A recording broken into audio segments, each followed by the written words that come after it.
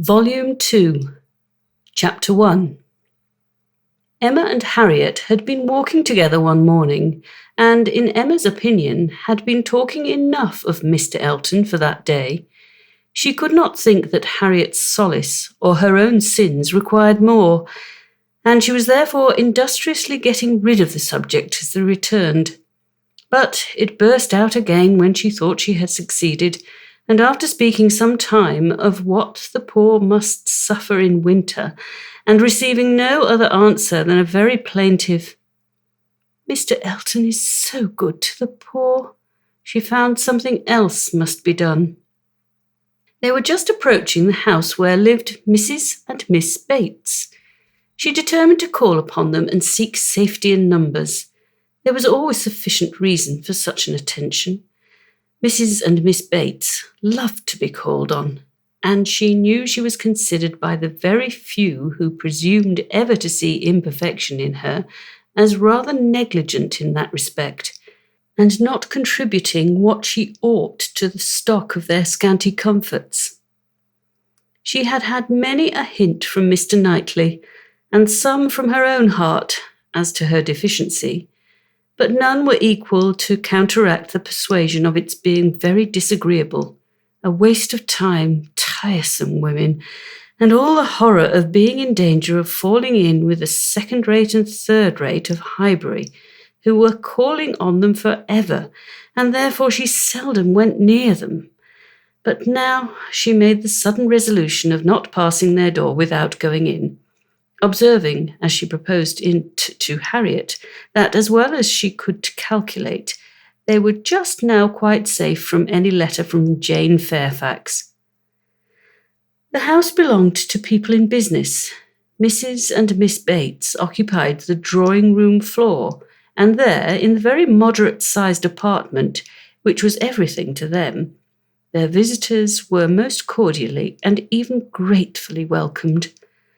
The quiet, neat old lady who, with her knitting, was seated in the warmest corner, wanting even to give up her place to Miss Woodhouse, and her more active, talking daughter, almost ready to overpower them with care and kindness, thanks for their visit, solicitude for their shoes, anxious inquiries after Mr. Woodhouse's health, cheerful communications about her mother's, and sweet cake from the buffet.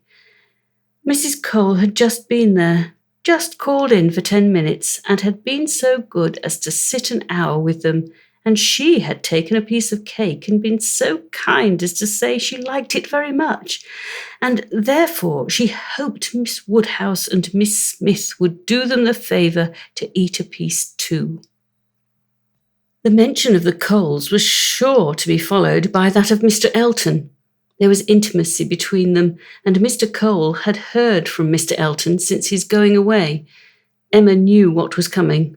They must have the letter over again, and settle how long he had been gone, and how much he was engaged in company, and what a favourite he was wherever he went, and how full the master of the ceremonies ball had been, and she went through it very well, with all the interest and all the commendation that could be requisite, and always putting forward to prevent Harriet's being obliged to say a word. This she had been prepared for when she entered the house, but meant, having once talked him handsomely over, to be no further incommoded by any troublesome topic, and to wander at large amongst all the mistresses and misses of Highbury and their card parties. She had not been prepared to have Jane Fairfax succeed Mr. Elton, but he was actually hurried off by Miss Bates. She jumped away from him at last abruptly to the Coles, to usher in a letter from her niece. "Oh, yes, Mr. Elton, I understand, certainly as to dancing. Mrs. Cole was telling me that dancing at the rooms at Bath was— Mrs. Cole was so kind to sit some time with us talking of Jane, for as soon as she came in she began inquiring after her. Jane is so very great a favourite there. Whenever she is with us, Mrs. Cole does not know how to show her kindness enough, and I must say that Jane deserved it as much as anybody can, and so she began inquiring after her directly, saying, "I know you cannot have heard from Jane lately, because it is not her time for writing." And when I immediately said, "But we have indeed. We had a letter this very morning. I do not know that I ever saw anybody more surprised." "Have you, upon your honour?" said she. "Well, that is quite unexpected. Do let me hear what she says." Emma's politeness was at hand directly to say with smiling interest, "Have you heard from Miss Fairfax so lately? I am extremely happy. I hope she is well." "Thank you. You are so kind," replied the happily deceived aunt, while eagerly hunting for the letter. "Oh, here it is. I was sure it could not be far off, but I had put my housewife upon it, you see, without being aware, and so it was quite hid. But I had it in my hand so very lately that I was almost sure it must be on the table. I was reading it to Mrs. Cole, and since she went away, I was reading it again to my mother, for it was such a pleasure to her, a letter from Jane that she can never hear it often enough, so I knew it could not be far off. And here it is, only just under my housewife. And since you are so kind as to wish to hear what she says, but first of all, I really must, in justice to Jane, apologise for her writing so short a letter. Only 2 pages, you see, hardly 2, and in general she fills the whole paper and crosses half. My mother often wonders that I can make it out so well. She often says when the letter is first opened, "Well, Hetty, now I think you will be put to it to make out all that checker work. Don't you, Mum?" And then I tell her I am sure she would contrive to make it out herself if she had nobody to do it for her, every word of it. I am sure she would pore over it till she had made out every word. And indeed, though my mother's eyes are not so good as they were, she can see amazingly well still, thank God, with the help of spectacles. It is such a blessing. My mother's are really very good indeed. Jane often says when she is here, "I am sure, Grandmamma, you must have had very strong eyes to see as you do, and so much fine work as you have done too. I only wish my eyes may last me as well." All this, spoken extremely fast, obliged Miss Bates to stop for breath, and Emma said something very civil about the excellence of Miss Fairfax's handwriting. "You are extremely kind," replied Miss Bates, highly gratified. "You who are such a judge and write so beautifully yourself, I am sure there is nobody's praise that could give us so much pleasure as Miss Woodhouse's. My mother does not hear. She is a little deaf, you know, ma'am," addressing her. "Do you hear what Miss Woodhouse is so obliging to say about Jane's handwriting?" And Emma had the advantage of hearing her own silly compliment repeated twice over before the good old lady could comprehend it. She was pondering in the meanwhile upon the possibility, without seeming very rude, of making her escape from Jane Fairfax's letter, and had almost resolved on hurrying away directly under some slight excuse, when Miss Bates turned to her again and seized her attention. "My mother's deafness is very trifling, you see, just nothing at all. By only raising my voice and saying anything 2 or 3 times over, she is sure to hear, but then she is used to my voice. She is very remarkable that she should always hear Jane better than she does me. Jane speaks so distinct. However, she will not find her grandmamma at all deafer than she was 2 years ago, which is saying a great deal at my mother's time of life, and it really is full 2 years, you know, since she was here. We never were so long without seeing her before, and as I was telling Mrs. Cole, we hardly know how to make enough of her now." "Are you expecting Miss Fairfax here so soon?" "Oh, yes, next week." "Indeed, that must be a very great pleasure." "Thank you. You are very kind. Yes, next week. Everybody is so surprised, and everybody says the same obliging things. I am sure she will be as happy to see her friends at Highbury as they can be to see her. Yes, Friday or Saturday. She cannot say which, because Colonel Campbell will be wanting the carriage himself one of those days. So very good of them to send her the whole way. But they always do, you know. Oh, yes, Friday or Saturday next. That is what she writes about. That is the reason of her writing out a rule, as we call it. For in the common course, we should not have heard from her before next Tuesday or Wednesday.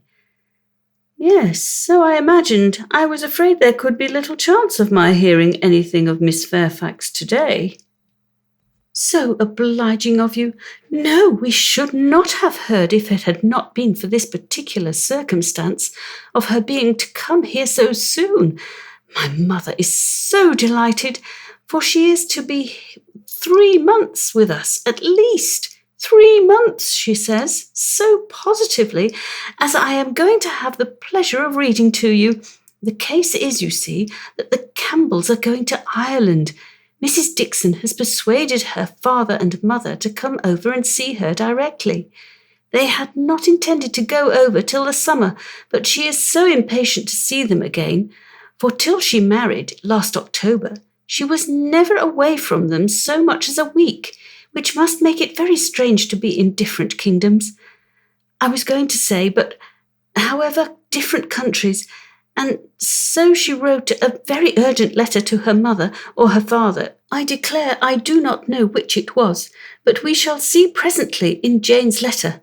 Wrote in Mr. Dixon's name as well as her own, to press their coming over directly, and they would give them the meeting in Dublin and take them back to their country seat, Ballycraig, a beautiful place, I fancy. Jane has heard a great deal of its beauty. From Mr. Dixon, I mean. I do not know that she ever heard about it from anybody else, but it was very natural, you know, that he should like to speak of his own place while he was paying his addresses, and as Jane used to be very often walking out with them, for Colonel and Mrs. Campbell were very particular about their daughters not walking out often with only Mr. Dixon, for which I do not at all blame them. Of course, she heard everything he might be telling Miss Campbell about his own home in Ireland, and I think she wrote us word that he had shown them some drawings of the place, views that he had taken himself. He is a most amiable, charming young man, I believe. Jane was quite longing to go to Ireland from his account of things.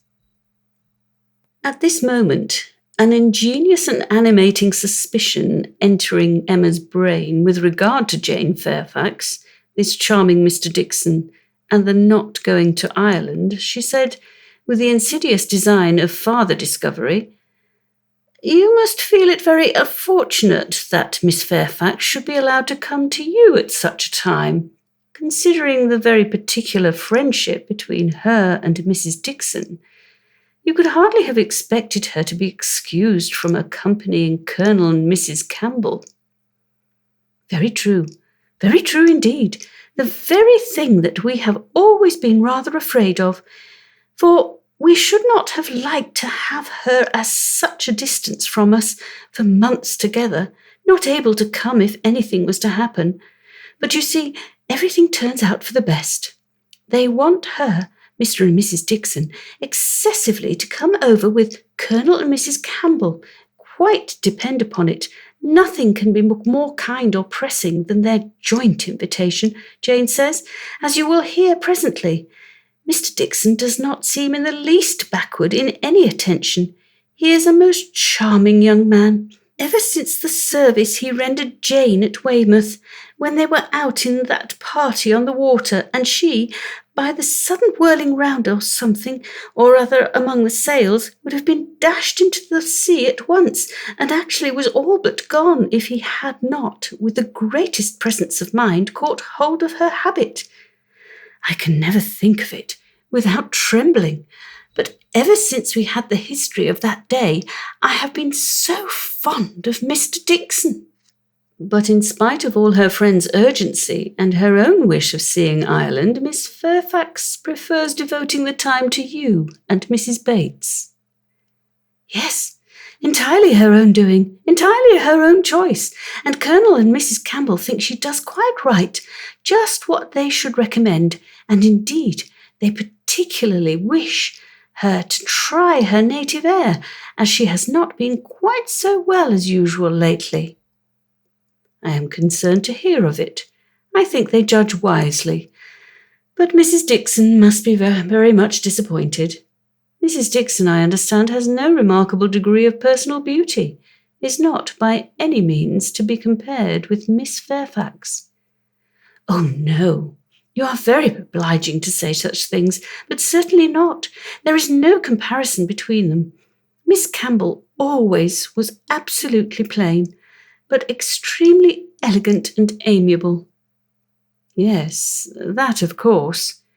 Jane caught a bad cold, poor thing, so long ago as the 7th of November, as I am going to read to you, and has never been quite well since. A long time, is it not, for a cold to hang upon her? She never mentioned it before, because she would not alarm us. Just like her, so considerate. But, however, she is so far from well that her kind friends the Campbells think she had better come home and try an air that always agrees with her, and they have no doubt that 3 or 4 months at Highbury will entirely cure her, and it is certainly a great deal better than she should come here than go to Ireland, if she is unwell. Nobody could nurse her as we should do. It appears to me the most desirable arrangement in the world. And so she is to come to us next Friday or Saturday, and the Campbells leave town in their way to Holyhead the Monday following, as you will find from Jane's letter. So sudden. You may guess, dear Miss Woodhouse, what a flurry it has thrown me in, if it was not for the drawback of her illness, but I am afraid we must expect to see her grown thin and looking very poorly. I must tell you what an unlucky thing happened to me as to that. I always make a point of reading Jane's letters through to myself first, before I read them aloud to my mother, you know, for fear of there being anything in them to distress her. Jane desired me to do it, so I always do, and so I began today with my usual caution. But no sooner did I come to the mention of her being unwell than I burst out, quite frightened, with, "Bless me, poor Jane is ill," which my mother, being on the watch, heard distinctly and was sadly alarmed at it. However, when I read on, I found it was not near so bad as I had fancied at first, and I made so light of it now to her that she does not think much about it. But I cannot imagine how I could be so off my guard. If Jane does not get well soon, we will call in Mr. Perry. The expense shall not be thought of, and though he is so liberal and so fond of Jane that I dare say he would not mean to charge anything for attendance, we would not suffer it to be so. You know, he has a wife and family to maintain, and is not to be giving away his time. Well, now I have just given you a hint of what Jane writes about. We will turn to her letter, and I am sure she tells her own story a great deal better than I can tell it for her. I am afraid we must be running away, said Emma, glancing at Harriet and beginning to rise. My father will be expecting us. I had no intention. I thought I had no power of staying any more than 5 minutes when I first entered the house. I merely called because I would not pass the door without inquiring after Mrs. Bates. But I have been so pleasantly detained. Now, however, we must wish you and Mrs. Bates good morning. And not all that could be urged to detain her succeeded. She regained the street, happy in this, that though much had been forced on her against her will, though she had in fact heard the whole substance of Jane Fairfax's letter, she had been able to escape the letter itself. Chapter 2. Jane Fairfax was an orphan, the only child of Mrs. Bates's youngest daughter.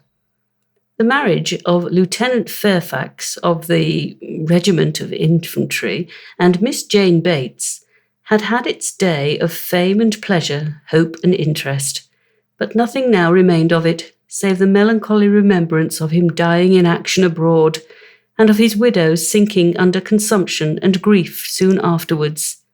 And this girl.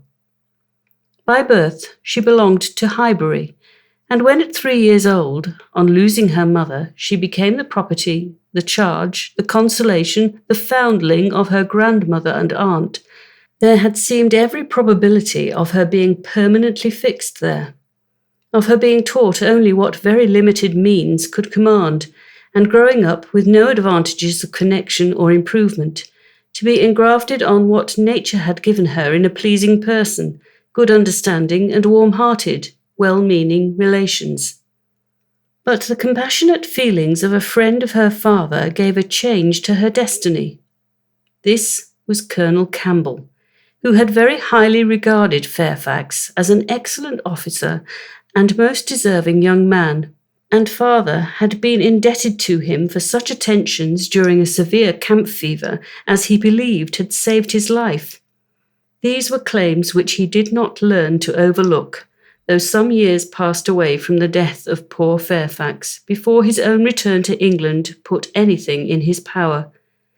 When he did return, he sought out the child and took notice of her. He was a married man, with only one living child, a girl about Jane's age, and Jane became their guest, paying them long visits and growing a favourite with all. And before she was 9 years old, his daughter's great fondness for her and his own wish of being a real friend united to produce an offer from Colonel Campbell of undertaking the whole charge of her education. It was accepted, and from that period Jane had belonged to Colonel Campbell's family and had lived with them entirely, only visiting her grandmother from time to time. The plan was that she should be brought up for educating others, the very few £100 which she inherited from her father making independence impossible. To provide for her otherwise was out of Colonel Campbell's power, for though his income by pay and appointments was handsome, his fortune was moderate, and must be all his daughter's. But by giving her an education, he hoped to be supplying the means of respectable subsistence hereafter. Such was Jane Fairfax's history. She had fallen into good hands, known nothing but kindness from the Campbells, and been given an excellent education, living constantly with right-minded and well-informed people. Her heart and understanding had received every advantage of discipline and culture, and Colonel Campbell's residence being in London, every lighter talent had been done full justice to by the attendance of first-rate masters. Her disposition and abilities were equally worthy of all that friendship could do, and at 18 or 19 she was, as far as such an early age can be qualified for the care of children, fully competent to the office of instruction herself. But she was too much beloved to be parted with. Neither father nor mother could promote, and the daughter could not endure it. The evil day was put off. It was easy to decide that she was still too young, and Jane remained with them, sharing, as another daughter, in all the rational pleasures of an elegant society and a judicious mixture of home and amusement, with only the drawback of the future, the sobering suggestions of her own good understanding to remind her that all this might soon be over. The affection of the whole family, the warm attachment of Miss Campbell in particular, was the more honourable to each party from the circumstance of Jane's decided superiority, both in beauty and acquirements. That nature had given it in feature could not be unseen by the young woman, nor could her higher powers of mind be unfelt by the parents. They continued together with unabated regard, however, until the marriage of Miss Campbell, who by that chance, that luck which so often defies anticipation in matrimonial affairs, giving attraction to what is moderate rather than to what is superior, engaged the affections of Mr. Dixon, a young man, rich and agreeable, almost as soon as they were acquainted, and was eligibly and happily settled, while Jane Fairfax had yet her bread to earn. This event had very lately taken place, too lately for anything to be yet attempted by her less fortunate friend towards entering on her path of duty, though she had now reached the age which her own judgment had fixed on for the beginning. She had long resolved that 21 should be the period. With the fortitude of a devoted novitiate, she had resolved at 21 to complete the sacrifice and retire from all the pleasures of life, of rational intercourse, equal society, peace and hope, to penance and mortification for ever. The good sense of Colonel and Mrs. Campbell could not oppose such a resolution, though their feelings did. As long as they lived, no exertions would be necessary. Their home might be hers for ever, and for their own comfort, they would have retained her wholly. But this would be selfishness. What must be at last had better be soon. Perhaps they began to feel it might have been kinder and wiser to have resisted the temptation of any delay and spared her from a taste of such enjoyments of ease and leisure as must now be relinquished. Still, however, affection was glad to catch at any reasonable excuse for not hurrying on the wretched moment. She had never been quite well since the time of their daughter's marriage, and till she should have completely recovered her usual strength, they must forbid her engaging in duties which, so far from being compatible with a weakened frame and varying spirits, seemed, under the most favourable circumstances, to require something more than human perfection of body and mind to be discharged with tolerable comfort. With regard to her not accompanying them to Ireland, her account to her aunt contained nothing but truth, though there might be some truths not told. It was her own choice to give the time of their absence to Highbury, to spend, perhaps, her last months of perfect liberty with those kind relations to whom she was so very dear. And the Campbells, whatever might be their motive or motives, whether single or double or treble, gave the arrangement their ready sanction and said that they depended more on a few months spent in her native air for the recovery of her health than on anything else. Certain it was that she was to come, and that Highbury, instead of welcoming that perfect novelty which had been so long promised it, Mr. Frank Churchill, must put up for the present with Jane Fairfax, who could bring only the freshness of a 2 years' absence. Emma was sorry to have to pay civilities to a person she did not like through 3 long months, to be always doing more than she wished, and less than she ought. Why she did not like Jane Fairfax might be a difficult question to answer.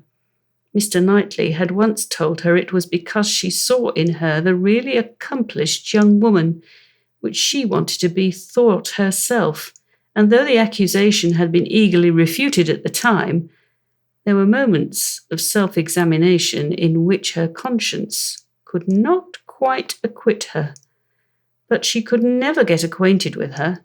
She did not know how it was, but there was such coldness and reserve, such apparent indifference whether she pleased or not, and then her aunt was such an eternal talker, and she was made such a fuss with by everybody, and it had always been imagined that they were to be so intimate, because their ages were the same. Everybody had supposed they must be so fond of each other. These were her reasons. She had no better. It was a dislike so little just. Every imputed fault was so magnified by fancy that she never saw Jane Fairfax the first time after any considerable absence without feeling that she had injured her. And now, when the due visit was paid, on her arrival after a 2 years' interval, she was particularly struck with the very appearance and manners which for those 2 whole years she had been depreciating. Jane Fairfax was very elegant, remarkably elegant, and she had herself the highest value for elegance. Her height was pretty, just such as almost everybody would think tall, and nobody could think very tall. Her figure particularly graceful, her size a most becoming medium between fat and thin, though a slight appearance of ill health seemed to point out the likeliest evil of the two. Emma could not but feel all this. And then her face, her features. There was more beauty in them altogether than she had remembered. It was not regular, but it was very pleasing beauty. Her eyes, a deep grey, with dark eyelashes and eyebrows, had never been denied their praise, but the skin, which she had been used to cavil at as wanting colour, had a clearness and delicacy which really needed no fuller bloom. It was a style of beauty of which elegance was the reigning character, and as such she must, in honour by all her principles, admire it. Elegance which, whether of person or of mind, she saw so little in Highbury. There, not to be vulgar, was distinction and merit. In short, she sat during the first visit looking at Jane Fairfax with twofold complacency, the sense of pleasure and the sense of rendering it justice, and was determining that she would dislike her no longer. When she took in her history, indeed her situation as well as her beauty, when she considered what all this elegance was destined to, what she was going to sink from, how she was going to live, it seemed impossible to feel anything but compassion and respect, especially if to every well-known particular entitling her to interest were added the highly probable circumstance of an attachment to Mr. Dixon, which she had so naturally started to herself. In that case, nothing could be more pitiable or more honourable than the sacrifices she had resolved on. Emma was very willing now to acquit her of having seduced Mr. Dixon's actions from his wife, or of anything mischievous, which her imagination had suggested at first.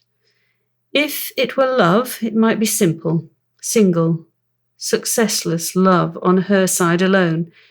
She might have been unconsciously sucking in the sad poison while a sharer of his conversation with her friend, and from the best, the purest of motives, might now be denying herself this visit to Ireland and resolving to divide herself effectually from him and his connections by soon beginning her career of laborious duty.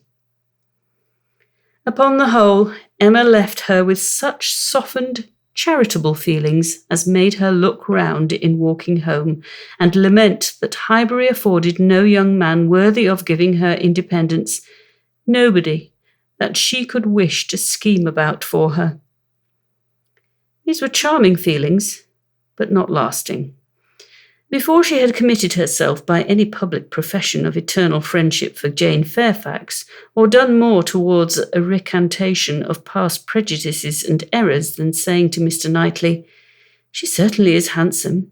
She is better than handsome," Jane had spent an evening at Hartfield with her grandmother and aunt, and everything was relapsing much into its usual state. Former provocations reappeared. The aunt was as tiresome as ever, more tiresome, because anxiety for her health was now added to admiration of her powers, and they had to listen to the description of exactly how little bread and butter she ate for breakfast, and how small a slice of mutton for dinner, as well as to see exhibitions of new caps and new work bags for her mother and herself, and Jane's offences rose again. They had music. Emma was obliged to play, and the thanks and praise which necessarily followed appeared to her an affectation of candour, an air of greatness, meaning only to show off in higher style her own very superior performance. She was, besides, which was the worst of all, so cold, so cautious. There was no getting at her real opinion. Wrapped up in a cloak of politeness, she seemed determined to hazard nothing. She was suspiciously reserved. If anything could be more, where all was most, she was more reserved on the subject of Weymouth and the Dixons than anything. She seemed bent on giving no real insight into Mr. Dixon's character, or her own value for his company, or opinion of the suitableness of the match. It was all general approbation and smoothness, nothing delineated or distinguished. It did her no service, however. Her caution was thrown away. Emma saw its artifice and returned to her first surmises. There probably was something more to conceal than her own preference. Mr. Dixon, perhaps, had been very near changing one friend for the other, or been fixed only to Mrs. Campbell, for the sake of the future £12,000. The like reserve prevailed on other topics. She and Mr. Frank Churchill had been at Weymouth at the same time. It was known that they were a little acquainted, but not a syllable of real information could Emma procure as to what he truly was. Was he handsome? She believed he was reckoned a very fine young man. Was he agreeable? He was generally thought so. Did he appear a sensible young man of information? At a watering place or in a common London acquaintance, it was difficult to decide on such points. Manners were all that could be safely judged of under a much longer knowledge than they had yet had of Mr. Churchill. She believed everybody found his manners pleasing. Emma could not forgive her. Chapter 3. Emma could not forgive her. But as neither provocation nor resentment were discerned by Mr. Knightley, who had been of the party and had seen only proper attention and pleasing behaviour on each side, he was expressing the next morning, being at Hartfield again on business with Mr. Woodhouse, his approbation of the whole, not so openly as he might have done had her father been out of the room, but speaking plain enough to be very intelligible to Emma. He had been used to think her unjust to Jane, and had now great pleasure in marking an improvement. "A very pleasant evening," he began, as soon as Mr. Woodhouse had been talked into what was necessary, told that he understood, and the papers swept away. "Particularly pleasant. You and Miss Fairfax gave us some very good music. I do not know a more luxurious state, sir, than sitting at one's ease to be entertained a whole evening by two such young women, sometimes with music and sometimes with conversation. I am sure Miss Fairfax must have found the evening pleasant, Emma. You left nothing undone. I was glad you made her play so much. For having no instrument at her grandmother's, it must have been a real indulgence." "I am happy you approved," said Emma, smiling, "but I hope I am not often deficient in what is due to guests at Hartfield." "No, my dear," said her father instantly. "That I am sure you are not. There is nobody half so attentive and civil as you are. If anything, you are too attentive. The muffin last night, if it had been handed round once, I think it would have been enough." "No," said Mr. Knightley nearly at the same time, "you are not often deficient either in manner or comprehension. I think you understand me, therefore." An arch look expressed, "I understand you well enough," but she said only, "Miss Fairfax is reserved." "I always told you she was, a little. But you will soon overcome all that part of her reserve which ought to be overcome, all that has its foundation in diffidence.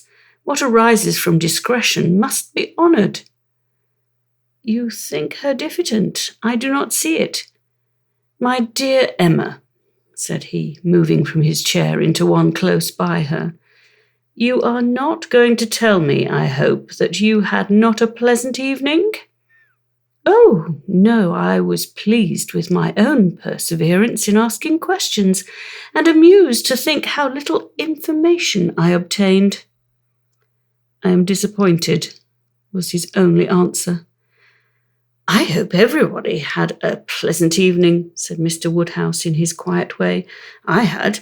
Once I felt the fire rather too much, but then I moved back my chair a little, a very little, and it did not disturb me. Miss Bates was very chatty and good-humoured, as she always is, though she speaks rather too quick. However, she is very agreeable, and Mrs. Bates too, in a different way. I like old friends, and Miss Jane Fairfax is a very pretty sort of young lady. A very pretty and a very well-behaved young lady indeed. She must have found the evening agreeable, Mr. Knightley, because she had Emma. True, sir, and Emma because she had Miss Fairfax. Emma saw his anxiety, and wishing to appease it, at least for the present, said, and with a sincerity which no one could question, she is a sort of elegant creature that one cannot keep one's eyes from. I am always watching her to admire, and I do pity her from my heart. Mr. Knightley looked as if he were more gratified than he cared to express, and before he could make any reply, Mr. Woodhouse, whose thoughts were on the Bateses, said, It is a great pity that their circumstances should be so confined, a great pity indeed, and I have often wished, but it is so little one can venture to do, small trifling presents, of anything uncommon. Now we have killed a porker, and Emma thinks of sending them a loin or a leg. It's a very small and delicate. Hartfield pork is not like any other pork, but still it is pork. And my dear Emma, unless one could be sure of their making it into steaks, nicely fried, as ours are fried, without the smallest grease, and not roast it, for no stomach can bear roast pork, I think we had better send the leg. Do not you think so, my dear? My dear papa, I sent the whole hind quarter. I knew you would wish it. There will be the leg to be salted, you know, which is so very nice, and the loin to be dressed directly in any manner they like. That's right, my dear, very right. I had not thought of it before, but that is the best way. They must not oversalt the leg, and then, if it is not oversalted, and if it is very thoroughly boiled, just as Searle boils ours, and eaten very moderately of, with a boiled turnip and a little carrot or parsnip, I do not consider it unwholesome. Emma, said Mr. Knightley presently, I have a piece of news for you. You like news, and I heard an article in my way hither that I think will interest you. News? Oh, yes, I always like news. What is it? Why do you smile so? Where did you hear it? At Randalls? He had time only to say, No, not at Randalls. I have not been near Randalls, when the door was thrown open and Miss Bates and Miss Fairfax walked into the room. Full of thanks and full of news, Miss Bates knew not which to give quickest. Mr. Knightley soon saw that he had lost his moment, and that not another syllable of communication could rest with him. Oh, my dear sir, how are you this morning? My dear Miss Woodhouse, I come quite overpowered. Such a beautiful hind quarter of pork. You are too bountiful. Have you heard the news? Mr. Elton is going to be married. Emma had not time even to think of Mr. Elton, and she was so completely surprised that she could not avoid a little start and a little blush at the sound. There is my news. I thought it would interest you, said Mr. Knightley, with a smile which implied a conviction of some part of what had passed between them. But where could you hear it? Cried Miss Bates. Where could you possibly hear it, Mr. Knightley? For it is not 5 minutes since I received Mrs. Cole's note. No, it cannot be more than 5, or at least 10, for I had got my bonnet and spencer on, just ready to come out. I was only gone down to speak to Patty again about the pork. Jane was standing in the passage. Were you not, Jane? For my mother was so afraid that we had not any salting pan large enough, so I said I would go down and see, and Jane said, Shall I go down instead? For I think you have a little cold, and Patty has been washing the kitchen. Oh, my dear, said I. Well, and just then came the note. A Miss Hawkins. That's all I know. A Miss Hawkins of Bath. But, Mr. Knightley, how could you possibly have heard it? For the very moment Mr. Cole told Mrs. Cole of it, she sat down and wrote to me. A Miss Hawkins. I was with Mr. Cole on business an hour and a half ago. He had just read Elton's letter as I was shown in and handed it to me directly. Well, that is quite. I suppose there never was a piece of news more generally interesting. My dear sir, you really are too bountiful. My mother desires her very best compliments and regards, and 1,000 thanks, and says you really quite oppress her. We consider our Hartfield pork, replied Mr. Woodhouse. Indeed, it certainly is so very superior to all other pork that Emma and I cannot have a greater pleasure than— Oh, my dear sir, as my mother says, our friends are only too good to us. If ever there were people who, without having great wealth themselves, had everything they could wish for, I am sure it is us. We may well say that our lot is cast in a goodly heritage. Well, Mr. Knightley, and so you actually saw the letter. Well, it was short, merely to announce, but cheerful, exulting, of course. Here was a sly glance at Emma. He had been so fortunate as to— I forget the precise words. One has no business to remember them. The information was, as you state, that he was going to be married to a Miss Hawkins. By his style, I should imagine it just settled. Mr. Elton going to be married, said Emma as soon as she could speak. He will have everybody's wishes for his happiness. He's very young to settle, was Mr. Woodhouse's observation. He had better not be in a hurry. He seemed to me very well off as he was. We were always glad to see him at Hartfield. A new neighbour for us all, Miss Woodhouse, said Miss Bates joyfully. My mother is so pleased. She says she cannot bear to have the poor old vicarage without a mistress. This is great news indeed. Jane, you have never seen Mr. Elton. No wonder that you have such a curiosity to see him. Jane's curiosity did not appear of that absorbing a nature as wholly to occupy her. No, I have never seen Mr. Elton, she replied, starting on this appeal. Is he a tall man? Who shall answer that question? Cried Emma. My father would say yes. Mr. Knightley, no.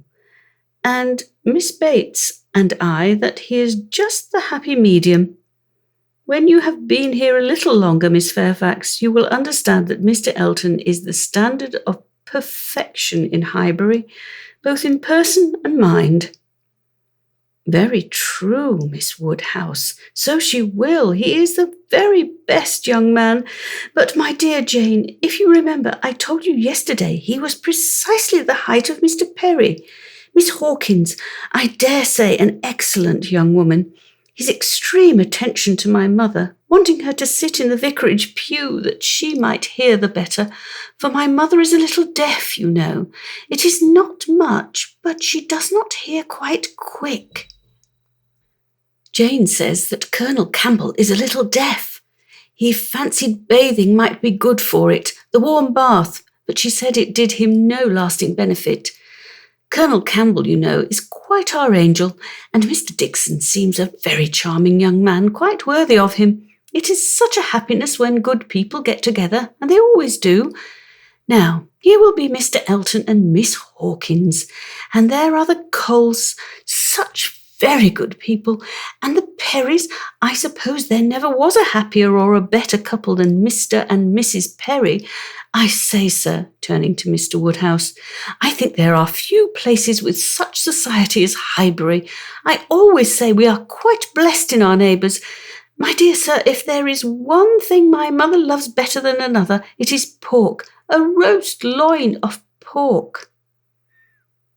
As to who or what Miss Hawkins is, or how long he has been acquainted with her, said Emma, nothing, I suppose, can be known. One feels that it cannot be a very long acquaintance. He has been gone only 4 weeks. Nobody had any information to give, and after a few more wonderings, Emma said, You are silent, Miss Fairfax, but I hope you mean to take an interest in this news. You, who have been hearing and seeing so much of late of these subjects, who must have been so deep in the business on Miss Campbell's account, we shall not excuse your being indifferent about Mr. Elton and Miss Hawkins. When I have seen Mr. Elton, replied Jane, I dare say I shall be interested, but I believe it requires that with me, and as it is some months since Miss Campbell married, the impression may be a little worn off. Yes, he has been gone just 4 weeks, as you observe, Miss Woodhouse, said Miss Bates. 4 weeks yesterday. And Miss Hawkins, well, I had always rather fancied it would be some young lady hereabouts. Not that I ever, Mrs. Cole only whispered to me, but I immediately said, No, Mr. Elton is a most worthy young man, but in short, I do not think I am particularly quick at those sorts of discoveries. I do not pretend to it. What is before me, I see. At the same time, nobody could wonder if Mr. Elton should have aspired. Miss Woodhouse lets me chatter on so good-humouredly. She knows I would not offend for the world. How does Miss Smith do? She seems quite recovered now. Have you heard from Mrs. John Knightley lately? Oh, those dear little children. Jane, do you know I always fancy Mr. Dixon like Mr. John Knightley. I mean in person, tall and with that sort of look and not very talkative. Quite wrong, my dear aunt. There is no likeness at all. Very odd, but one never does form a just idea of anybody beforehand. One takes up a notion and runs away with it. Mr. Dixon, you say, is not, strictly speaking, handsome? Handsome? Oh, no, far from it. Certainly plain. I told you he was plain. My dear, you said that Miss Campbell would not allow him to be plain, and that you yourself— Oh, as for me, my judgment is worth nothing. Where I have a regard, I always think a person well-looking, but I gave what I believed the general opinion when I called him plain. Well, my dear Jane, I believe you must be running away. The weather does not look well, and grandmamma will be uneasy. You are too obliging, my dear Miss Woodhouse, but we really must take leave. This has been a most agreeable piece of news indeed. I shall just go round by Mrs. Coles's, and I shall not stop 3 minutes. And Jane, you had better go home directly. I would not have you out in a shower. We think she is the better for Highbury already. Thank you. We do indeed. I shall not attempt calling on Mrs. Goddard, for I really do not think she cares for anything but boiled pork. When we dress the leg, it will be another thing. Good morning to you, my dear sir. Oh, Mr. Knightley is coming too. Well, that is so very— I am sure if Jane is tired, you will be so kind as to give her your arm. Mr. Elton and Miss Hawkins, good morning to you. Emma, alone with her father, had half her attention wanted by him while he lamented that young people would be in such a hurry to marry, and to marry strangers too, and the other half she could give to her own view of the subject. It was to herself an amusing and a very welcome piece of news, as proving that Mr. Elton could not have suffered long. But she was sorry for Harriet. Harriet must feel it. And all that she could hope was, by giving the first information herself, to save her from hearing it abruptly from others. It was now about the time that she was likely to call. If she were to meet Miss Bates in her way, and upon it beginning to rain, Emma was obliged to expect that the weather would be detaining her at Mrs. Goddard's, and that the intelligence would undoubtedly rush upon her without preparation. The shower was heavy but short, and it had not been over 5 minutes when in came Harriet, with just the heated, agitated look which hurrying thither with a full heart was likely to give. And the, "Oh, Miss Woodhouse, what do you think has happened?" which instantly burst forth, had all the evidence of corresponding perturbation. As the blow was given, Emma felt that she could not now show greater kindness than in listening, and Harriet, unchecked, ran eagerly through what she had to tell. She had set out from Mrs. Goddard's half an hour ago. She had been afraid it would rain. She had been afraid it would pour down every moment, but she thought she might get to Hartfield first. She had hurried on as fast as possible, but then, as she was passing by the house where a young woman was making up a gown for her, she thought she would just step in and see how it went on. And though she did not seem to stay half a moment there, soon after she came out it began to rain, and she did not know what to do, so she ran on directly, as fast as she could, and took shelter at Ford's. Ford's was the principal woollen draper, linen draper, and haberdasher's shop united. The shop first in size and fashion in the place. And so there she had sat, without any idea of anything in the world, full 10 minutes perhaps, when, all of a sudden, who should come in? To be sure, it was so very odd, but they always dealt at Ford's. Who should come in but Elizabeth Martin and her brother? Dear Miss Woodhouse, only think! I thought I should have fainted. I did not know what to do. I was sitting near the door. Elizabeth saw me directly, but he did not. He was busy with the umbrella. I am sure she saw me, but she looked away directly and took no notice, and they both went to quite the farther end of the shop, and I kept sitting near the door. Oh, dear, I was so miserable. I am sure I must have been as white as my gown. I could not go away, you know, because of the rain, but I did so wish myself anywhere in the world but there. Oh, dear Miss Woodhouse, well, at last, I fancy, he looked round and saw me, for instead of going on with her buyings, they began whispering to one another. I am sure they were talking of me, and I could not help thinking that he was persuading her to speak to me. Do you think he was, Miss Woodhouse? For presently she came forward, came quite up to me, and asked me how I did, and seemed ready to shake hands, if I would. She did not do any of it in the same way that she used.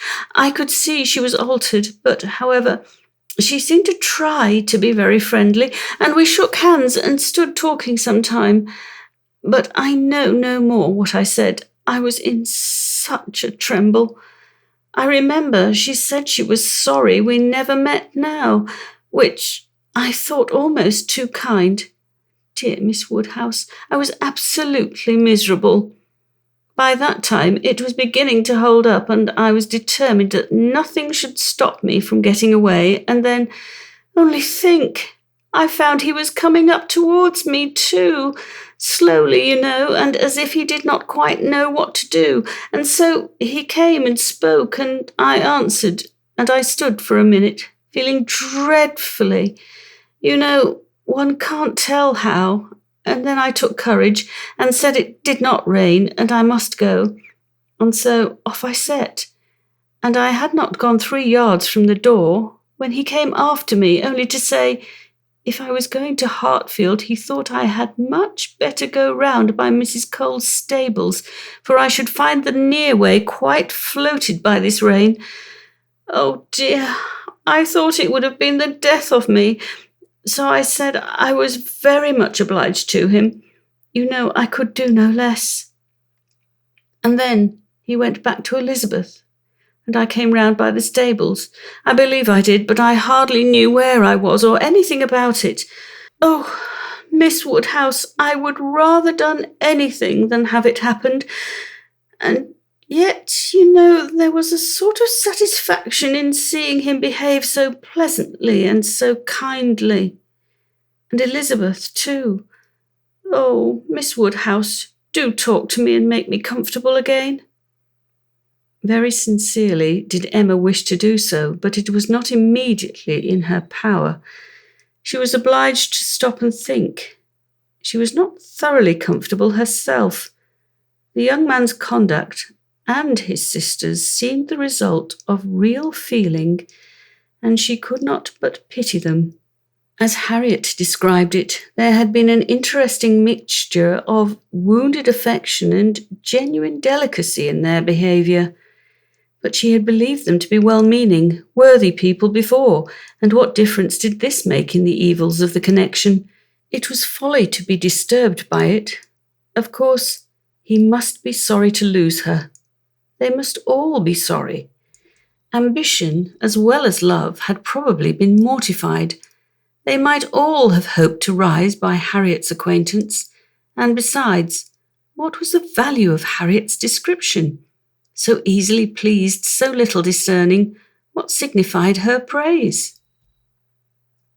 She exerted herself, and did try to make her comfortable by considering all that had passed as a mere trifle, and quite unworthy of being dwelt on.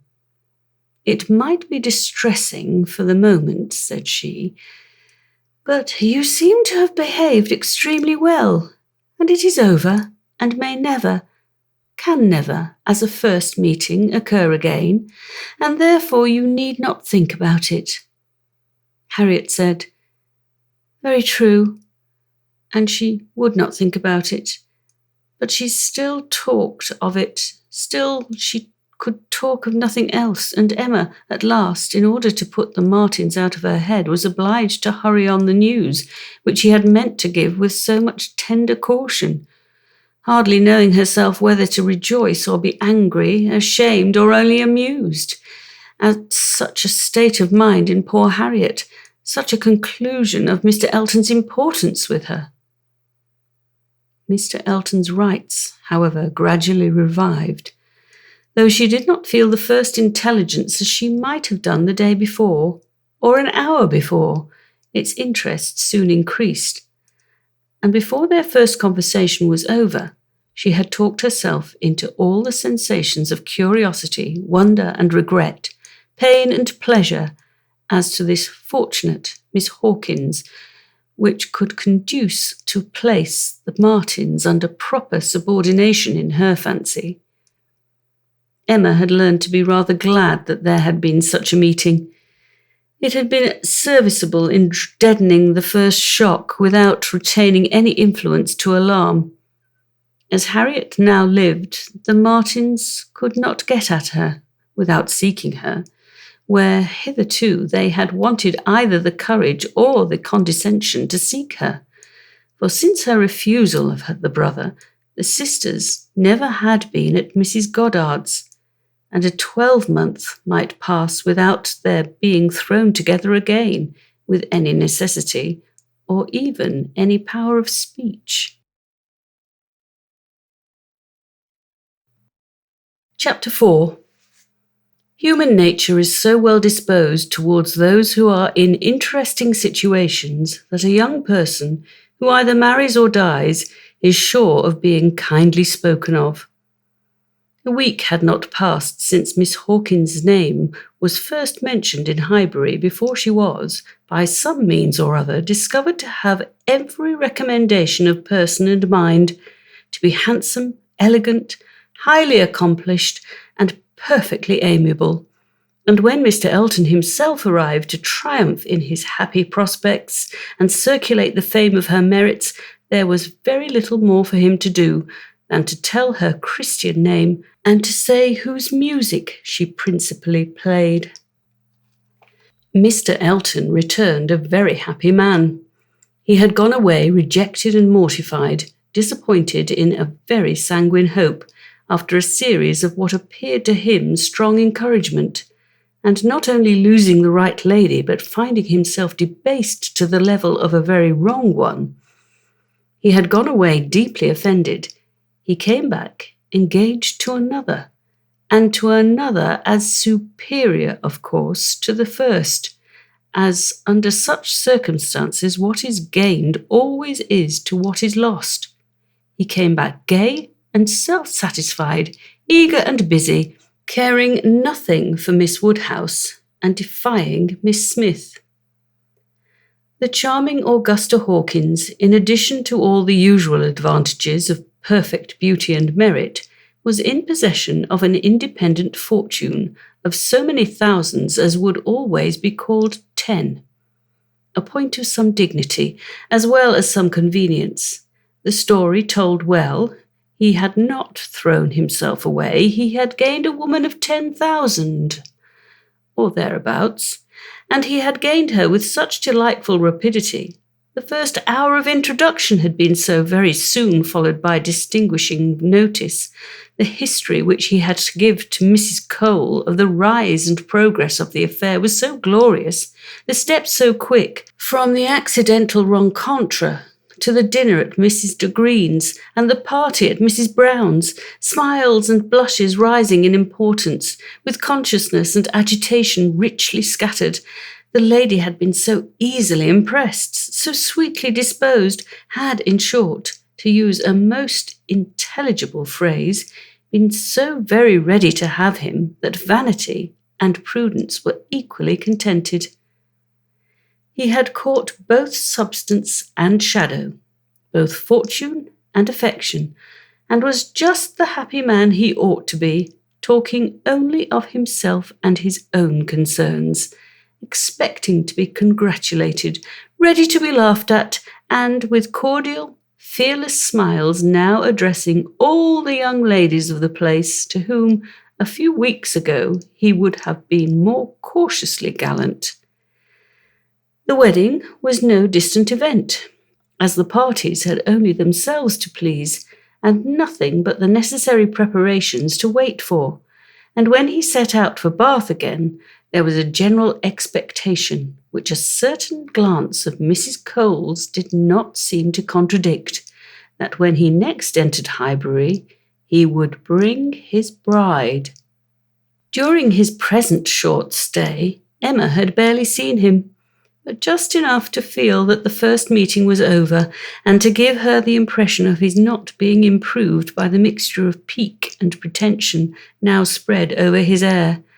She was, in fact, beginning very much to wonder that she had ever thought him pleasing at all, and his sight was so inseparably connected with some very disagreeable feelings that, except in a moral light, as a penance, a lesson, a source of profitable humiliation to her own mind, she would have been thankful to be assured of never seeing him again.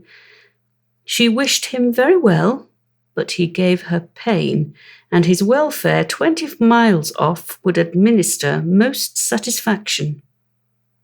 The pain of his continued residence in Highbury, however, must certainly be lessened by his marriage. Many vain solicitudes would be prevented, many awkwardnesses smoothed by it. A Mrs. Elton would be an excuse for any change of intercourse. Former intimacy might sink without remark. It would be almost beginning their life of civility again. Of the lady, individually, Emma thought very little. She was good enough for Mr. Elton, no doubt, accomplished enough for Highbury, handsome enough to look plain, probably by Harriet's side. As to connection, there Emma was perfectly easy, persuaded that after all his own vaunted claims and disdain of Harriet, he had done nothing. On that article, truth seemed attainable. What she was must be uncertain, but who she was might be found out. And setting aside the £10,000, it did not appear that she was at all Harriet's superior. She brought no name, no blood, no alliance. Miss Hawkins was the youngest of the two daughters of a Bristol merchant. Of course, he must be called, but as the whole of the profits of his mercantile life appeared so very moderate, it was not unfair to guess the dignity of his line of trade had been very moderate also. Part of every winter she had been used to spend in Bath, but Bristol was her home, the very heart of Bristol, for though the father and mother had died some years ago, an uncle remained. In the law line, nothing more distinctly honourable was hazarded of him than that he was in the law line, and with him the daughter had lived. Emma guessed him to be the drudge of some attorney, and too stupid to rise, and all the grandeur of the connection seemed dependent on the elder sister, who was very well married to a gentleman in a great way near Bristol, who kept 2 carriages. That was the wind-up of the story. That was the glory of Miss Hawkins.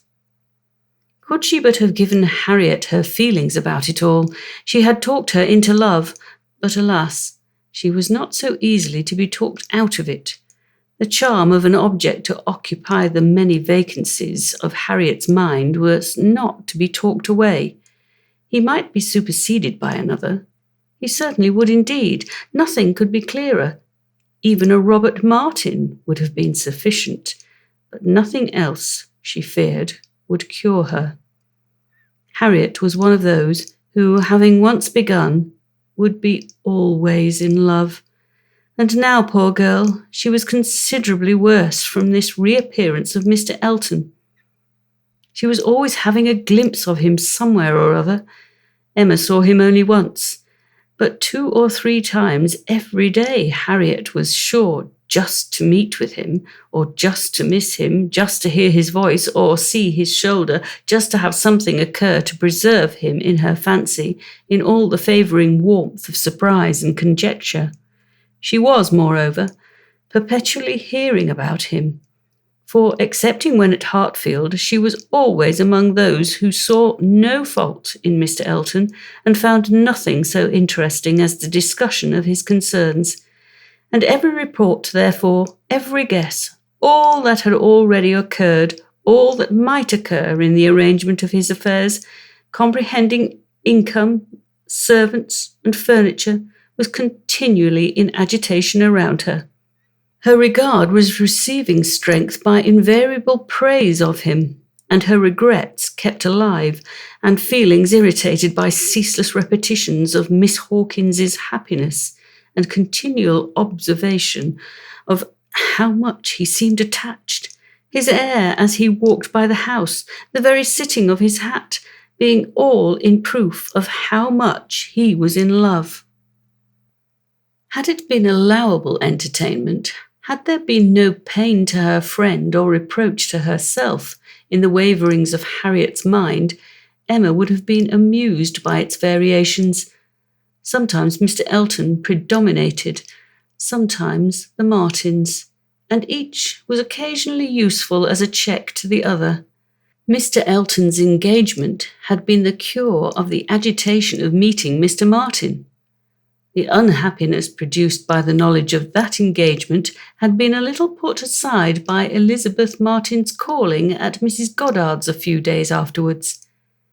Harriet had not been at home, but a note had been prepared and left for her, written in the very style to touch, a small mixture of reproach with a great deal of kindness. Until Mr. Elton himself appeared, she had been much occupied by it, continually pondering over what could be done in return, and wishing to do more than she dared to confess. But Mr. Elton, in person, had driven away all such cares.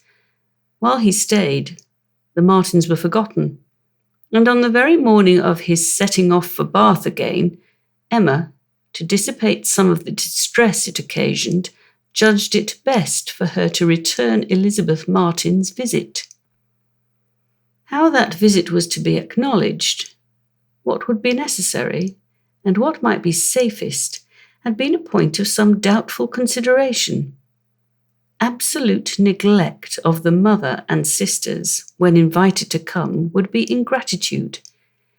It must not be, and yet the danger of a renewal of the acquaintance. After much thinking, she could determine on nothing better than Harriet's returning the visit, but in a way that, if they had understanding, should convince them that it was to be only a formal acquaintance. She meant to take her in the carriage, leave her at the Abbey Mill while she drove a little further, and called for her again so soon as to allow no time for insidious applications or dangerous recurrences to the past, and give the most decided proof of what degree of intimacy was chosen for the future. She could think of nothing better, and though there was something in it which her own heart could not approve, something of ingratitude, merely glossed over, it must be done, or what would become of Harriet? Chapter 5. Small heart had Harriet for visiting. Only half an hour before, her friend called for her at Mrs. Goddard's. Her evil stars had led her to the very spot where, at that moment, a trunk, directed to the Reverend Philip Elton, White Hart, Bath, was to be seen under the operation of being lifted into the butcher's cart, which was to convey it to where the coaches passed, and everything in this world, excepting that trunk and the direction, was consequently a blank.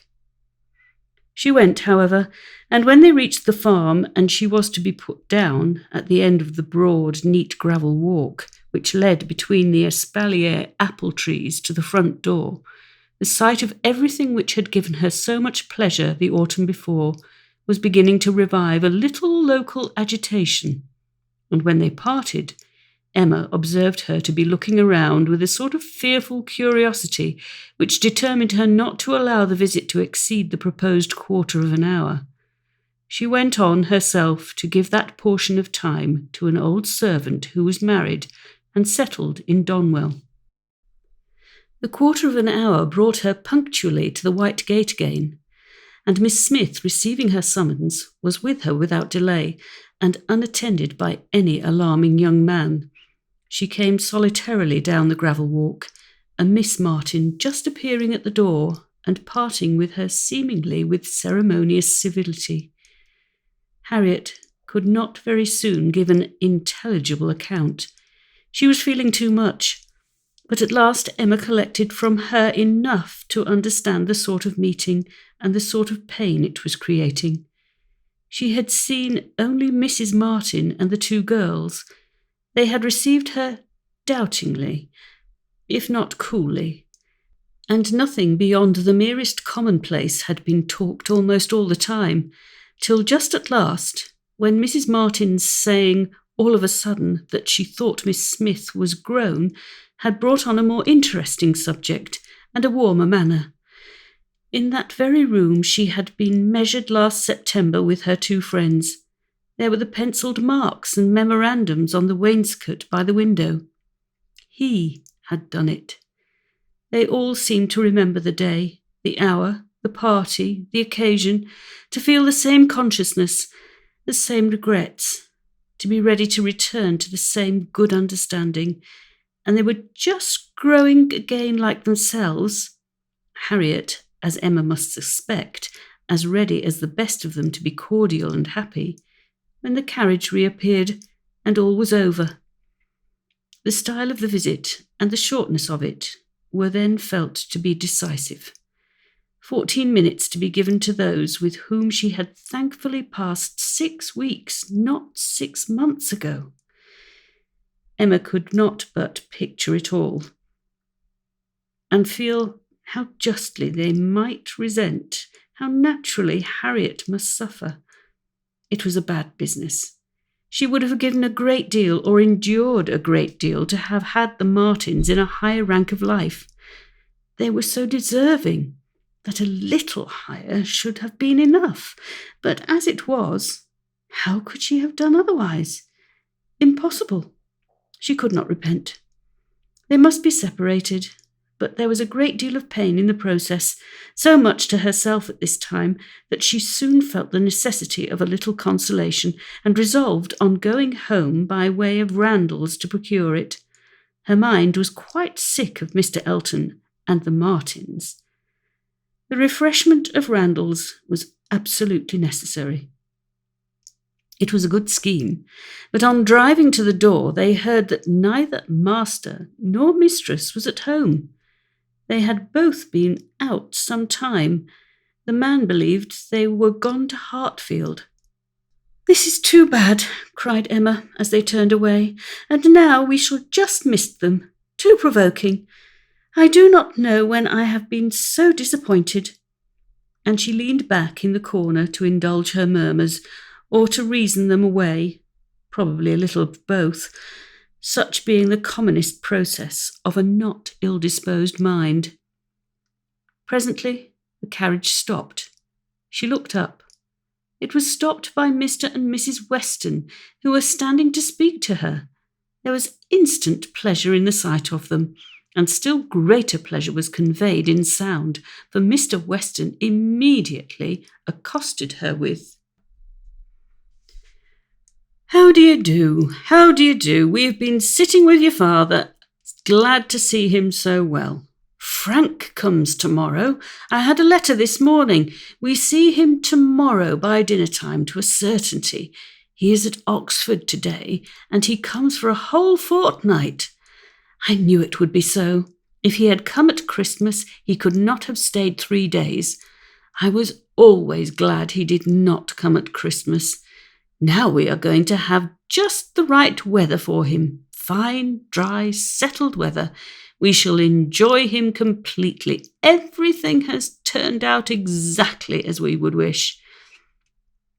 There was no resisting such news, no possibility of avoiding the influence of such a happy face as Mr. Weston's, confirmed as it all was by the words and the countenance of his wife. Fewer and quieter, but not less to the purpose. To know that she thought his coming certain was enough to make Emma consider it so, and sincerely did she rejoice in their joy. It was a most delightful reanimation of exhausted spirits. The worn-out past was sunk in the freshness of what was coming, and in the rapidity of half a moment's thought she hoped Mr. Elton would now be talked of no more. Mr. Weston gave her the history of the engagements at Enscombe, which allowed his son to answer for having an entire fortnight at his command, as well as the route and the method of his journey, and she listened and smiled and congratulated. "I shall soon bring him over to Hartfield," said he, at the conclusion. Emma could imagine she saw a touch of the arm at this speech from his wife. "We had better move on, Mr. Weston," said she. "We are detaining the girls." Well, I am ready," and turning again to Emma, "but you must not be expecting such a very fine young man. You have only had my account, you know. I dare say he is really nothing extraordinary," though his own sparkling eyes at the moment were speaking a very different conviction. Emma could look perfectly unconscious and innocent, and answer in a manner that appropriated nothing. "Think of me tomorrow, my dear Emma, about 4 o'clock, was Mrs. Weston's parting injunction, spoken with some anxiety and meant only for her. 4 o'clock. Depend upon it, he will be here by 3, was Mr. Weston's quick amendment. And so ended a most satisfactory meeting. Emma's spirits were mounted quite up to happiness. Everything wore a different air. James and his horses seemed not half so sluggish as before. When she looked at the hedges, she thought that the elder at least must soon be coming out, and when she turned round to Harriet, she saw something like a look of spring, a tender smile even there. "Will Mr. Frank Churchill pass through Bath as well as Oxford?" was a question, however, which did not augur much. But neither geography nor tranquillity could come all at once, and Emma was now in a humour to resolve that they should both come in time. The morning of the interesting day arrived, and Mrs. Weston's faithful pupil did not forget either at 10 or 11 or 12 o'clock that she was to think of her at 4. "My dear, dear anxious friend," said she in mental soliloquy while walking downstairs from her own room, "always over-careful for everybody's comfort but your own. I see you now in all your little fidgets going again and again into his room to be sure that all is right." The clock struck 12 as she passed through the hall. "'Tis 12.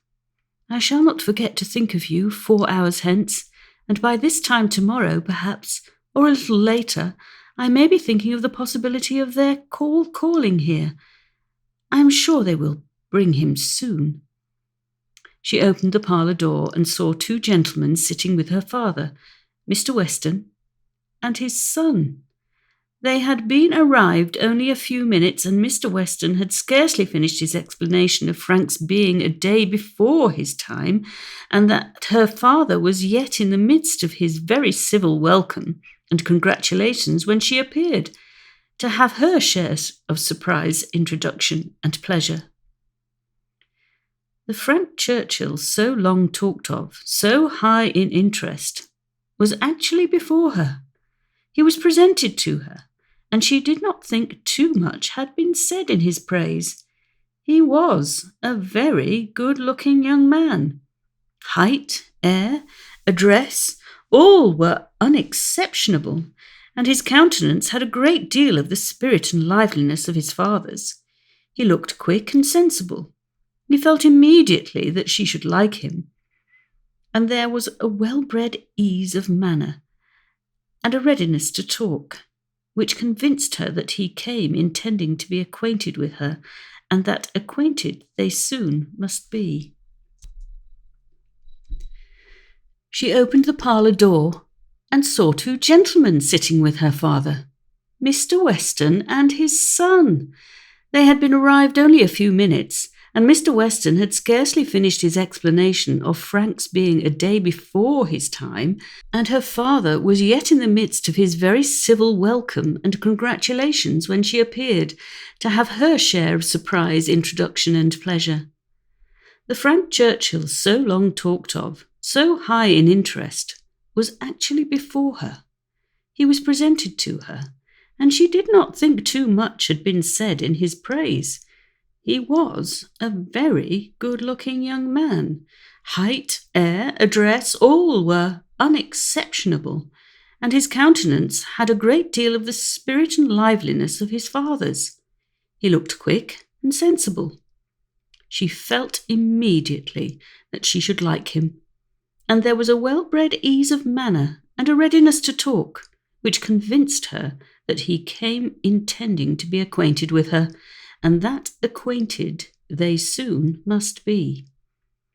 He had reached Randalls the evening before. She was pleased with the eagerness to arrive which had made him alter his plan and travel earlier, later and quicker, that he might gain half a day. "I told you yesterday," cried Mr. Weston with exultation. "I told you all that he would be here before the time named. I remembered what I used to do myself. One cannot creep upon a journey. One cannot help getting on faster than one has planned, and the pleasure of coming in upon one's friends before the lookout begins is worth a great deal more than any little exertion it needs.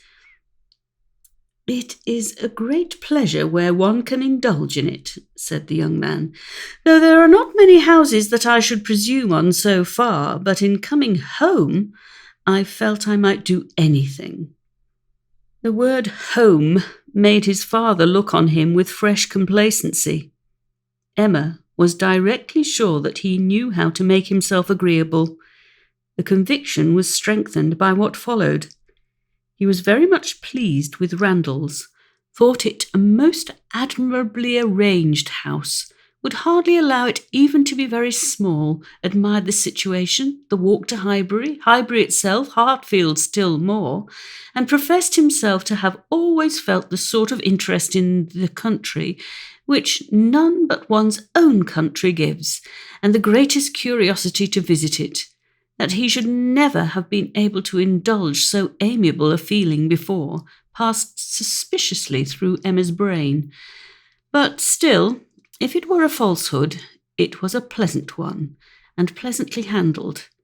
His manner had no air of study or exaggeration. He did really look and speak as if in a state of no common enjoyment.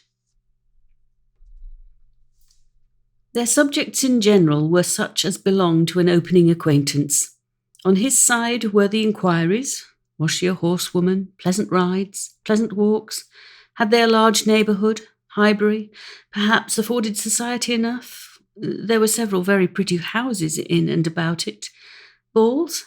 Had they balls? Was it a musical society?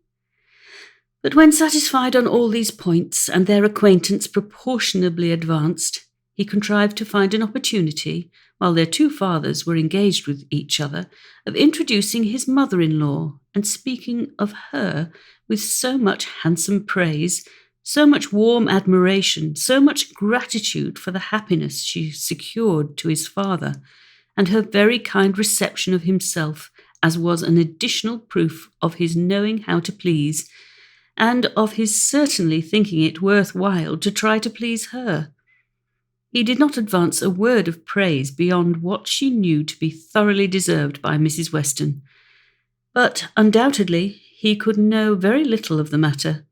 He understood what would be welcome. He could be sure of little else. His father's marriage, he said, had been the wisest measure. Every friend must rejoice in it, and the family from whom he had received such a blessing must be ever considered as having conferred the highest obligation on him. He got as near as he could to thanking her for Miss Taylor's merits, without seeming quite to forget that in the commonest course of things it was to be rather supposed that Miss Taylor had formed Miss Woodhouse's character, than Miss Woodhouse Miss Taylor's. And at last, as if resolved to qualify his opinion completely for travelling round to its object, he wound it all up with astonishment at the youth and beauty of her person. "Elegant, agreeable manners I was prepared for," said he, "but I confess that, considering everything, I hadn't expected more than a very tolerable, well-looking woman of a certain age. I did not know that I was to find a pretty young woman in Mrs. Weston." "You cannot see too much perfection in Mrs. Weston, for my feelings," said Emma. "Were you to guess her to be 18, I should listen with pleasure, but she would be ready to quarrel with you for using such words. Don't let her imagine that you have spoken of her as a pretty young woman." "I hope I should know better," he replied. "No, depend upon it," with a gallant bow, "that in addressing Mrs. Weston I should understand whom I might praise without any danger of being thought extravagant in my terms."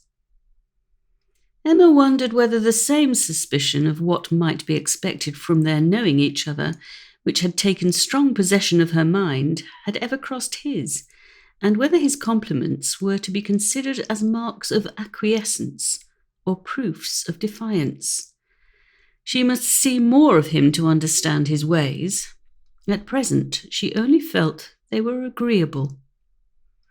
She had no doubt of what Mr. Weston was often thinking about. His quick eye she detected again and again, glancing towards them with a happy expression, and even when he might have determined not to look, she was confident that he was often listening.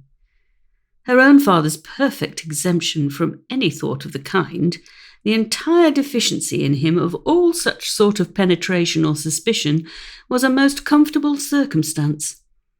Happily, he was not farther from approving matrimony than from foreseeing it. Though always objecting to every marriage that was arranged, he never suffered beforehand from the apprehension of any. It seemed as if he could not think so ill of any two persons understanding as to suppose they meant to marry, till they were proved against them. She blessed the favouring blindness. He could now, without the drawback of a single unpleasant surmise, without a glance forward at any possible treachery in his guest, give way to all his natural kind-hearted civility in solicitous inquiries after Mr. Frank Churchill's accommodation on his journey, through the sad evils of sleeping 2 nights on the road, and express very genuine, unmixed anxiety to know that he had certainly escaped catching cold, which, however, he could not allow him to feel quite assured of himself till after another night. A reasonable visit paid, Mr. Weston began to move. He must be going. He had business at the Crown about his hay, and a great many errands for Mrs. Weston's at Ford's, but he need not hurry anybody else. His son, too, well bred to hear the hint, rose immediately, also saying, "As you are going farther on business, sir, I will take the opportunity of paying a visit, which must be paid some day or other, and therefore may as well be paid now. I have the honour of being acquainted with a neighbour of yours," turning to Emma, "a lady residing in or near Highbury, a family of the name of Fairfax. I shall have no difficulty, I suppose, in finding the house, though Fairfax, I believe, is not the proper name. I should rather say Barnes or Bates. Do you know any family of that name?" "To be sure we do," cried his father. "Mrs. Bates. We passed her house. I saw Miss Bates at the window. True, you are acquainted with Miss Fairfax. I remember you knew her at Weymouth, and a fine girl she is. Call upon her by all means." "There is no necessity for my calling this morning," said the young man. "Another day would do as well. But there was that degree of acquaintance at Weymouth which— Oh, go today, do not defer it. What is right to be done cannot be done too soon. And besides, I must give you a hint, Frank. Any want of attention to her here should be carefully avoided. You saw her with the Campbells, when she was the equal of everybody she mixed with. But here she is with a poor old grandmother who has barely enough to live on. If you do not call early, it will be a slight." The son looked convinced. "I have heard her speak of the acquaintance," said Emma. "She is a very elegant young woman." He agreed to it, but with so quiet a yes, as inclined her almost to doubt his real concurrence. And yet there must be a very distinct sort of elegance for the fashionable world if Jane Fairfax could be thought only ordinarily gifted with it. "If you were never particularly struck by her manners before," said she, "I think you will today. You will see her to advantage. See her and hear her. No, I am afraid you will not hear her at all, for she has an aunt who never holds her tongue." "You are acquainted with Miss Jane Fairfax, sir, are you?" said Mr. Woodhouse, always the last to make his way in conversation. "Then give me leave to assure you that you will find her a very agreeable young lady. She is staying here on a visit to her grandmamma and aunt, very worthy people. I have known them all my life. They will be extremely glad to see you, I am sure, and one of my servants shall go with you to show you the way." "My dear sir, upon no account in the world. My father can direct me." "But your father is not going so far. He is only going to the Crown, quite on the other side of the street, and there are a great many houses. You might be very much at a loss, and it is a very dirty walk unless you keep on the footpath. But my coachman can tell you where you had best cross the street." Mr. Frank Churchill still declined it, looking as serious as he could, and his father gave his hearty support by calling out, "My good friend, this is quite unnecessary. Frank knows a puddle of water when he sees it, and as to Mrs. Bates's, he may get there from the Crown in a hop, a step, and a jump." They were permitted to go alone, and with a cordial nod from one and a graceful bow from the other, the two gentlemen took leave. Emma remained very well pleased with this beginning of the acquaintance, and could now engage to think of them all at Randalls any hour of the day, with full confidence in their comfort. Chapter 6. The next morning brought Mr. Frank Churchill again. He came with Mrs. Weston, to whom and to Highbury he seemed to take very cordially. He had been sitting with her, it appeared, most companionably at home, till her usual hour of exercise, and on being desired to choose their walk, immediately fixed on Highbury. He did not doubt there being very pleasant walks in every direction, but if left to him, he should always choose the same. Highbury, that airy, cheerful, happy-looking Highbury, would be his constant attraction. Highbury with Mrs. Weston stood for Hartfield, and she trusted to its bearing the same construction with him. They walked thither directly. Emma had hardly expected them, for Mr. Weston, who had called in for half a minute in order to hear that his son was very handsome, knew nothing of their plans, and it was an agreeable surprise to her, therefore, to perceive them walking up to the house together, arm in arm. She was wanting to see him again, and especially to see him in company with Mrs. Weston, upon his behaviour to whom her opinion of him was to depend. If he were deficient there, nothing should make amends for it. But on seeing them together, she became perfectly satisfied. It was not merely in fine words or hyperbolical compliment that he paid his duty. Nothing could be more proper or pleasing than his whole manner to her. Nothing could be more agreeably denote his wish of considering her as a friend and securing her affection. And there was time enough for Emma to form a reasonable judgment, as their visit included all the rest of the morning. They were all three walking about together for an hour or two, first round the shrubberies of Hartfield, and afterwards in Highbury. He was delighted with everything, admired Hartfield sufficiently for Mr. Woodhouse's ear, and when their going farther was resolved on, confessed his wish to be made acquainted with the whole village, and found matter of commendation and interest much oftener than Emma could have supposed. Some of the objects of his curiosity spoke very amiable feelings. He begged to be shown the house which his father had lived in so long, and which had been the home of his father's father, and on recollecting that an old woman who had nursed him was still living, walked in quest of her cottage from one end of the street to the other, and though in some points of pursuit or observation there was no positive merit, they showed altogether a good will towards Highbury in general, which must be very like a merit to those he was with.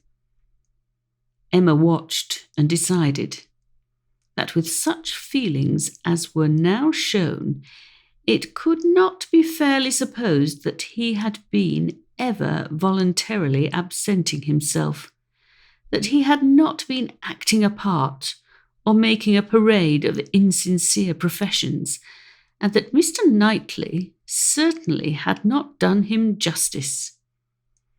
Their first pause was at the Crown Inn, an inconsiderable house, though the principal one of the sort, where a couple of pair of post-horses were kept, more for the convenience of the neighbourhood than from any run on the road. And his companions had not expected to be detained by any interest excited there, but in passing it they gave the history of the large room visibly added. It had been built many years ago for a ballroom, and while the neighbourhood had been in a particularly populous dancing state, had been occasionally used as such. But such brilliant days had long passed away, and now the highest purpose for which it was ever wanted was to accommodate a whist club, established among the gentlemen and half-gentlemen of the place. He was immediately interested. its character as a ballroom caught him, and instead of passing on, he stopped for several minutes at the two superior sashed windows which were open, to look in and contemplate its capabilities, and lament that its original purpose should have ceased. He saw no fault in the room. He would acknowledge none which they suggested. No, it was long enough, broad enough, handsome enough. It would hold the very number for comfort. They ought to have balls there at least every fortnight through the winter. Why had not Miss Woodhouse revived the former good old days of the room? She who could do anything in Highbury, the want of proper families in the place, and the conviction that none beyond the place and its immediate environs could be tempted to attend were mentioned. But he was not satisfied. He could not be persuaded that so many good-looking houses as he saw around him could not furnish numbers enough for such a meeting, and even when particulars were given and families described, he was still unwilling to admit that the inconvenience of such a mixture would be anything, or that there would be the smallest difficulty in everybody's returning into their proper place the next morning. He argued like a young man very much bent on dancing, and Emma was rather surprised to see the constitution of the Western prevail so decidedly against the habits of the Churchills. He seemed to have all the life and spirit, cheerful feelings and social inclinations of his father, and nothing of the pride or reserve of Enscombe. Of pride, indeed, there was perhaps scarcely enough. His indifference to a confusion of rank bordered too much on inelegance of mind. He could be no judge, however, of the evil he was holding cheap. It was but an effusion of lively spirits. At last, he was persuaded to move on from the front of the Crown, and being now almost facing the house where the Bateses lodged, Emma recollected his intended visit the day before, and asked him if he had paid it. "Yes, oh yes," he replied. "I was just going to mention it, a very successful visit. I saw all the three ladies, and felt very much obliged to you for your preparatory hint. If the talking aunt had taken me quite by surprise, it must have been the death of me. As it was, I was only betrayed into paying a most unreasonable visit. 10 minutes would have been all that was necessary, perhaps all that was proper, and I had told my father I should certainly be at home before him, but there was no getting away, no pause, and to my utter astonishment, I found, when he, finding me nowhere else, joined me there at last, that I had been actually sitting with them very nearly 3/4 of an hour. The good lady had not given me the possibility of escape before." "And how did you think Miss Fairfax looking?" "Ill, very ill. That is, if a young lady can ever be allowed to look ill. But the expression is hardly admissible, Mrs. Weston, is it? Ladies can never look ill. And seriously, Miss Fairfax is naturally so pale as almost always to give the appearance of ill health. A most deplorable want of complexion." Emma would not agree to this, and began a warm defence of Miss Fairfax's complexion. It was certainly never brilliant, but she would not allow it to have a sickly hue in general. There was a softness and delicacy in her skin which gave peculiar elegance to the character of her face. He listened with all due deference, acknowledged that he had heard many people say the same, but yet he must confess that to him nothing could make amends for the want of the fine glow of health. Where features were indifferent, a fine complexion gave beauty to them all, and where they were good, the effect was, fortunately he need not attempt to describe what the effect was. "Well," said Emma, "there is no disputing about taste. At least you admire her, except her complexion." He shook his head and laughed. I cannot separate Miss Fairfax and her complexion. Did you see her often at Weymouth? Were you often in the same society? At this moment they were approaching Ford's, and he hastily exclaimed, Ha! This must be the very shop that everybody attends every day of their lives, as my father informs me. He comes to Highbury himself, he says, 6 days out of the 7, and has always business at Ford's. If it be not inconvenient to you, pray let us go in, that I may prove myself to belong to the place and to be a true citizen of Highbury. I must buy something at Ford's. It will be taking out of my freedom. I dare say they sell gloves. Oh, yes, gloves and everything. I do admire your patriotism. You will be adored in Highbury. You were very popular before you came because you were Mr. Weston's son. But lay out half a guinea at Ford's and your popularity will stand upon your own virtues. They went in, and while the sleek, well-tied parcels of men's beavers and York tan were being brought down and displayed on the counter, he said, But I beg your pardon, Miss Woodhouse. You were speaking to me. You were saying something at the very moment of this burst of my amour patriae. Do not let me lose it. I assure you the utmost stretch of public fame would not make me amends for the loss of any happiness in private life. I merely asked whether you had known much of Miss Fairfax and her party at Weymouth. And now that I understand your question, I must pronounce it to be a very unfair one. It is always the lady's right to decide on the degree of acquaintance. Miss Fairfax must already have given her account. I shall not commit myself by claiming more than she may choose to allow. Upon my word, you answer as discreetly as she could do herself. But her account of everything leaves so much to be guessed. She is so very reserved, so very unwilling to give the least information about anybody, that I really think you may say what you like of your acquaintance with her.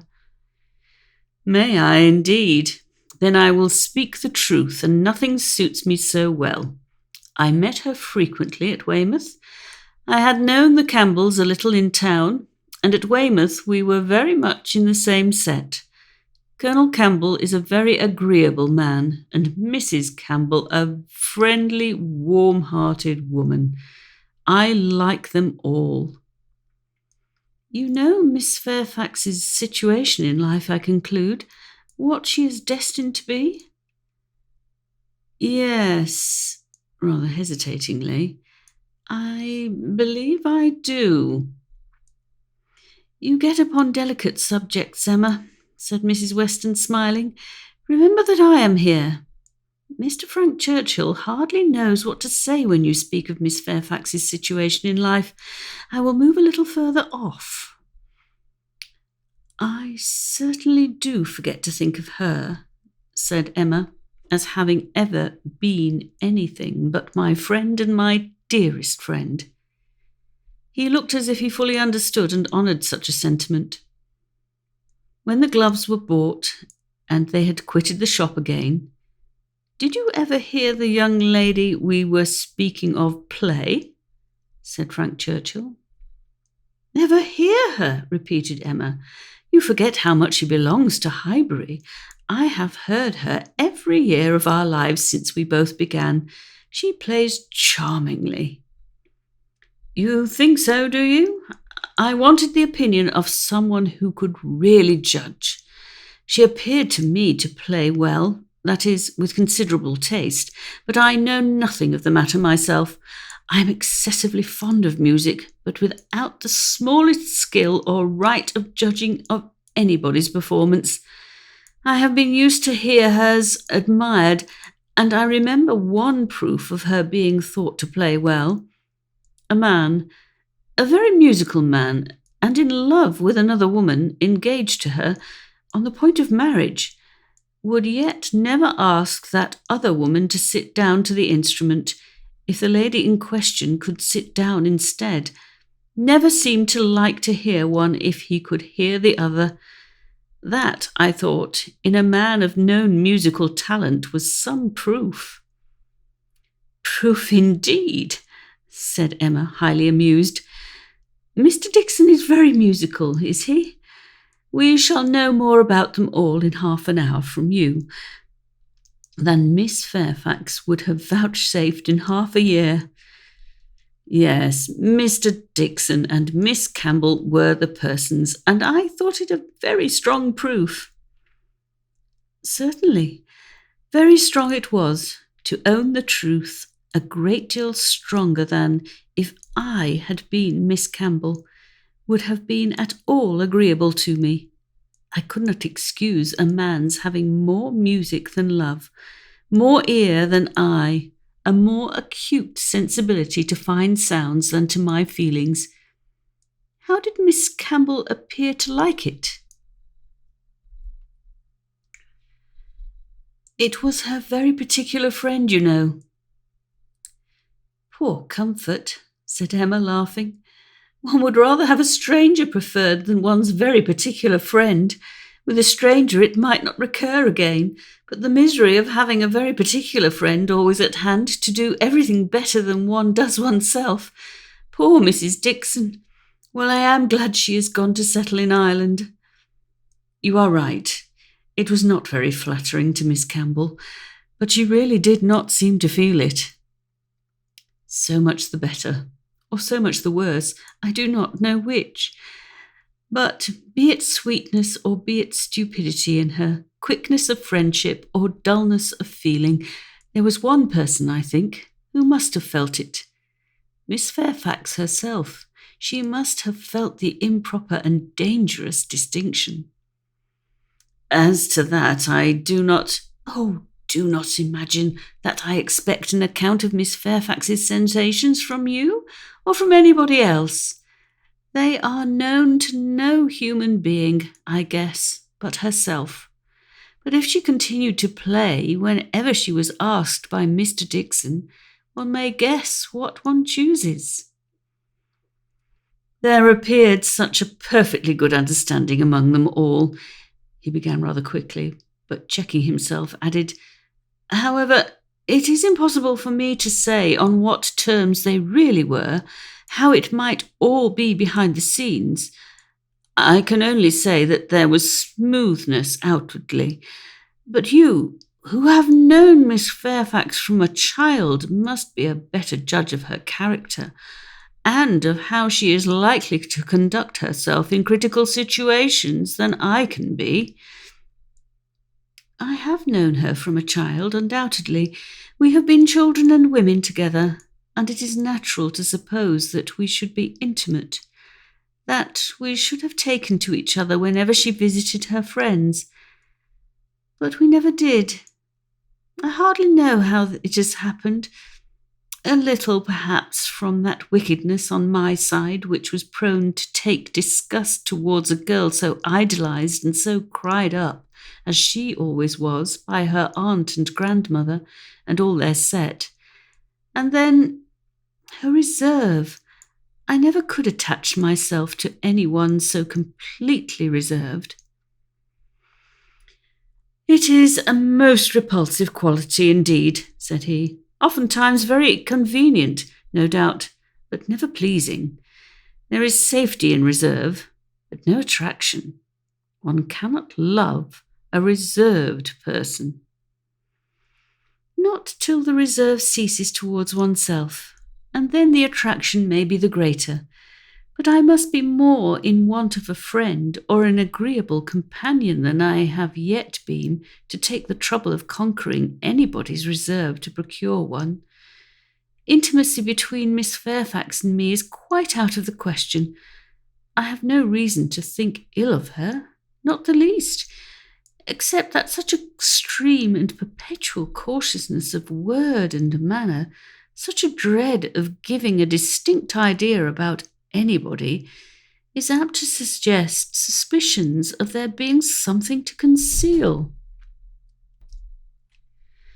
He perfectly agreed with her, and after walking together so long and thinking so much alike, Emma felt herself so well acquainted with him that she could hardly believe it to be only their second meeting.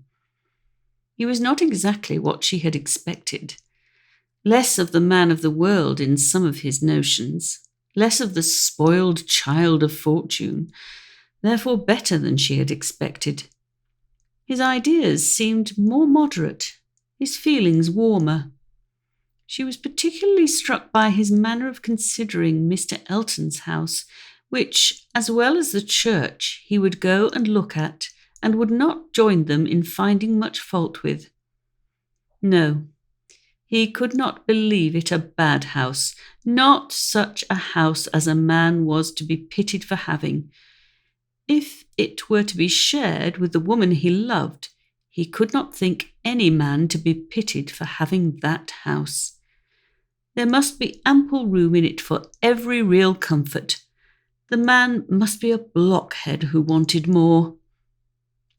Mrs. Weston laughed and said he did not know what he was talking about.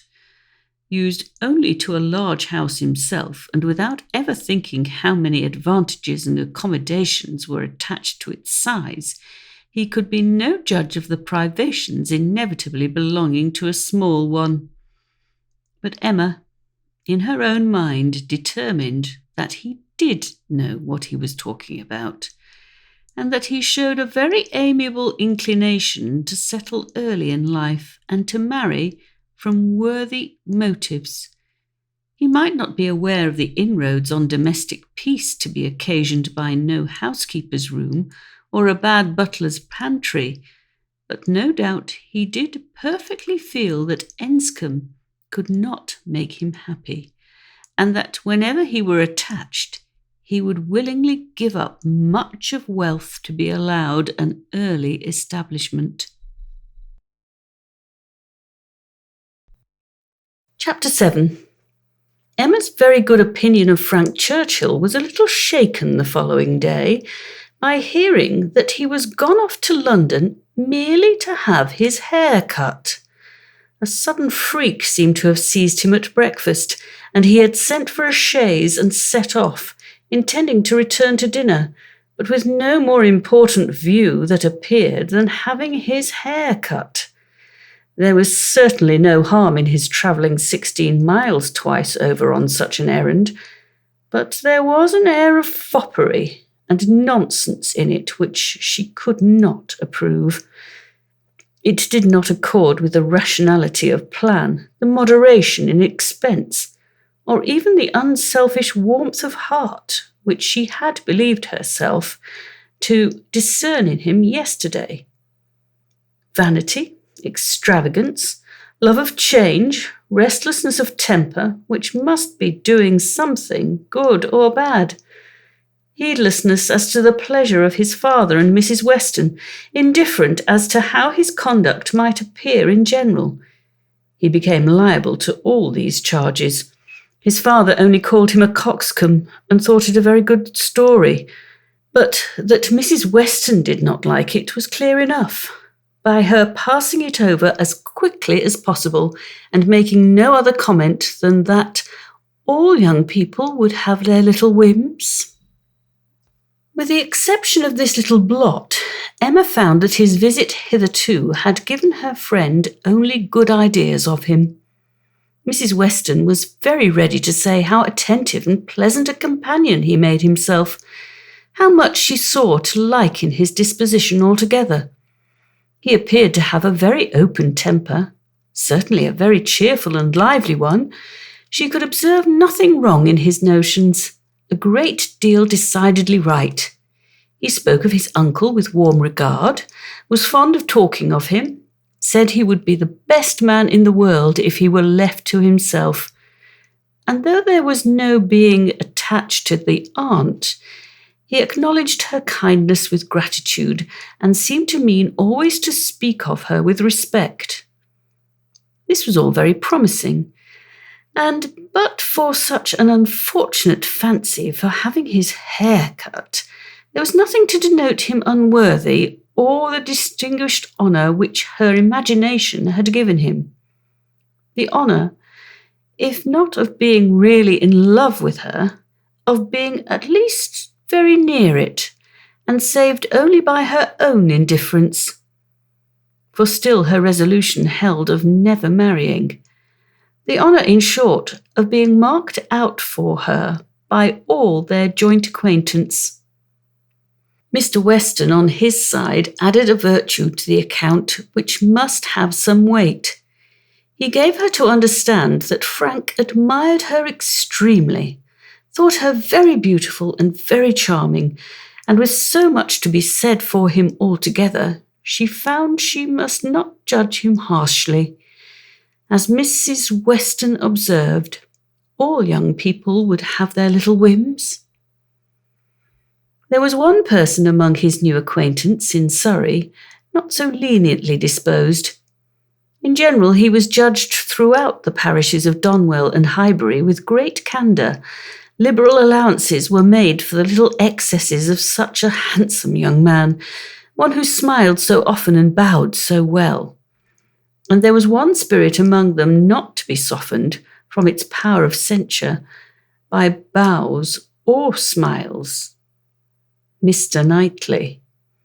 The circumstance was told him at Hartfield. For the moment he was silent, but Emma heard him almost immediately afterwards say to himself over a newspaper he held in his hands, just the trifling silly fellow I took him for. She had half a mind to resent, but an instant's observation convinced her that it was really said only to relieve his own feelings, and not meant to provoke, and therefore she let it pass. Although in one instance the bearers of not good tidings, Mr. and Mrs. Weston's visit this morning was in another respect particularly opportune. Something occurred while they were at Hartfield to make Emma want their advice, and which was still more lucky, she wanted exactly the advice they gave. This was the occurrence. The Coles had been settled some years in Highbury, and were very good sort of people, friendly, liberal and unpretending, but, on the other hand, they were of low origin in trade and only moderately genteel. On their first coming into the country, they had lived in proportion to their income, quietly, keeping little company, and that little unexpensively. But the last year or two had brought them a considerable increase of means. The house in town had yielded greater profits, and fortune in general had smiled on them. With their wealth, their views increased, their want of a larger house, their inclination for more company. They added to their house, to their number of servants, to their expenses of every sort, and by this time were, in fortune and style of living, second only to the family at Hartfield. Their love of society and their new dining-room prepared everybody for their keeping dinner company, and a few parties, chiefly among the single men, had already taken place. The regular and best families Emma could hardly suppose they would presume to invite, neither Donwell nor Hartfield nor Randalls. Nothing should tempt her to go if they did, and she regretted that her father's known habits would be giving her refusal less meaning than she could wish. The Coles were very respectable in their way, but they ought to be taught that it was not for them to arrange the terms on which the superior families would visit them. This lesson she very much feared they would receive only from herself. She had little hope of Mr. Knightley, none of Mr. Weston. But she had made up her mind how to meet this presumption so many weeks before it appeared, that when the insult came at last, it found her very differently affected. Donwell and Randalls had received their invitation, and none had come for her father and herself. And Mrs. Weston's accounting for it with, I suppose they will not take the liberty with you. They know you do not dine out," was not quite sufficient. She felt that she should like to have had the power of refusal, and afterwards, as the idea of the party to be assembled there, consisting precisely of those whose society was dearest to her, occurred again and again, she did not know that she might not have been tempted to accept. Harriet was to be there in the evening, and the Bateses. They had been speaking of it as they walked about Highbury the day before, and Frank Churchill had most earnestly lamented her absence. Might not the evening end in a dance? Had been a question of his. The bare possibility of it acted as a farther irritation on her spirits, and her being left in solitary grandeur, even supposing the omission to be intended as a compliment, was but poor comfort.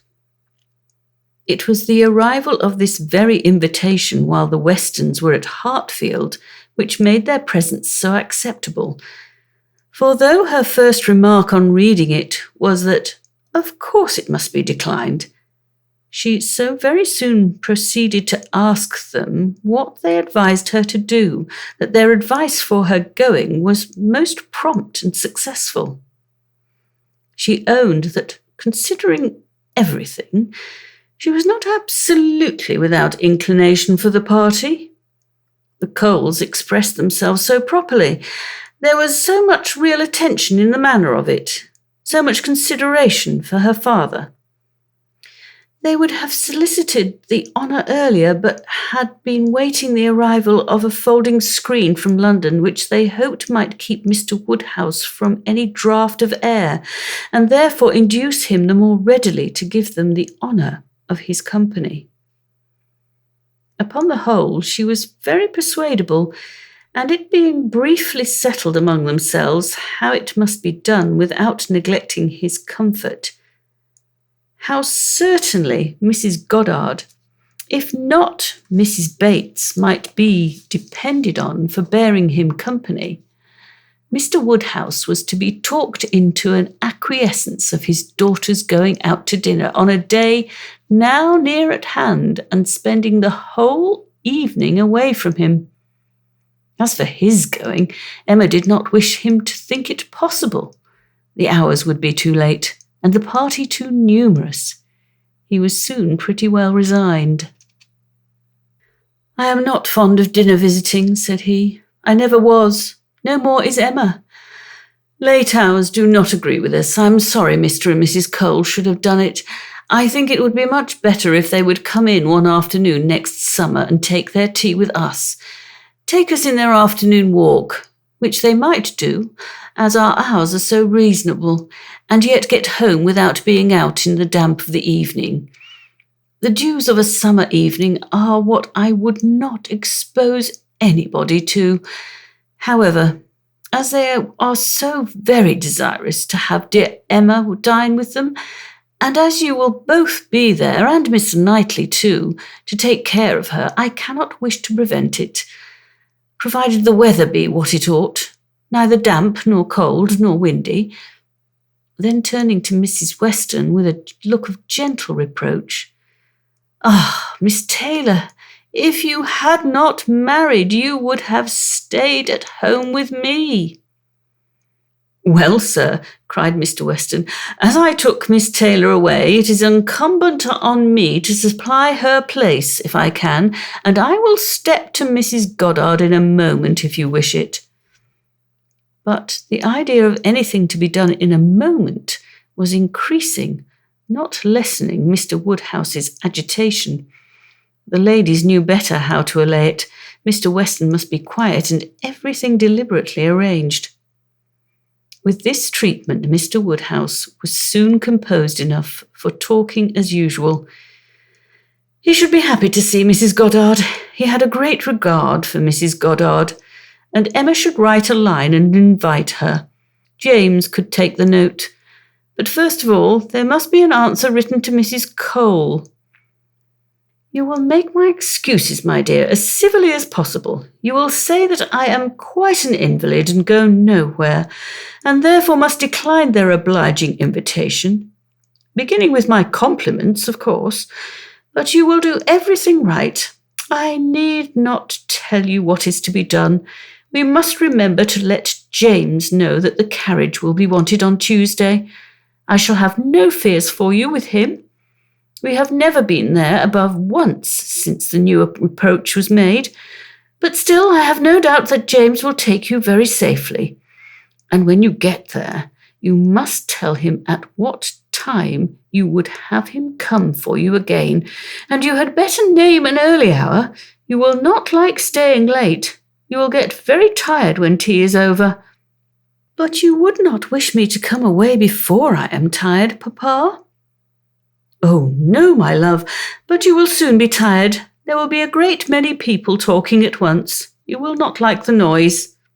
But, my dear sir, cried Mr. Weston, if Emma comes away early, it will be breaking up the party. And no great harm if it does, said Mr. Woodhouse. The sooner every party breaks up, the better. But you do not consider how it may appear to the Coles. Emma's going away directly after tea might be giving offence. They are good-natured people and think little of their own claims, but still they must feel that anybody's hurrying away is no great compliment. And Miss Woodhouse's doing it would be more thought of than any other person's in the room. You would not wish to disappoint and mortify the Coles, I am sure, sir. Friendly, good sort of people as ever lived, and who have been your neighbours these 10 years. No, upon no account in the world, Mr. Weston. I am much obliged to you for reminding me. I should be extremely sorry to be giving them any pain. I know what worthy people they are. Perry tells me that Mr. Cole never touches malt liquor. You would not think it to look at him. But he is bilious. Mr. Cole is very bilious. No, I would not be the means of giving them any pain. My dear Emma, we must consider this. I am sure, rather than run the risk of hurting Mr. and Mrs. Cole, you would stay a little longer than you might wish. You will not regard being tired. You will be perfectly safe, you know, among your friends. Oh, yes, Papa, I have no fears at all for myself, and I should have no scruples of staying as late as Mrs. Weston. But on your account, I am only afraid of your sitting up for me. I am not afraid of your not being exceedingly comfortable with Mrs. Goddard. She loves piquet, you know, and when she is gone home, I am afraid you will be sitting up by yourself, instead of going to bed at your usual time, and the idea of that would entirely destroy my comfort. You must promise me not to sit up. He did, on the condition of some promises on her side, such as that if she came home cold, she would be sure to warm herself thoroughly. If hungry, that she would take something to eat, that her own maid would sit up for her, and that Searle and the butler should see that everything was safe in the house as usual. Chapter 8. Frank Churchill came back again, and if he kept his father's dinner waiting, it was not known at Hartfield, for Mrs. Weston was too anxious for his being a favourite with Mr. Woodhouse to betray any imperfection which could be concealed. He came back, had had his hair cut, and laughed at himself with a very good grace, but without seeming really at all ashamed of what he had done. He had no reason to wish his hair longer, to conceal any confusion of face, no reason to wish the money unspent, to improve his spirits. He was quite as undaunted and as lively as ever, and after seeing him, Emma thus moralised to herself. I do not know whether it ought to be so, but certainly silly things do cease to be silly if they are done by sensible people in an impudent way. Wickedness is always wickedness. But folly is not always folly. It depends upon the character of those who handle it. Mr. Knightley, he is not a trifling, silly young man. If he were, he would have done this differently. He would either have gloried in the achievement, or been ashamed of it. There would have been either the ostentation of a coxcomb or the evasions of a mind too weak to defend his own vanities. No, I am perfectly sure that he is not trifling or silly. With Tuesday came the agreeable prospect of seeing him again, and for a longer time than hitherto, of judging of his general manners, and by inference of the meaning of his manners towards herself, of guessing how soon it might be necessary for her to throw coldness into her air, and of fancying what the observations of all those might be who were now seeing them together for the first time. She meant to be very happy in spite of the scene being laid at Mr. Cole's, and without being able to forget that among the failings of Mr. Elton, even in the days of his favour, none had disturbed her more than his propensity to dine with Mr. Cole. Her father's comfort was amply secured, Mrs. Bates as well as Mrs. Goddard being able to come, and her last pleasing duty before she left the house was to pay her respects to them as they sat together after dinner. And while her father was fondly noticing the beauty of her dress, to make the two ladies all the amends in her power by helping them to large slices of cake and full glasses of wine, for whatever unwilling self-denial his care of their constitution might have obliged them to practice during the meal, she had provided a plentiful dinner for them. She wished she could know that they had been allowed to eat it. She followed another carriage to Mr. Cole's door and was pleased to see that it was Mr. Knightley's. For Mr. Knightley, keeping no horses, having little spare money and a great deal of health, activity and independence, was too apt, in Emma's opinion, to get about as he could and not use his carriage so often as became the owner of Donwell Abbey. She had an opportunity now of speaking her approbation while warm from her heart, for he stopped to hand her out. "This is coming as you do," said she, "like a gentleman. I am quite glad to see you." He thanked her, observing, "How lucky we should arrive at the same moment, for if we had met first in the drawing-room, I doubt whether you would have discerned me more of a gentleman than usual. You might not have distinguished how I came by my look or manner." "Yes, I am sure I should. There is always a look of consciousness or bustle when people come in a way which they know to be beneath them. You think you carry it off well, I dare say, but with you it is a sort of bravado, an air of affected unconcern. I always observe it whenever I meet you under those circumstances. Now you have nothing to try for. You are not afraid of being supposed ashamed. You are not striving to look taller than anybody else. Now I shall really be very happy to walk into the same room with you." "Nonsensical girl," was his reply, but not at all in anger. Emma had as much reason to be satisfied with the rest of the party as with Mr. Knightley. She was received with a cordial respect which could not but please, and given all the consequence she could wish for. When the Westons arrived, the kindest looks of love, the strongest of admiration were for her from both husband and wife. The son approached her with a cheerful eagerness which marked her as his peculiar object, and at dinner she found him seated by her, and, as she firmly believed, not without some dexterity on his side. The party was rather large, as it included one other family, a proper, unobjectionable country family, whom the Coles had the advantage of naming among their acquaintance, and the male part of Mr. Cox's family, the lawyer of Highbury.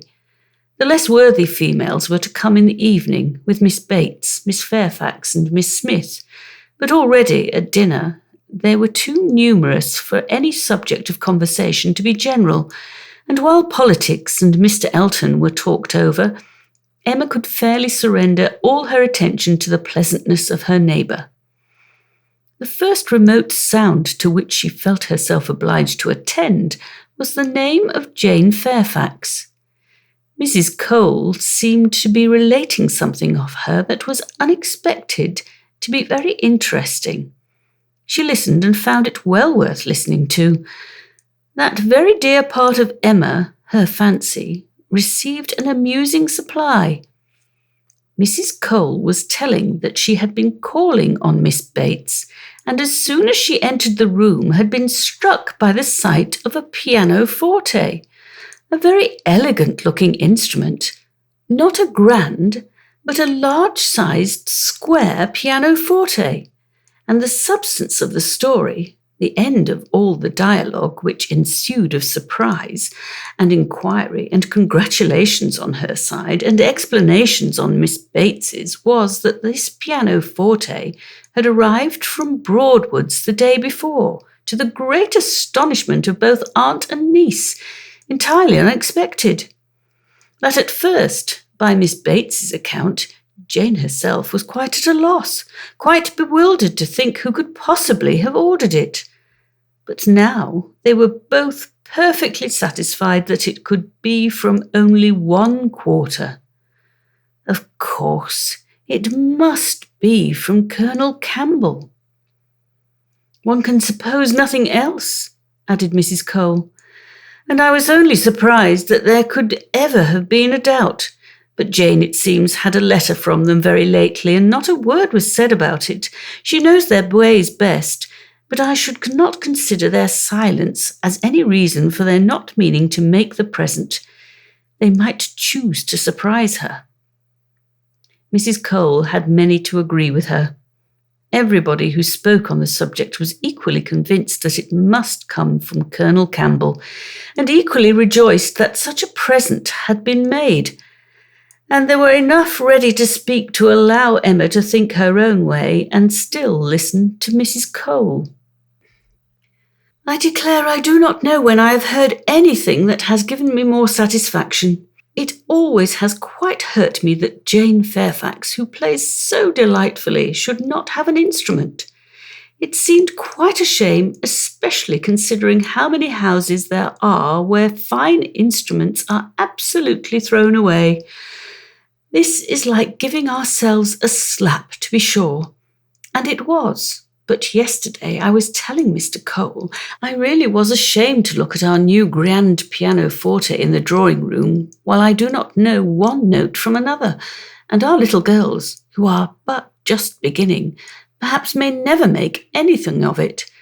And there is poor Jane Fairfax, who is mistress of music, has not anything of the nature of an instrument, not even the pitifullest old spinet in the world, to amuse herself with. I was saying this to Mr. Cole but yesterday, and he quite agreed with me, only he is so particularly fond of music that he could not help indulging himself in the purchase, hoping that some of our good neighbours might be so obliging occasionally to put it to better use than we can, and that really is the reason why the instrument was bought, or else I am sure we ought to be ashamed of it. We are in great hopes that Miss Woodhouse may be prevailed with to try it this evening. Miss Woodhouse made the proper acquiescence, and finding that nothing more was to be entrapped from any communication of Mrs. Cole's, turned to Frank Churchill. "Why do you smile?" said she. "Nay, why do you?" "Me? I suppose I smile for pleasure at Colonel Campbell's being so rich and so liberal. It is a handsome present." "Very." "I rather wonder that it was never made before." "Perhaps Miss Fairfax has never been staying here so long before." "Or that he did not give her the use of their own instrument, which must now be shut up in London, untouched by anybody." "This is a grand pianoforte, and he might think it too large for Mrs. Bates's house." "You may say what you choose, but your countenance testifies that your thoughts on this subject are very much like mine." "I do not know. I rather believe you are giving me more credit for acuteness than I deserve. I smile because you smile, and shall probably suspect whatever I find you suspect. But at present I do not see what there is to question. If Colonel Campbell is not the person, who can be?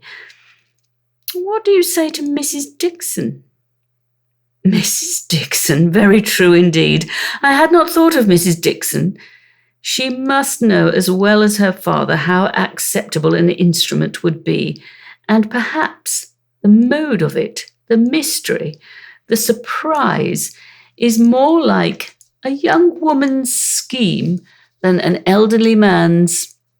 It is Mrs. Dixon, I dare say. I told you that your suspicions would guide mine. If so, you must extend your suspicions and comprehend Mr. Dixon in them. Mr. Dixon. Very well. Yes, I immediately perceive that it must be the joint present of Mr. and Mrs. Dixon. We were speaking the other day, you know, of his being so warm an admirer of her performance. Yes, and what you told me on that head confirmed an idea which I had entertained before.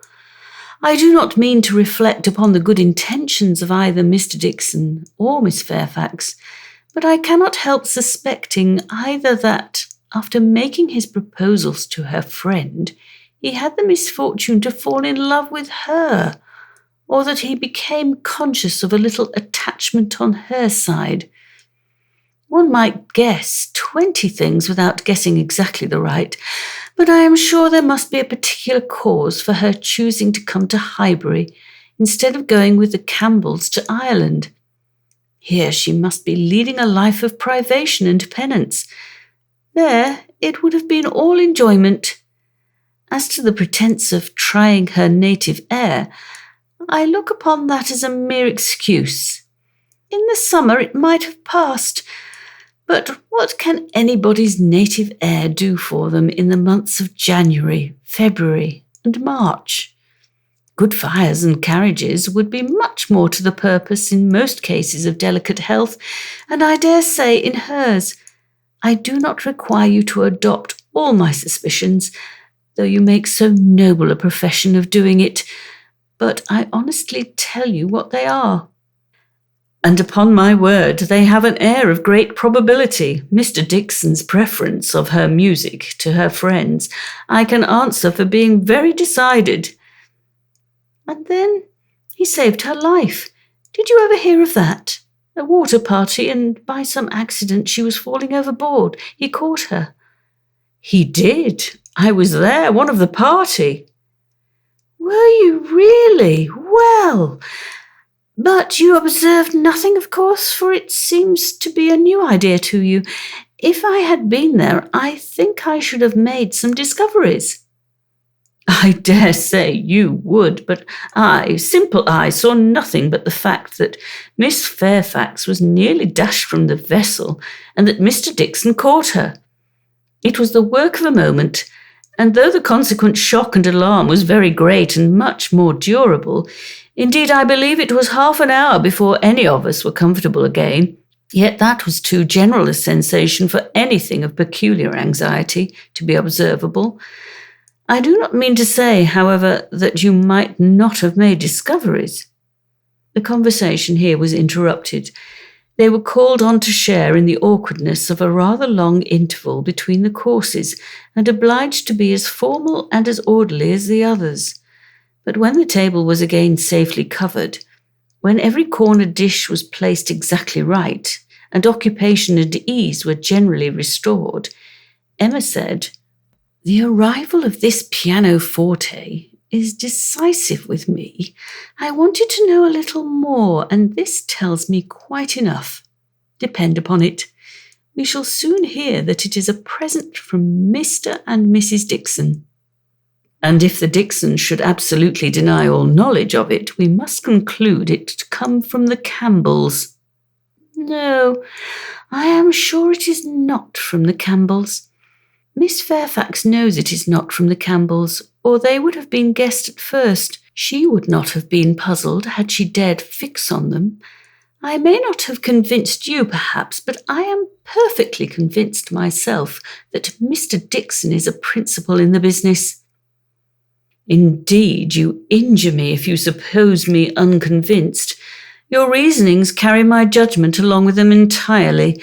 At first, while I supposed you satisfied that Colonel Campbell was the giver, I saw it only as paternal kindness, and thought it the most natural thing in the world.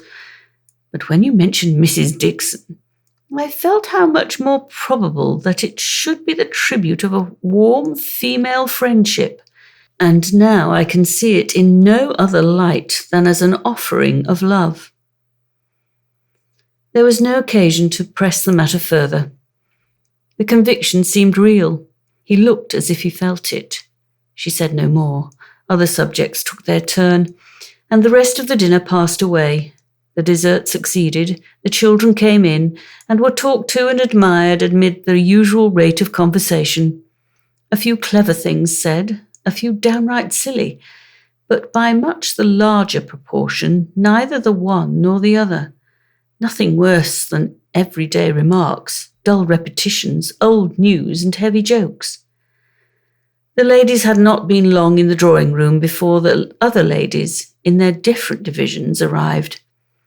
Emma watched the entree of her own particular little friend, and if she could not exult in her dignity and grace, she could not only love the blooming sweetness and the artless manner, but could most heartily rejoice in that light, cheerful, unsentimental disposition which allowed her so many alleviations of pleasure in the midst of the pangs of disappointed affection. There she sat, and who would have guessed how many tears she had been lately shedding? To be in company nicely dressed herself, and seeing others nicely dressed, to sit and smile and look pretty and say nothing, was enough for the happiness of the present hour. Jane Fairfax did look and move superior, but Emma suspected she might have been glad to change feelings with Harriet, very glad to have purchased the mortification of having loved. Yes, of having loved even Mr. Elton in vain, by the surrender of all the dangerous pleasure of knowing herself beloved by the husband of her friend. In so large a party it was not necessary that Emma should approach her. She did not wish to speak of the pianoforte. She felt too much in the secret herself to think the appearance of curiosity or interest fair, and therefore purposely kept at a distance. But by the others the subject was almost immediately introduced, and she saw the blush of consciousness with which congratulations were received, the blush of guilt which accompanied the name of my excellent friend, Colonel Campbell. Mrs. Weston, kind-hearted and musical, was particularly interested by the circumstance, and Emma could not help being amused at her perseverance in dwelling on the subject, and having so much to ask and to say as to tone, touch, and pedal, totally unsuspicious of that wish of saying as little about it as possible, which she plainly read in the fair heroine's countenance. They were soon joined by some of the gentlemen, and the very first of the early was Frank Churchill. In he walked, the first and the handsomest, and after paying his compliments en passant to Miss Bates and her niece, made his way directly to the opposite side of the circle where sat Miss Woodhouse. Until he could find a seat by her, would not sit at all. Emma divined what everybody present must be thinking. She was his object, and everybody must perceive it. She introduced him to her friend Miss Smith, and at convenient moments afterwards heard what each thought of the other. He had never seen so lovely a face, and was delighted with her naivety, and she, only to be sure it was paying him too great a compliment, but she did think there were some looks a little like Mr. Elton. Emma restrained her indignation and only turned from her in silence. Smiles of intelligence passed between her and the gentleman on first glancing towards Miss Fairfax, but it was most prudent to avoid speech. He told her that he had been impatient to leave the dining room, hated sitting long, was always the first to move when he could, that his father, Mr. Knightley, Mr. Cox, and Mr. Cole were left very busy over parish business, that as long as he had stayed, however, it had been pleasant enough, as he had found them in general a set of gentlemanlike, sensible men, and spoke so handsomely of Highbury altogether, thought it so abundant in agreeable families, that Emma began to feel she had been used to despise the place rather too much.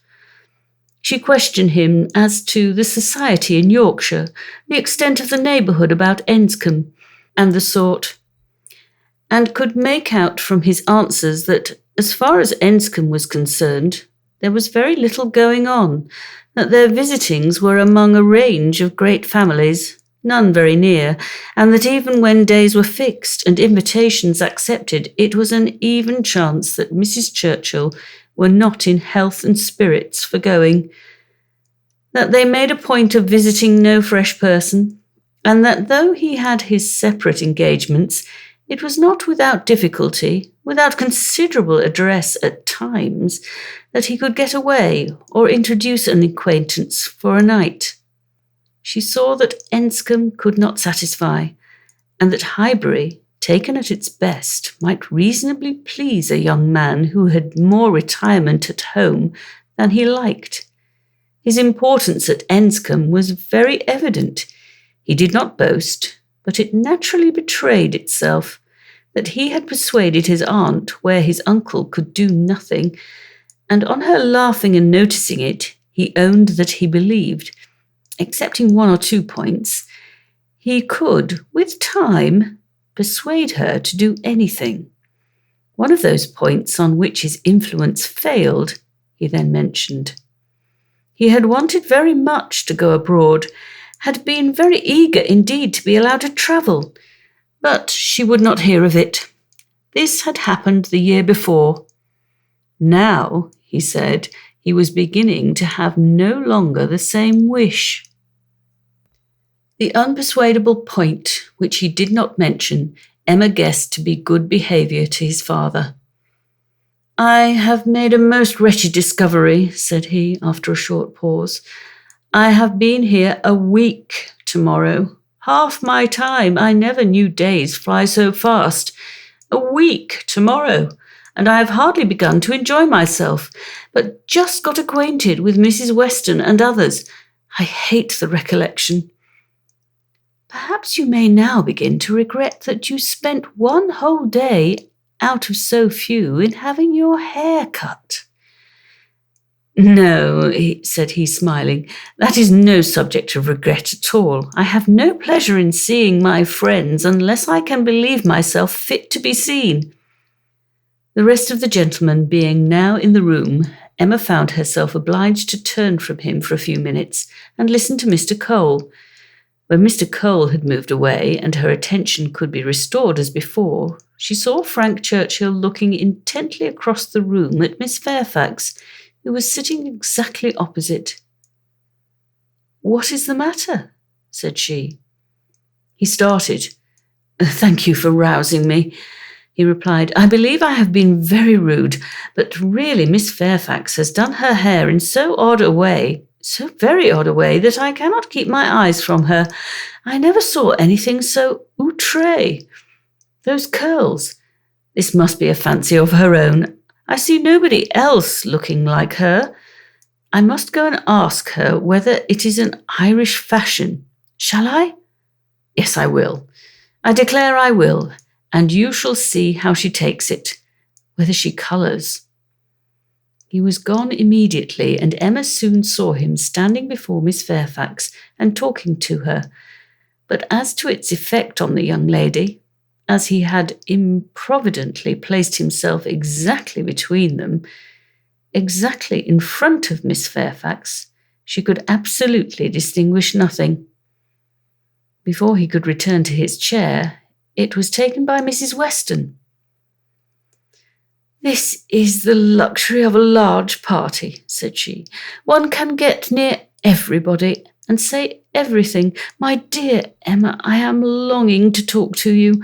I have been making discoveries and forming plans just like yourself, and I must tell them while the idea is fresh. Do you know how Miss Bates and her niece came here?" "How? They were invited, were not they?" "Oh, yes, but how they were conveyed hither, the manner of their coming." "They walked, I conclude. How else could they come?" "Very true. Well, a little while ago it occurred to me how very sad it would be to have Jane Fairfax walking home again late at night and cold as the nights are now. And as I looked at her, though I never saw her appear to more advantage, it struck me that she was heated and would therefore be particularly liable to take cold, poor girl. I could not bear the idea of it, so as soon as Mr. Weston came into the room and I could get at him, I spoke to him about the carriage. You may guess how readily he came into my wishes, and having his approbation, I made my way directly to Miss Bates to assure her that the carriage would be at her service before it took us home, for I thought it would be making her comfortable at once. Good soul, she was as grateful as possible, you may be sure. Nobody was ever so fortunate as herself. But with many, many thanks, there was no occasion to trouble us, for Mr. Knightley's carriage had been brought, and was to take them home again. I was quite surprised, very glad, I am sure, but really quite surprised. Such a very kind attention, and so thoughtful an attention, the sort of thing that so few men would think of. And in short, from knowing his usual ways, I am very much inclined to think that it was for their accommodation the carriage was used at all. I do suspect he would not have had a pair of horses for himself, and that it was only as an excuse for assisting them." "Very likely," said Emma. "Nothing more likely. I know no man more likely than Mr. Knightley to do the sort of thing, to do anything really good-natured, useful, considerate, or benevolent. He is not a gallant man, but he is a very humane one, and this, considering Jane Fairfax's ill health, would appear a case of humanity to him. And for an act of unostentatious kindness, there is nobody whom I would fix on more than on Mr. Knightley. I know he had horses today, for we arrived together, and I laughed at him about it, but he said not a word that could betray." "Well," said Mrs. Weston, smiling, "you give him credit for more simple, disinterested benevolence in this instance than I do, for while Miss Bates was speaking, a suspicion darted into my head, and I have never been able to get it out again. The more I think of it, the more probable it appears. In short, I have made a match between Mr. Knightley and Jane Fairfax. See the consequence of keeping you company. What do you say to it?" "Mr. Knightley and Jane Fairfax!" exclaimed Emma. "Dear Mrs. Weston, how could you think of such a thing? Mr. Knightley? Mr. Knightley must not marry. You would not have little Henry cut out from Donwell? Oh, no, no. Henry must have Donwell. I cannot at all consent to Mr. Knightley's marrying, and I am sure it is not at all likely. I am amazed that you should think of such a thing." "My dear Emma, I have told you what led me to think of it. I do not want the match. I do not want to injure dear little Henry, but the idea has been given me by circumstances, and if Mr. Knightley really wished to marry, you would not have him refrain on Henry's account, a boy of 6 years old, who knows nothing of the matter." "Yes, I would. I could not bear to have Henry supplanted. Mr. Knightley marry? No, I have never had such an idea, and I cannot adopt it now. And Jane Fairfax, too, of all women." "Nay, she has always been a first favourite with him, as you very well know." But the imprudence of such a match! I am not speaking of its prudence, merely its probability. I see no probability in it unless you have any better foundation than what you mention. His good nature, his humanity, as I tell you, would be quite enough to account for horses. He has a great regard for the Bateses, you know, independent of Miss Jane Fairfax, and is always glad to show them attention. My dear Mrs. Weston, do not take to matchmaking. You do it very ill. Jane Fairfax, mistress of the Abbey? Oh, no, no, every feeling revolts. For his own sake, I would not have him do so mad a thing. Imprudent, if you please, but not mad.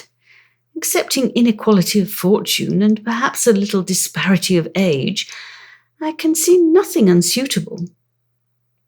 But Mr. Knightley does not want to marry. I am sure he has not the least idea of it. Do not put it into his head. Why should he marry? He is as happy as possible by himself, with his farm and his sheep and his library and all the parish to manage, and he's extremely fond of his brother's children. He has no occasion to marry, either to fill up his time or his heart. My dear Emma, as long as he thinks so, it is so. But if he really loves Jane Fairfax— Nonsense! He does not care about Jane Fairfax. In the way of love, I am sure he does not. He would do any good to her, or her family. But— Well, said Mrs. Weston, laughing, perhaps the greatest good he could do them would be to give Jane such a respectable home.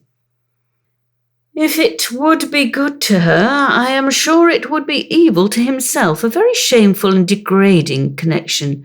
How would he bear to have Miss Bates belonging to him, to have her haunting the Abbey and thanking him all day long for his great kindness in marrying Jane? So very kind and obliging, but he always had been such a very kind neighbour, and then fly off through half a sentence to her mother's old petticoat. Not that it was such a very old petticoat either, for still it would last a great while, and indeed she must thankfully say that their petticoats were all very strong. For shame, Emma, do not mimic her. You divert me against my conscience. And upon my word, I do not think Mr. Knightley would be very much disturbed by Miss Bates. Little things do not irritate him. She might talk on, and if he wanted to say anything himself, he would only talk louder and drown her voice. But the question is not whether it would be a bad connection for him, but whether he wishes it. And I think he does. I have heard him speak, and so must you, so very highly of Jane Fairfax. The interest he takes in her, his anxiety about her health, his concern that she should have no happier prospect. I have heard him express himself so warmly on those points. Such an admirer of her performance on the pianoforte and of her voice. I have heard him say that he could listen to her for ever. Oh, and I had almost forgotten one idea that occurred to me. This pianoforte that has been sent here by somebody, though we have all been so well satisfied to consider it a present from the Campbells, may it not be from Mr. Knightley? I cannot help suspecting him. I think he is just the person to do it, even without being in love. Then it can be no argument to prove that he is in love, but I do not think it is at all a likely thing for him to do. Mr. Knightley does nothing mysteriously. I have heard him lamenting her having no instrument repeatedly, oftener than I should suppose such a circumstance would, in the common course of things, occur to him. Very well, if he had intended to give her one, he would have told her so. There might be scruples of delicacy, my dear Emma. I have a very strong notion that it comes from him. I am sure he was particularly silent when Mrs. Cole told us of it at dinner. You take up an idea, Mrs. Weston, and run away with it, as you have many a time reproached me with doing. I see no sign of attachment. I believe nothing of the pianoforte, and proof only shall convince me that Mr. Knightley has any thought of marrying Jane Fairfax.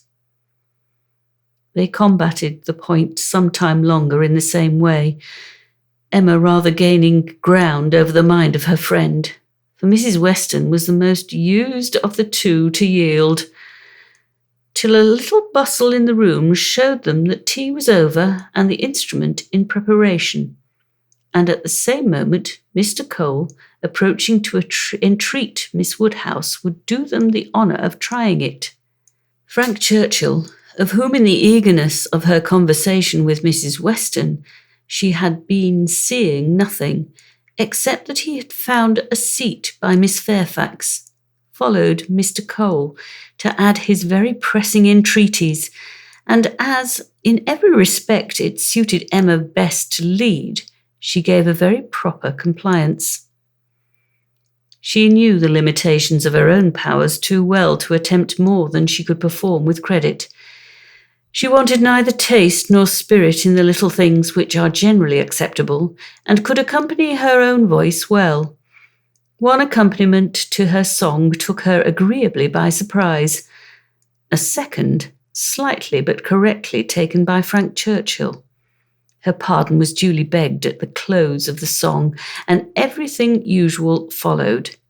He was accused of having a delightful voice and a perfect knowledge of music, which was properly denied, and then he knew nothing of the matter and had no voice at all, roundly asserted. They sang together once more, and Emma would then resign her place to Miss Fairfax, whose performance, both vocal and instrumental, she never could attempt to conceal from herself, was infinitely superior to her own. With mixed feelings, she seated herself at a little distance from the numbers around the instrument to listen. Frank Churchill sang again. They had sung together once or twice, it appeared, at Weymouth. But the sight of Mr. Knightley among the most attentive soon drew away half Emma's mind, and she fell into a train of thinking on the subject of Mrs. Weston's suspicions, to which the sweet sounds of the united voices gave only momentary interruptions. Her objections to Mr. Knightley's marrying did not in the least subside. She could see nothing but evil in it. It would be a great disappointment to Mr. John Knightley, consequently to Isabella, a real injury to the children, a most mortifying change, and material loss to them all, a very great deduction from her father's daily comfort, and as to herself, she could not at all endure the idea of Jane Fairfax at Donwell Abbey, and Mrs. Knightley for them all to give way to. No, Mr. Knightley must never marry. Little Henry must remain the heir of Donwell. Presently Mr. Knightley looked back, and came and sat down by her. They talked at first only of the performance. His admiration was certainly very warm. Yet she thought, but for Mrs. Weston, it would not have struck her. As a sort of touchstone, however, she began to speak of his kindness in conveying the aunt and niece, and though his answer was in the spirit of cutting the matter short, she believed it to indicate only his disinclination to dwell on any kindness of his own. "I often feel concern," said she, "that I dare not make our carriage more useful on such occasions. It is not that I am without the wish, but you know how impossible my father would deem it that James should put to for such a purpose." "Quite out of the question, quite out of the question," he replied. "But you must often wish it, I am sure." And he smiled with such seeming pleasure at the conviction that she must proceed another step. "This present from the Campbells," said she, "this pianoforte is very kindly given." "Yes," he replied, and without the smallest apparent embarrassment. But they would have done better had they given her notice of it. Surprises are foolish things. The pleasure is not enhanced, and the inconvenience is often considerable. I should have expected better judgment in Colonel Campbell. From that moment, Emma could have taken her oath that Mr. Knightley had no concern in giving the instrument, but whether he were entirely free from peculiar attachment, whether there were no actual preference, remained a little longer doubtful. Towards the end of Jane's second song, her voice grew thick. "That will do," he said, when it was finished, thinking aloud. "You have sung quite long enough for one evening. Now be quiet." Another song, however, was soon begged for. One more. They would not fatigue Miss Fairfax on any account, and would only ask for one more. And Frank Churchill was heard to say, "I think you could manage this without effort. The first part is so very trifling. The strength of the song falls on the second." Mr. Knightley grew angry. "That fellow," said he indignantly, "thinks of nothing but showing off his own voice. This must not be." And touching Miss Bates, who at that moment passed near, "Miss Bates, are you mad to let your niece sing herself hoarse in this manner? Go and interfere. They have no mercy on her." Miss Bates, in her real anxiety for Jane, could hardly stay even to be grateful before she stepped forward and put an end to all farther singing. Here ceased the concert part of the evening, for Miss Woodhouse and Miss Fairfax were the only young lady performers. But soon, within 5 minutes, the proposal of dancing, originating nobody exactly knew where, was so effectually promoted by Mr. and Mrs. Cole that everything was rapidly clearing away to give proper space. Mrs. Weston, capital in her country dances, was seated and beginning an irresistible waltz, and Frank Churchill, coming up with most becoming gallantry to Emma, had secured her hand and led her up to the top. While waiting till the other young people could pair themselves off, Emma found time, in spite of the compliments she was receiving on her voice and her taste, to look about and see what became of Mr. Knightley. This would be a trial. He was no dancer in general. If he were to be very alert in engaging Jane Fairfax now, it might augur something. There was no immediate appearance. No, he was talking to Mrs. Cole. He was looking on unconcerned. Jane was asked by somebody else, and he was still talking to Mrs. Cole. Emma had no longer an alarm for Henry. His interest was yet safe, and she led off the dance with genuine spirit and enjoyment. Not more than 5 people could be mustered, but the rarity and the suddenness of it made it very delightful, and she found herself well matched in a partner. They were a couple worth looking at. 2 dances, unfortunately, were all that could be allowed. It was growing late, and Miss Bates became anxious to get home, on her mother's account. After some attempts, therefore, to be permitted to begin again, they were obliged to thank Mrs. Weston, look sorrowful, and have done. "Perhaps it is as well," said Frank Churchill as he attended Emma to her carriage. "I must have asked Miss Fairfax, and her languid dancing would not have agreed with me after yours." Chapter 9. Emma did not repent her condescension in going to the Coles. The visit afforded her many pleasant recollections the next day, and all that she might be supposed to have lost on the side of dignified seclusion must be amply repaid in the splendour of popularity. She must have delighted the Coles, worthy people, who deserved to be made happy, and left a name behind her that would not soon die away. Perfect happiness in every memory is not common, and there were 2 points on which she was not quite easy. She doubted whether she had not transgressed the duty of woman by woman in betraying her suspicions of Jane Fairfax's feelings to Frank Churchill.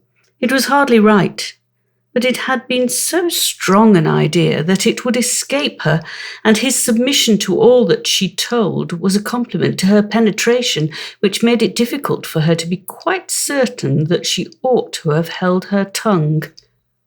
The other circumstance of regret related also to Jane Fairfax, and there she had no doubt. She did unfeignedly and unequivocally regret the inferiority of her own playing and singing.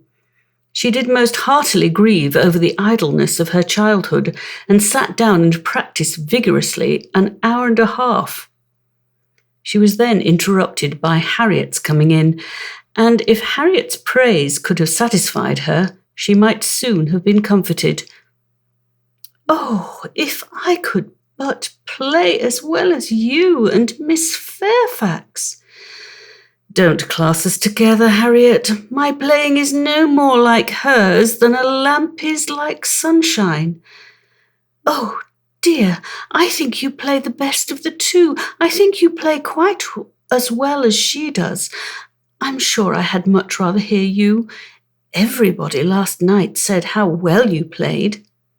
"Those who know anything about it must have felt the difference. The truth is, Harriet, that my playing is just good enough to be praised, but Jane Fairfax's is much beyond it." "Well, I shall always think that you play quite as well as she does, or that if there is any difference, nobody would ever find it out. Mr. Cole said how much taste you had, and Mr. Frank Churchill talked a great deal about your taste, and that he valued taste much more than execution." "Ah, but Jane Fairfax has them both, Harriet." "Are you sure? I saw she had execution, but I did not know she had any taste. Nobody talked about it, and I hate Italian singing. There is no understanding a word of it. Besides, if she does play so very well, you know, it is no more than she is obliged to do, because she will have to teach. The Coxes were wondering last night whether she would get into any great family. How did you think the Coxes looked?" "Just as they always do. Very vulgar." "They told me something," said Harriet rather hesitatingly, "but it is nothing of any consequence." Emma was obliged to ask what they had told her, though fearful of its producing Mr. Elton. "They told me that Mr. Martin dined with them last Saturday." "Oh!" "He came to their father upon some business, and he asked him to stay to dinner." "Oh!" "They talked a great deal about him, especially Anne Cox. I do not know what she meant, but she asked me if I thought I should go and stay there again next summer." She meant to be impertinently curious, just as much as an Anne Cox should be. "She said she was very agreeable the day he dined there. He sat by her at dinner. Miss Nash thinks either of the Coxes would be very glad to marry him." "Very likely. I think they are, without exception, the most vulgar girls in Highbury." Harriet had business at Ford's. Emma thought it most prudent to go with her. Another accidental meeting with the Martins was possible, and in her present state would be dangerous.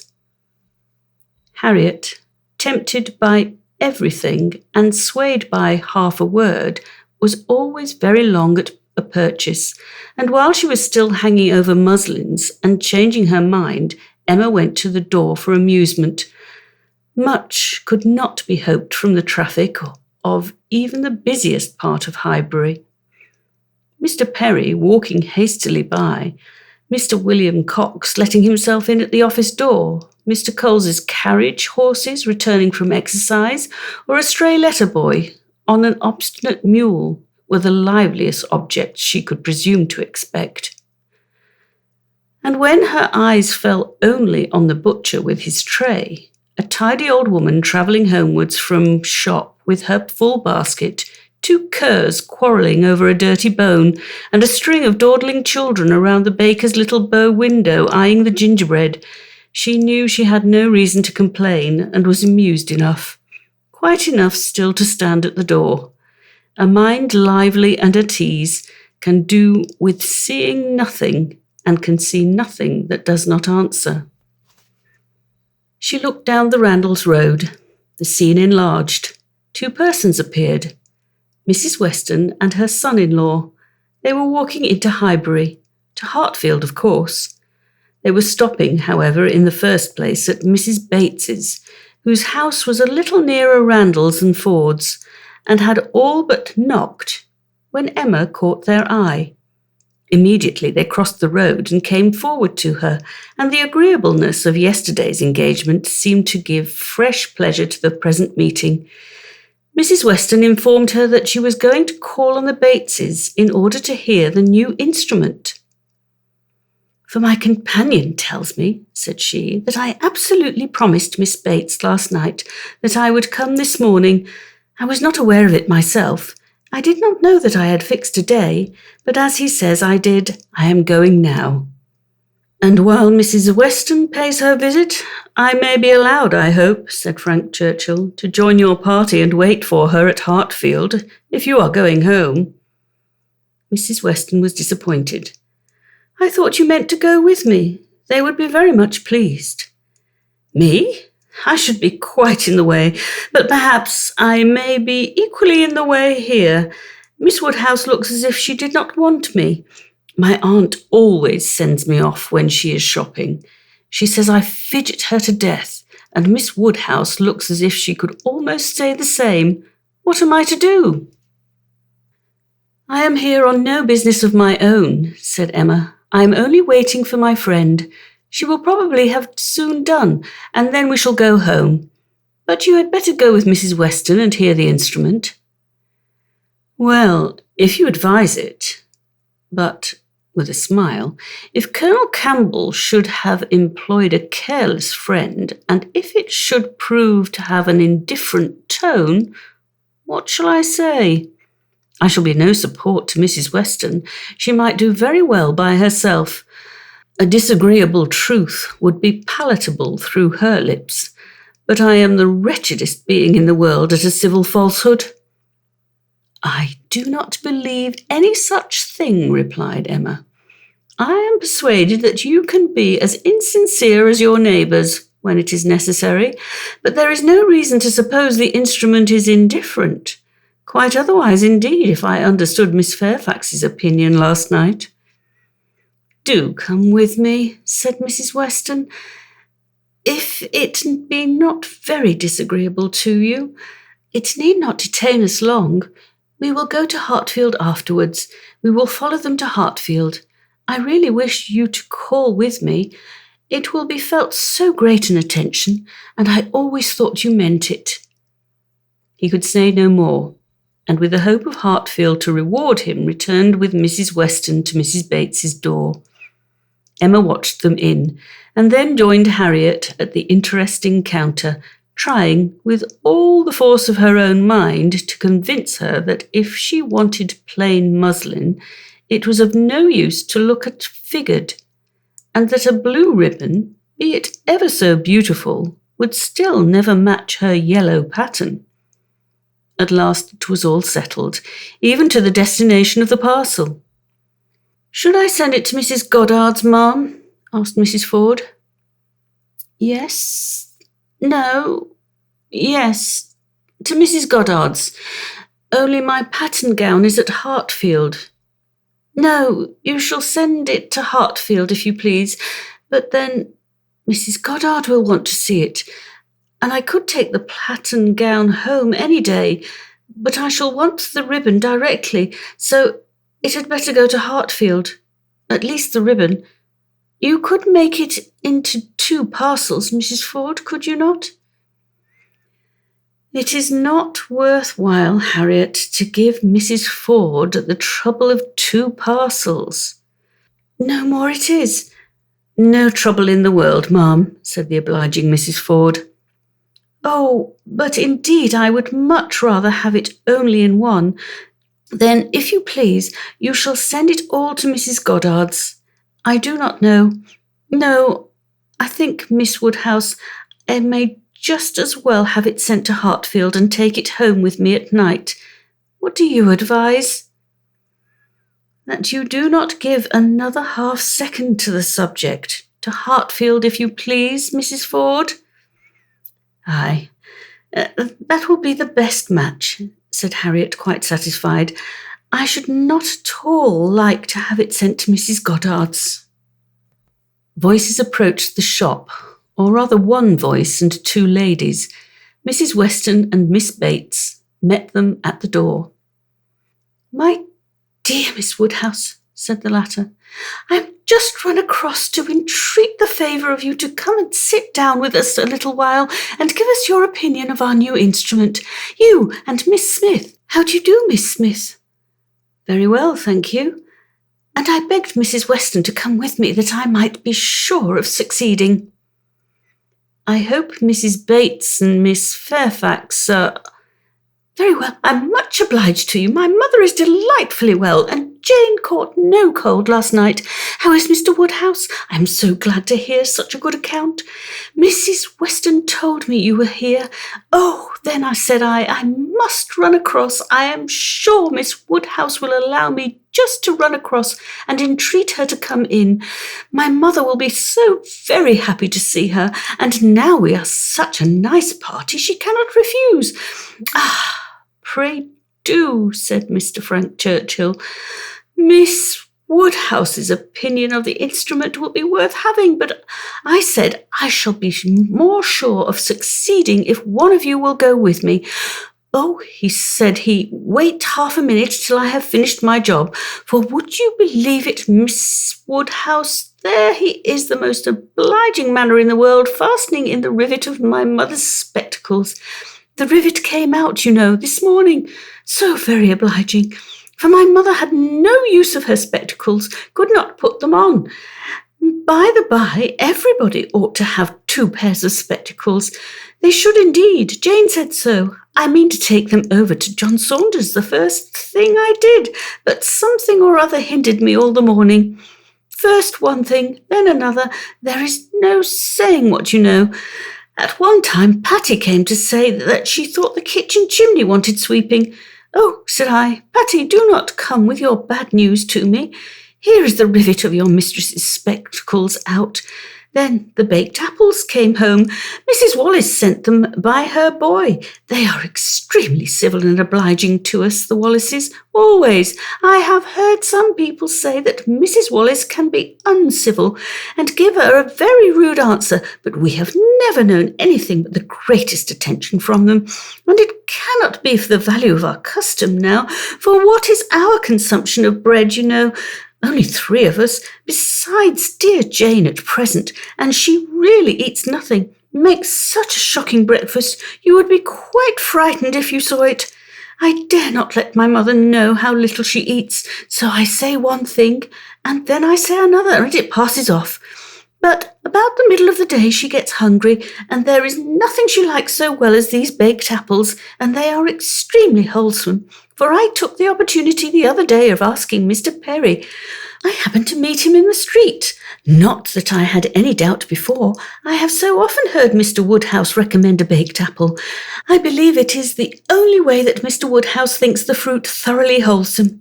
We have apple dumplings, however, very often. Patty makes an excellent apple dumpling. Well, Mrs. Weston, you have prevailed, I hope, and these ladies will oblige us. Emma would be very happy to wait on Mrs. Bates, etc., and they did at last move out of the shop with no further delay from Miss Bates than, How do you do, Mrs. Ford? I beg your pardon, I did not see you before. I hear you have a charming collection of new ribbons from town. Jane came back delighted yesterday. Thank ye, the gloves do very well, only a little too large about the wrist, but Jane is taking them in. What was I talking of? Said she, beginning again when they were all in the street. Emma wondered on what, of all the medley, she would fix. I declare I cannot recollect what I was talking of. Oh, my mother's spectacles. So very obliging of Mr. Frank Churchill. Oh, said he, I do not think I can fasten the rivet.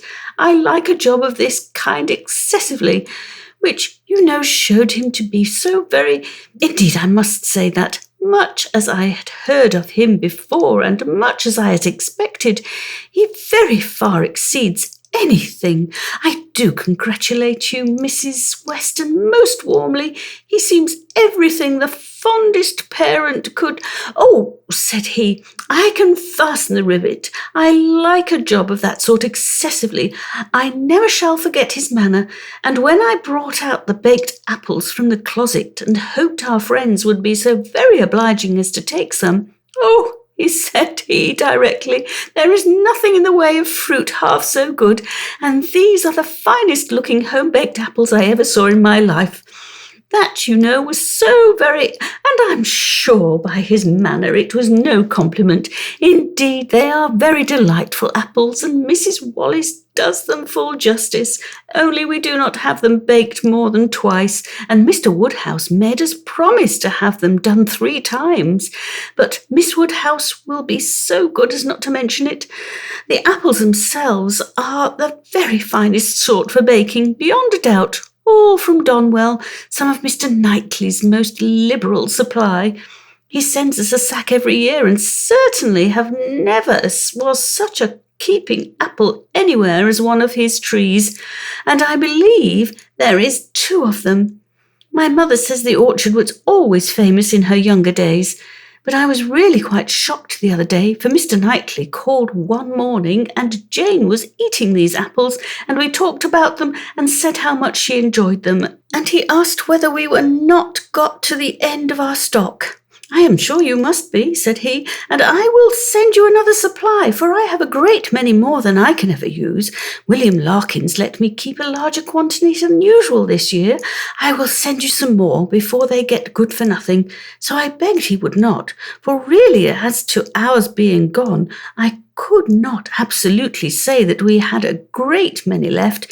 It was but 6 indeed, but they should be all kept for Jane, and I could not at all bear that he should be sending us more, so liberal as he has been already. And Jane said the same, and when he was gone she almost quarrelled with me. No, I should not say quarrelled, for we never had a quarrel in our lives, but she was quite distressed that I had owned the apples were so nearly gone. She wished I had made him believe we had a great many left.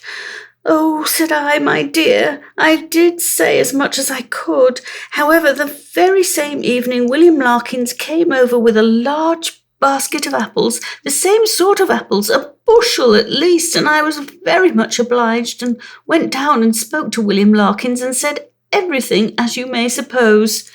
William Larkins is such an old acquaintance. I am always glad to see him. But however, I found afterwards from Patty that William said it was all the apples of that sort his master had. He had brought them all, and now his master had not one left to bake or boil. William did not seem to mind it himself. He was so pleased to think his master had sold so many, for William, you know, thinks more of his master's profit than anything. But Mrs. Hodges, he said, was quite displeased at their being all sent away. She could not bear that her master should not be able to have another apple tart this spring. He told Patty this, but bid her not to mind it, and be sure not to say anything to us about it, for Mrs. Hodges would be cross sometimes, and as long as so many sacks were sold, it did not signify who ate the remainder. And so Patty told me, and I was excessively shocked indeed. I would not have Mr. Knightley know anything about it for the world. He would be so very— I wanted to keep it from Jane's knowledge, but unluckily I had mentioned it before I was aware. Miss Bates had just done as Patty opened the door, and her visitors walked upstairs without having any regular narration to attend to, pursued only by the sounds of her desultory good will. Pray take care, Mrs. Weston. There is a step at the turning. Pray take care, Miss Woodhouse. Ours is rather a dark staircase, rather darker and narrower than one could wish. Miss Smith, pray take care. Miss Woodhouse, I am quite concerned. I am sure you hit your foot. Miss Smith, the step at the turning. Chapter 10. The appearance of the little sitting-room as they entered was tranquillity itself. Mrs. Bates, deprived of her usual employment, slumbering on one side of the fire, Frank Churchill at a table near her, most deedily occupied about her spectacles, and Jane Fairfax standing with her back to them, intent on her pianoforte. Busy as he was, however, the young man was yet able to show a most happy countenance on seeing Emma again. "This is a pleasure," said he in rather a low voice, "coming at least 10 minutes earlier than I had calculated. You find me trying to be useful. Tell me if you think I shall succeed." "What?" said Mrs. Weston.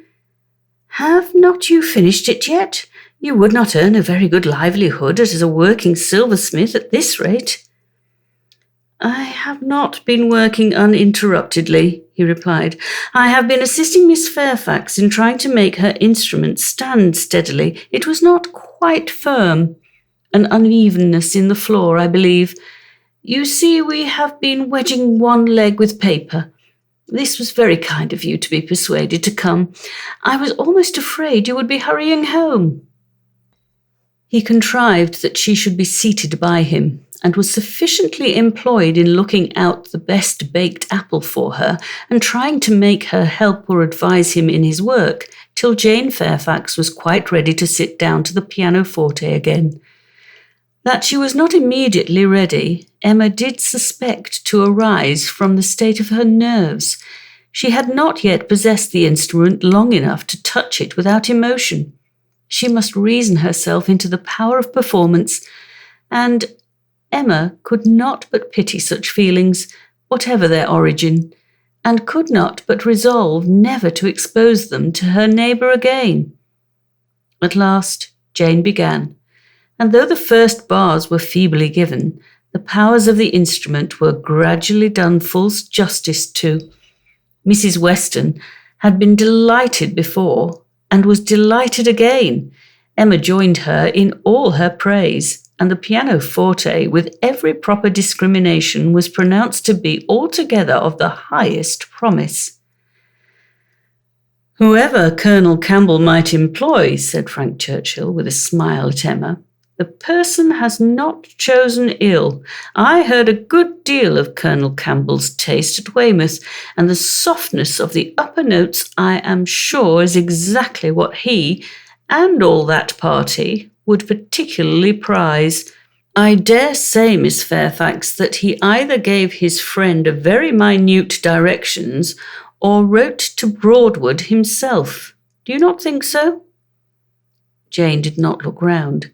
She was not obliged to hear. Mrs. Weston had been speaking to her at the same moment. "It is not fair," said Emma in a whisper. "Mine was a random guess. Do not distress her." He shook his head with a smile, and looked as if he had very little doubt and very little mercy. Soon afterwards he began again. "How much your friends in Ireland must be enjoying your pleasure on this occasion, Miss Fairfax. I dare say they often think of you, and wonder which will be the day, the precise day of the instrument's coming to hand. Do you imagine Colonel Campbell knows the business to be going forward just at this time? Do you imagine it to be the consequence of an immediate commission from him, or that he may have sent only a general direction, an order indefinite as to time, to depend upon contingencies and conveniences?" He paused. She could not but hear. She could not avoid answering. "Till I have a letter from Colonel Campbell," said she in a voice of forced calmness, "I can imagine nothing with any confidence. It must all be conjecture. Conjecture, aye, sometimes one conjectures right and sometimes one conjectures wrong. I wish I could conjecture how soon I shall make this rivet quite firm. What nonsense one talks, Miss Woodhouse, when hard at work, if one talks at all. Your real workmen, I suppose, hold their tongues, but we gentlemen labourers, if we get hold of a word— Miss Fairfax said something about conjecturing. There, it is done. I have the pleasure, madam, to Mrs. Bates, of restoring your spectacles, healed for the present. He was very warmly thanked both by mother and daughter. To escape a little from the latter, he went to the pianoforte and begged Miss Fairfax, who was still sitting at it, to play something more. "If you are very kind," said he, "it will be one of the waltzes we danced last night. Let me live them over again. You did not enjoy them as I did. You appeared tired the whole time. I believe you are glad we danced no longer, but I would have given worlds, all the worlds one ever has to give, for another half-hour." She played. What felicity it is to hear a tune again which has made one happy. If I mistake not, that was danced at Weymouth. She looked up at him for a moment, coloured deeply, and played something else. He took some music from a chair near the pianoforte and, turning to Emma, said, "Here is something quite new to me. Do you know it? Kramer. And here are a new set of Irish melodies. That, from such a quarter, one might expect. This was all sent with the instrument. Very thoughtful of Colonel Campbell, was it not? He knew Miss Fairfax could have no music here. I honour that part of the attention particularly. It shows it to have been so thoroughly from the heart. Nothing hastily done, nothing incomplete. True affection only could have prompted it." Emma wished he would be less pointed, yet could not help being amused, and when, on glancing her eye towards Jane Fairfax, she caught the remains of a smile, when she saw that, with all the deep blush of consciousness, there had been a smile of secret delight. She had less scruple in the amusement, and much less compunction with respect to her. This amiable, upright, perfect Jane Fairfax was apparently cherishing very reprehensible feelings. He brought all the music to her, and they looked it over together. Emma took the opportunity of whispering, "You speak too plain. She must understand you." "I hope she does. I would have her understand me. I am not in the least ashamed of my meaning. But really I am half ashamed and wish I had never taken up the idea. I'm very glad you did, and that you communicated it to me. I have now a key to all her odd looks and ways. Leave shame to her. If she goes wrong, she ought to feel it. She is not entirely without it, I think. I do not see much sign of it. She is playing Robin Adair at this moment, his favourite." Shortly afterwards, Miss Bates, passing near the window, descried Mr. Knightley on horseback not far off. "Mr. Knightley, I declare. I must speak to him if possible, just to thank him. I will not open the window here. It would give you all cold, but I can go into my mother's room, you know. I dare say he will come in when he knows who is here. Quite delightful to have you all meet so. Our little room so honoured." She was in the adjoining chamber while she still spoke, and opening the casement there, immediately called Mr. Knightley's attention, and every syllable of their conversation was as distinctly heard by the others as if it had passed within the same apartment. "How do you do? How do you do? Very well, I thank you. So obliged to you for the carriage last night. We were just in time, but my mother just ready for us. Pray come in, do come in. You will find some friends here." So began Miss Bates, and Mr. Knightley seemed determined to be heard in his turn, for most resolutely and commandingly did he say, "How is your niece, Miss Bates? I want to inquire after you all, but particularly your niece. How is Miss Fairfax? I hope she caught no cold last night. How is she today? Tell me how Miss Fairfax is." And Miss Bates was obliged to give a direct answer before he would hear her in anything else. The listeners were amused, and Mrs. Weston gave Emma a look of particular meaning. But Emma still shook her head in steady scepticism. "So obliged to you, so very much obliged to you for the carriage," resumed Miss Bates. He cut her short with, "I am going to Kingston. Can I do anything for you?" "Oh, dear, Kingston, are you? Mrs. Cole was saying the other day she wanted something from Kingston." "Mrs. Cole has servants to send. Can I do anything for you?" "No, thank you, but I do come in. Who do you think is here? Miss Woodhouse and Miss Smith, so kind as to call to hear the new pianoforte. Do put up your horse at the Crown and come in." "Well," said he in a deliberating manner, "for 5 minutes, perhaps." "And here is Mrs. Weston and Mr. Frank Churchill, too. Quite delightful, so many friends."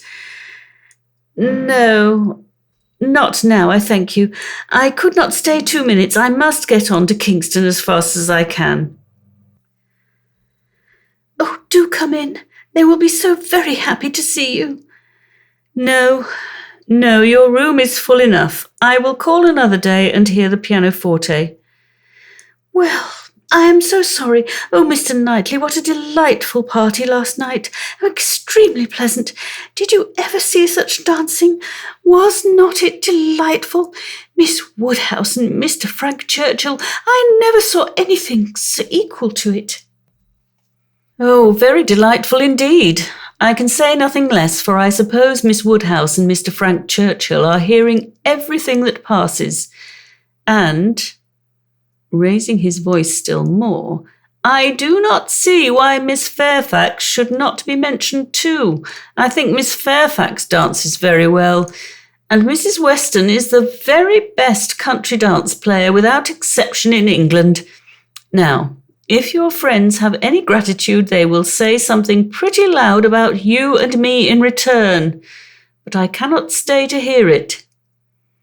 "Oh, Mr. Knightley, one moment more, something of consequence. So shocked. Jane and I are both so shocked about the apples." "What is the matter now?" "To think of you sending us all your store apples. You said you had a great many, and now you have not one left. We really are so shocked. Mrs. Hodges may well be angry.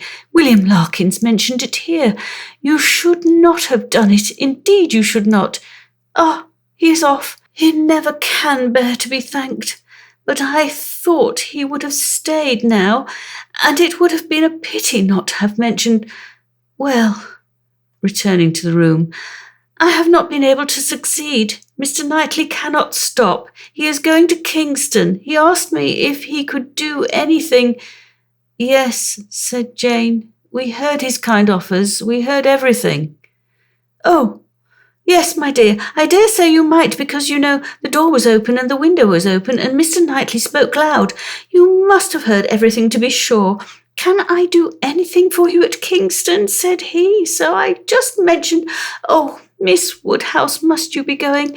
You seem but just come. So very obliging of you.'" Emma found it really time to be at home. The visit had already lasted long, and on examining watches, so much of the morning was perceived to be gone, that Mrs. Weston and her companion, taking leave also, could allow themselves only to walk with the two young ladies to Hartfield gates before they set off for Randalls. Chapter 11.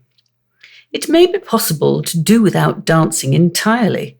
Instances have been known of young people passing many, many months successively without being at any ball of any description, and no material injury accrue either to body or mind. But when a beginning is made, when the felicities of rapid motion have once been, though slightly, felt, it must be a very heavy set that does not ask for more. Frank Churchill had danced once at Highbury, and longed to dance again, and the last half-hour of an evening which Mr. Woodhouse was persuaded to spend with his daughter at Randalls was passed by the two young people in schemes on the subject.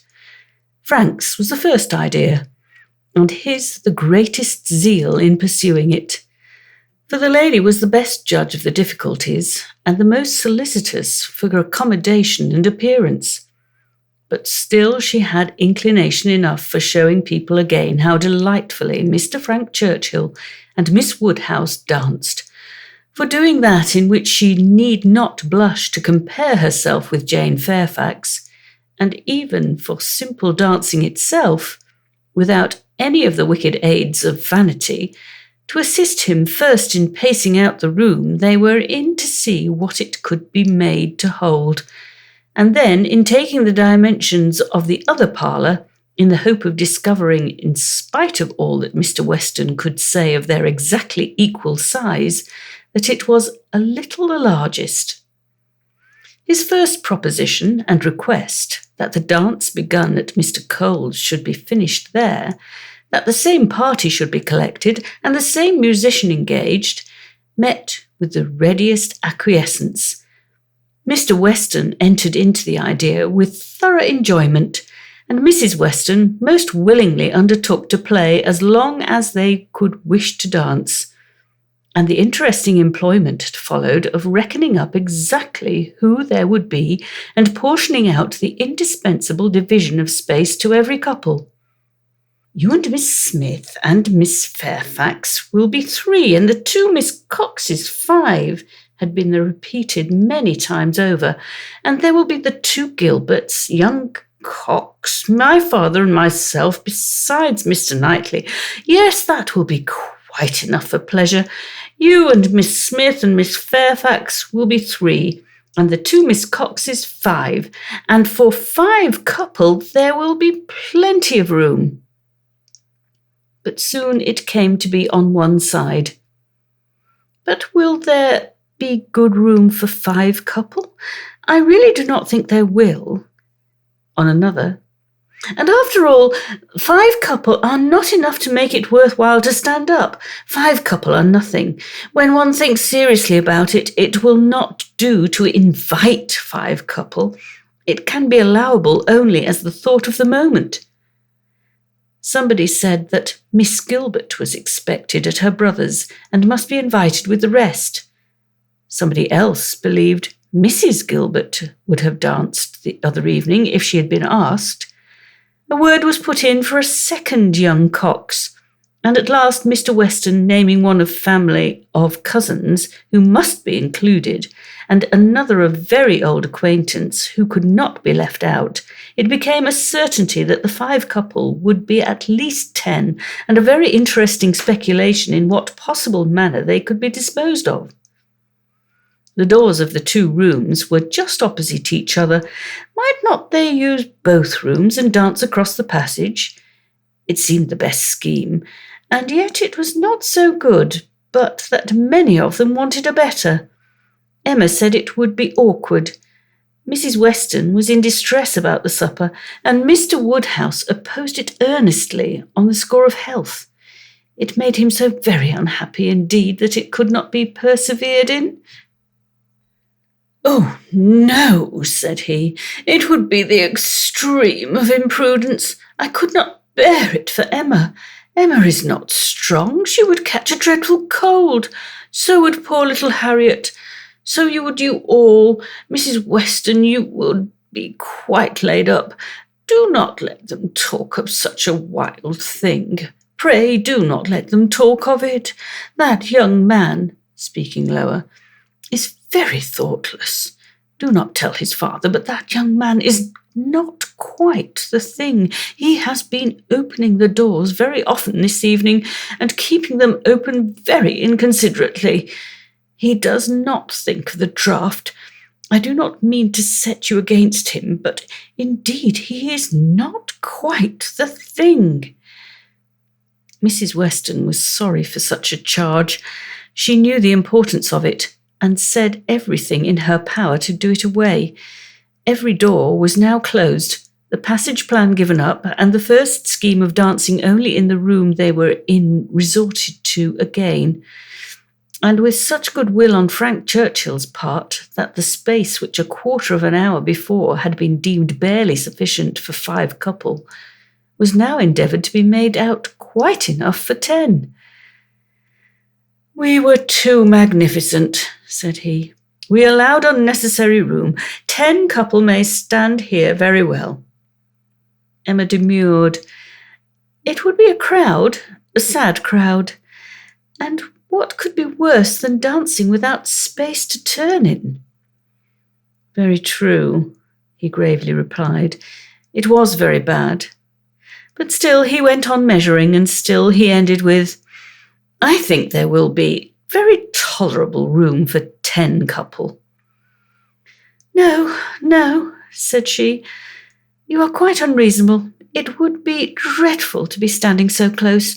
Nothing can be further from pleasure than to be dancing in a crowd, and a crowd in a little room." "There is no denying it," he replied. "I agree with you exactly. A crowd in a little room. Miss Woodhouse, you have the art of giving pictures in a very few words. Exquisite, quite exquisite. Still, however, having proceeded so far, one is unwilling to give the matter up. It would be a disappointment to my father, and altogether, I do not know that. I am rather of the opinion that 10 couple might stand here very well." Emma perceived that the nature of his gallantry was a little self-willed, and that he would rather oppose than lose the pleasure of dancing with her, but she took the compliment and forgave the rest. Had she intended ever to marry him, it might have been worth while to pause and consider, and try to understand the value of his preference, and the character of his temper. But for all the purposes of their acquaintance, he was quite amiable enough. Before the middle of the next day, he was at Hartfield, and he entered the room with such an agreeable smile as certified the continuance of the scheme.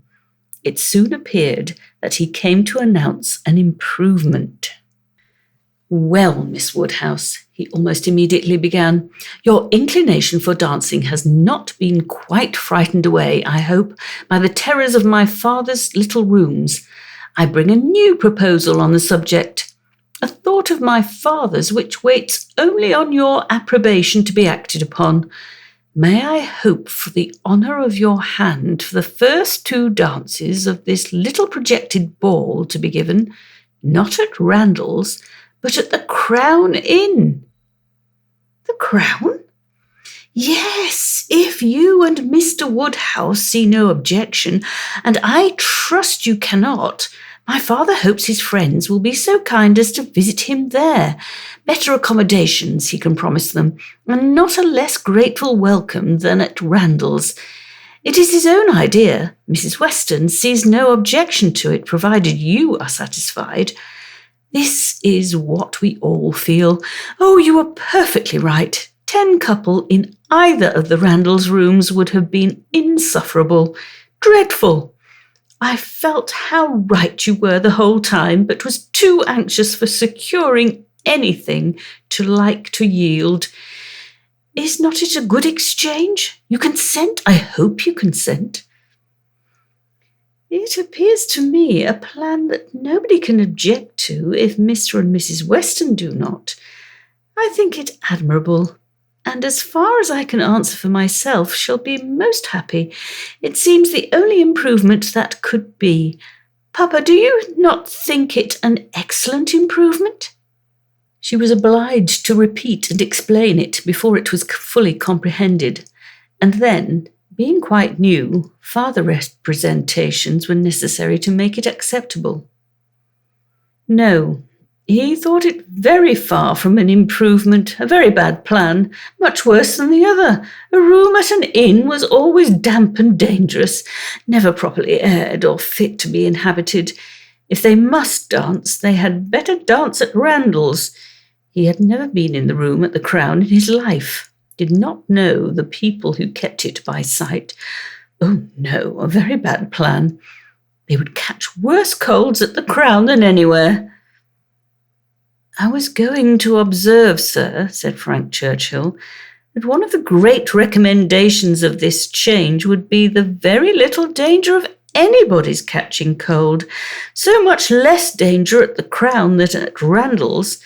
Mr. Perry might have reason to regret the alteration, but nobody else could. Sir, said Mr. Woodhouse rather warmly, you are very much mistaken if you suppose Mr. Perry to be that sort of character. Mr. Perry is extremely concerned when any of us are ill, but I do not understand how the room at the Crown can be safer for you than your father's house.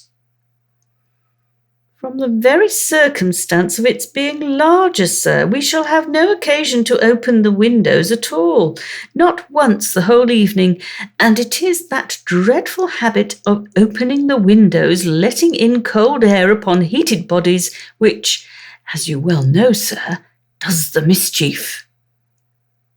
Open the windows? But surely, Mr. Churchill, nobody would think of opening the windows at Randalls. Nobody could be so imprudent. I never heard of such a thing. Dancing with open windows? I am sure neither your father nor Mrs. Weston, poor Miss Taylor that was, would suffer it. Ah, but, sir, but a thoughtless young person will sometimes step behind a window curtain and throw up a sash without its being suspected. I have often known it done myself. Have you, sir, indeed? Bless me, I never could have supposed it, but I live out of the world and am often astonished at what I hear. However, this does make a difference, and perhaps when we come to talk it over, but these sort of things require a good deal of consideration. One cannot resolve upon them in a hurry. If Mr. and Mrs. Weston will be so obliging as to call here one morning, we may talk it over and see what can be done. But unfortunately, sir, my time is so limited. Oh, interrupted Emma, there will be plenty of time for talking everything over. There is no hurry at all. If it can be contrived to be at the Crown, Papa, it will be very convenient for the horses. They will be so near their own stable. So they will, my dear. That is a great thing. Not that James ever complains, but it is right to spare our horses when we can. If I could be sure of the rooms being thoroughly aired. But is Mrs. Stokes to be trusted? I doubt it. I do not know her, even by sight. I can answer for everything of that nature, sir, because it will be under Mrs. Weston's care. Mrs. Weston undertakes to direct the whole. There, Papa. Now you must be satisfied. Our own dear Mrs. Weston, who is carefulness itself. Do not you remember what Mr. Perry said so many years ago when I had the measles? If Miss Taylor undertakes to wrap Miss Emma up, you need not have any fears, sir. How often have I heard you speak of it as such a compliment to her? Aye, very true. Mr. Perry did say so.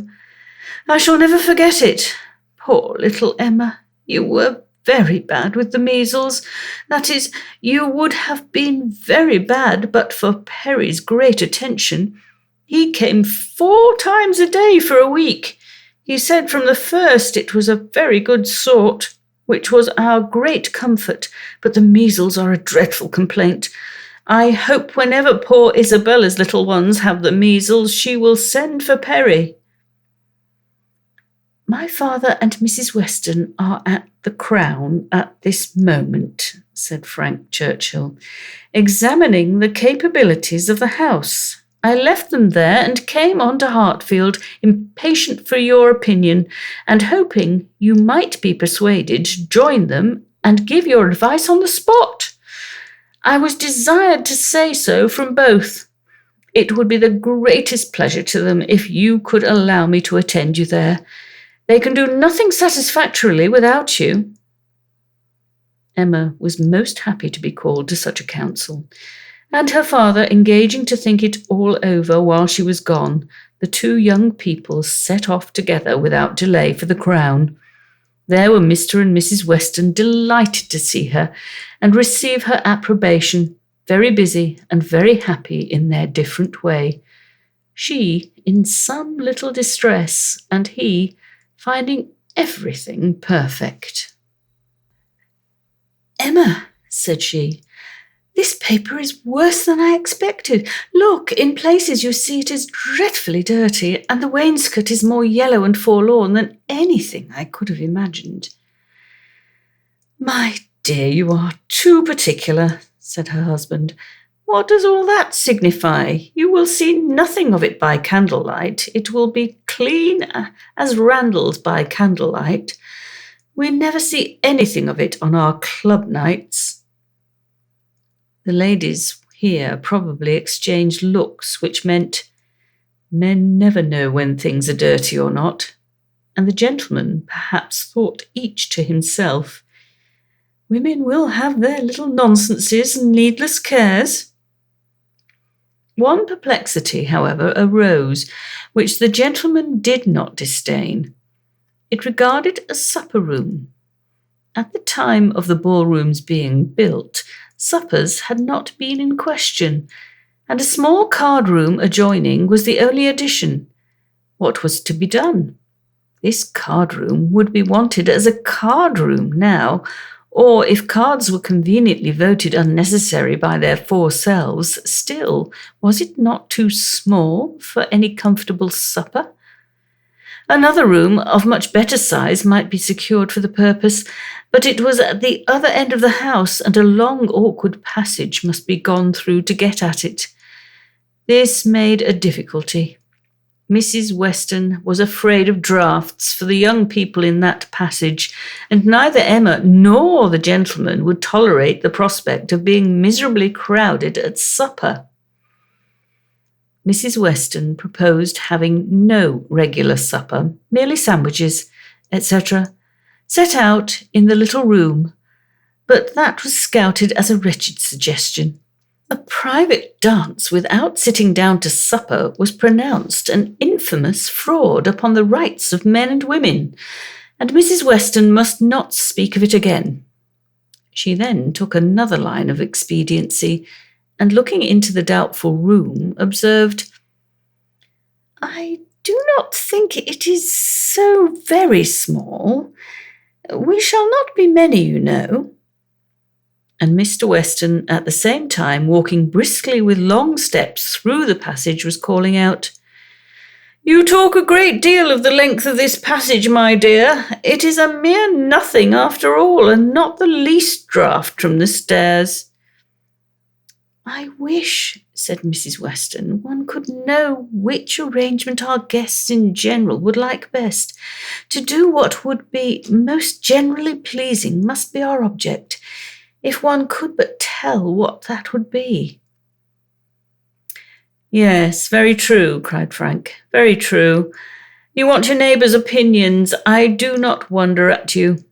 If one could ascertain what the chief of them, the Coles, for instance, they are not far off. Shall I call upon them, or Miss Bates? She is still nearer, and I do not know whether Miss Bates is not as likely to understand the inclinations of the rest of the people as anybody.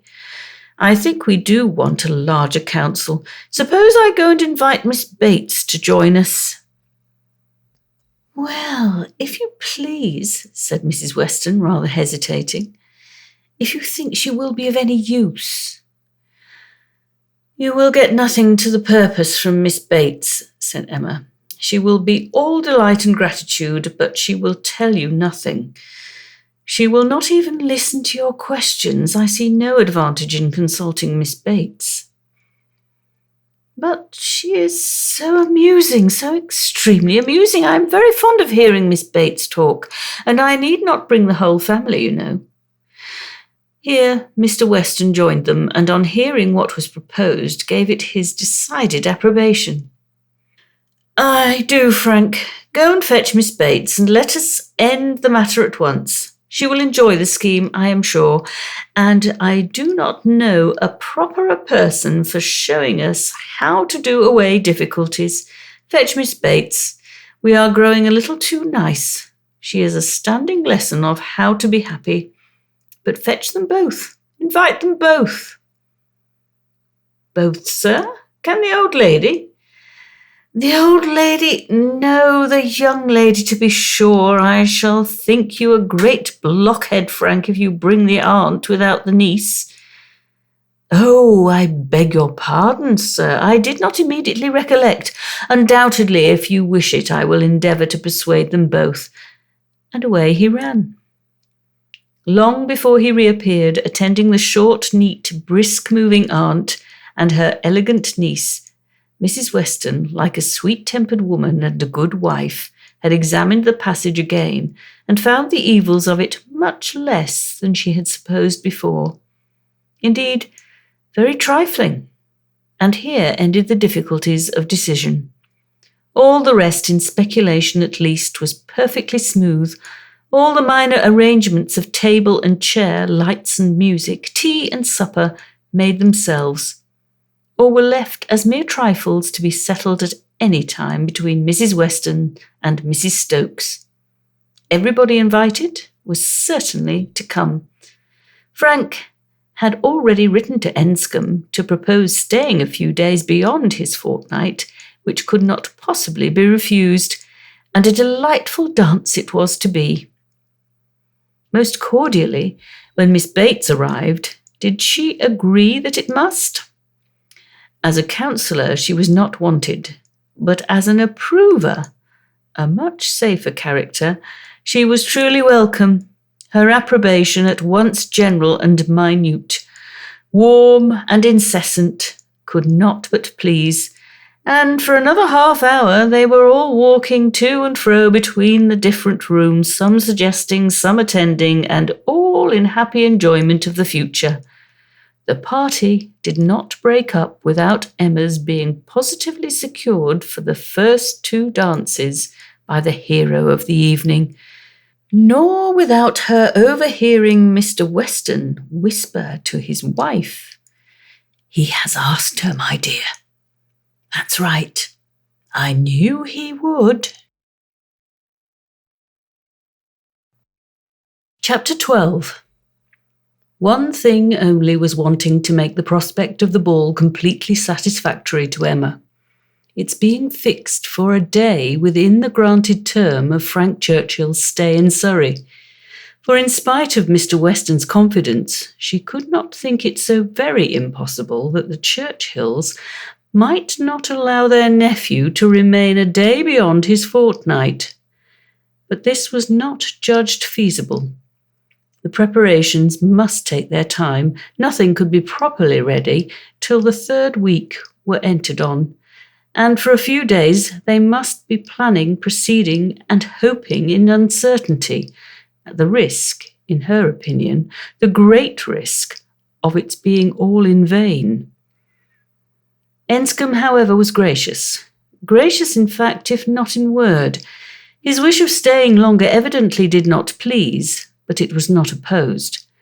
All was safe and prosperous, and as the removal of one solicitude generally makes way for another, Emma, being now certain of her ball, began to adopt as the next vexation Mr. Knightley's provoking indifference about it, either because he did not dance himself, or because the plan had been formed without his being consulted.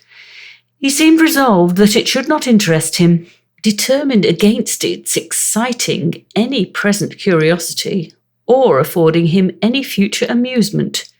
To her voluntary communications, Emma could get no more approving reply than, "Very well, if the Westons think it worthwhile to be at all this trouble for a few hours of noisy entertainment, I have nothing to say against it, but that they shall not choose pleasures for me. Oh, yes, I must be there, I could not refuse, and I will keep as much awake as I can. But I would rather be at home looking over William Larkin's week's accounts. Much rather, I confess. Pleasure in seeing dancing. Not I, indeed. I never look at it. I do not know who does. Fine dancing, I believe, like virtue, must be its own reward. Those who are standing by are usually thinking of something very different." This, Emma felt, was aimed at her, and it made her quite angry. It was not in compliment to Jane Fairfax, however, that he was so indifferent or so indignant. He was not guided by her feelings in reprobating the ball, for she enjoyed the thought of it to an extraordinary degree. It made her animated, open-hearted. She voluntarily said, "Oh, Miss Woodhouse, I hope nothing may happen to prevent the ball. What a disappointment it would be. I do look forward to it, I own, with very great pleasure." It was not to oblige Jane Fairfax, therefore, that he would have preferred the society of William Larkins. No. She was more and more convinced that Mrs. Weston was quite mistaken in that surmise. There was a great deal of friendly and of compassionate attachment on his side, but no love. Alas, there was soon no leisure for quarrelling with Mr. Knightley. 2 days of joyful security were immediately followed by the overthrow of everything. A letter arrived from Mr. Churchill to urge his nephew's instant return. Mrs. Churchill was unwell, far too unwell to do without him. She had been in a very suffering state, so said her husband, when writing to her nephew 2 days before, though from her usual unwillingness to give pain and constant habit of never thinking of herself, she had not mentioned it. But now she was too ill to trifle, and must entreat him to set off for the Enscombe without delay. The substance of this letter was forwarded to Emma, in a note from Mrs. Weston instantly. As to his going, it was inevitable. He must be gone within a few hours, though without feeling any real harm for his aunt, to lessen his repugnance. He knew her illnesses. They never occurred but for her own convenience. Mrs. Weston added that he could only allow himself time to hurry to Highbury and after breakfast and take leave of the few friends there whom he could suppose to feel any interest in him, and that he might be expected at Hartfield very soon. This wretched note was the finale of Emma's breakfast. When once it had been read, there was no doing anything but lament and exclaim, "The loss of the ball, the loss of the young man, and all that the young man might be feeling. It was too wretched. Such a delightful evening as it would have been. Everybody so happy, and she and her partner the happiest. I said it would be so," was the only consolation. Her father's feelings were quite distinct. He thought principally of Mrs. Churchill's illness, and wanted to know how she was treated, and as for the ball, it was shocking to have dear Emma disappointed, but they would all be safer at home. Emma was ready for her visitor some time before he appeared, but if this reflected at all upon his impatience, his sorrowful look and total want of spirits when he did come might redeem him. He felt the going away almost too much to speak of it. His dejection was most evident. He sat really lost in thought for the first few minutes, and when rousing himself, it was only to say, "Of all the horrid things, leave-taking is the worst." "But you will come again," said Emma. "This will not be your only visit to Randalls." "Ah, shaking his head. "The uncertainty of when I may be able to return. I shall try for it with a zeal. It will be the object of all my thoughts and cares, and if my uncle and aunt go to town this spring, but I'm afraid they did not stir last spring, I'm afraid it is a custom gone forever. Our poor ball must be quite given up." "Ah, that ball! Why did we wait for anything? Why not seize the pleasure at once? How often is happiness destroyed by preparation? Foolish preparation! You told us it would be so. Oh, Miss Woodhouse, why are you always so right?" "Indeed, I am very sorry to be right in this instance. I would much rather have been merry than wise." "If I can come again, we are still to have our ball. My father depends on it. Do not forget your engagement." Emma looked graciously. "Such a fortnight as it has been," he continued, "every day more precious and more delightful than the day before, every day making me less fit to bear any other place. Happy those who can remain at Highbury." "As you do us such ample justice now," said Emma, laughing, "I will venture to ask whether you did not come a little doubtfully at first. Do not we rather surpass your expectations? I am sure we do. I am sure you did not much expect to like us. You would not have been so long in coming if you had had a pleasant idea of Highbury." He laughed rather consciously, and though denying the sentiment, Emma was convinced that it had been so. "And you must be off this very morning?" "Yes, my father is to join me here. We shall walk back together, and I must be off immediately. I am almost afraid that every moment will bring him." "Not 5 minutes to spare even for your friends, Miss Fairfax and Miss Bates? How unlucky. Miss Bates's powerful argumentative mind might have strengthened yours." "Yes, I have called there, passing the door. I thought it better. It was a right thing to do.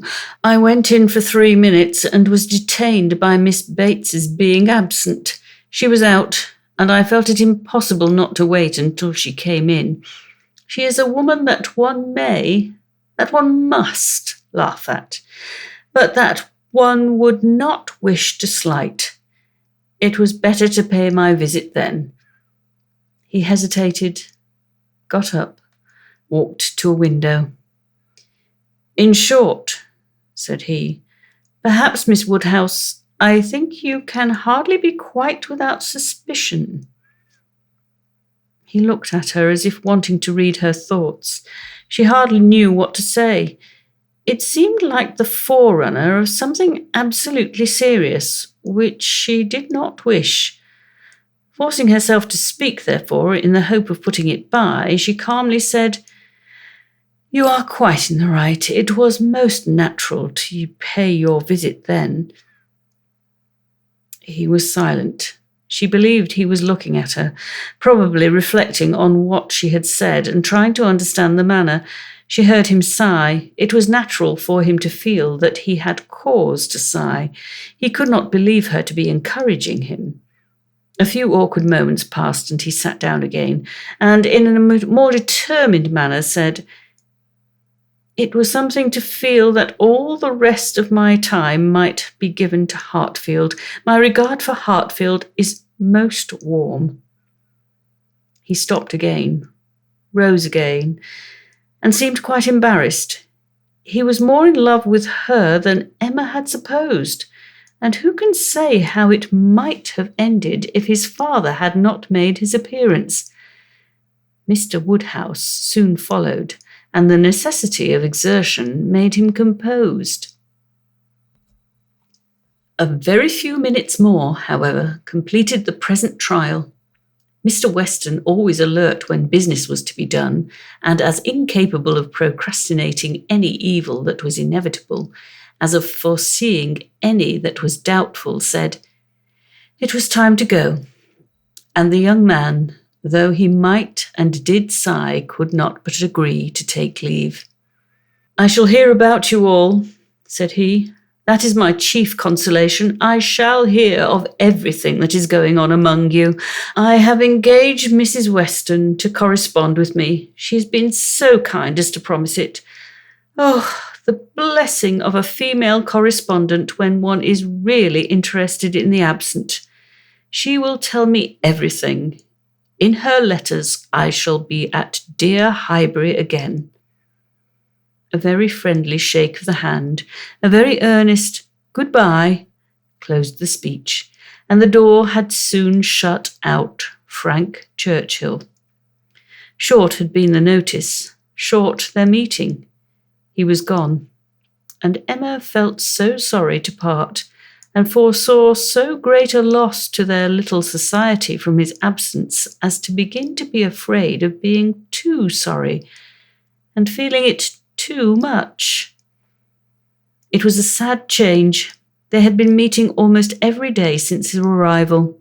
Certainly his being at Randalls had given great spirit to the last 2 weeks. Indescribable spirit. The idea, the expectation of seeing him which every morning had brought, the assurance of his attentions, his liveliness, his manners. It had been a very happy fortnight, and forlorn must be the sinking from it into the common course of Hartfield days. To complete every other recommendation, he had almost told her that he loved her. What strength or what constancy of affection he might be subject to was another point. But at present she could not doubt his having a decidedly warm admiration, a conscious preference of herself, and this persuasion, joined to all the rest, made her think that she must be a little in love with him, in spite of every previous determination against it. "I certainly must," said she. "This sensation of listlessness, weariness, stupidity, this disinclination to sit down and employ myself, this feeling of everything's being dull and insipid about the house. I must be in love. I should be the oddest creature in the world if I were not, for a few weeks at least. Well, evil to some is always good to others. I shall have many fellow mourners for the ball, if not for Frank Churchill. But Mr. Knightley will be happy. He may spend the evening with his dear William Larkins now, if he likes." Mr. Knightley, however, showed no triumphant happiness. He could not say that he was sorry on his own account. His very cheerful look would have contradicted him if he had, but he said, and very steadily, that he was sorry for the disappointment of the others, and with considerable kindness added, "You, Emma, who have so few opportunities of dancing, you are really out of luck. You are very much out of luck." It was some days before she saw Jane Fairfax, to judge of her honest regret in this woeful change, but when they did meet, her composure was odious. She had been particularly unwell, however, suffering from headache to a degree which made her aunt declare that had the ball taken place, she did not think Jane could have attended it, and it was charity to impute some of her unbecoming indifference to the languor of ill health. Chapter 13. Emma continued to entertain no doubt of her being in love.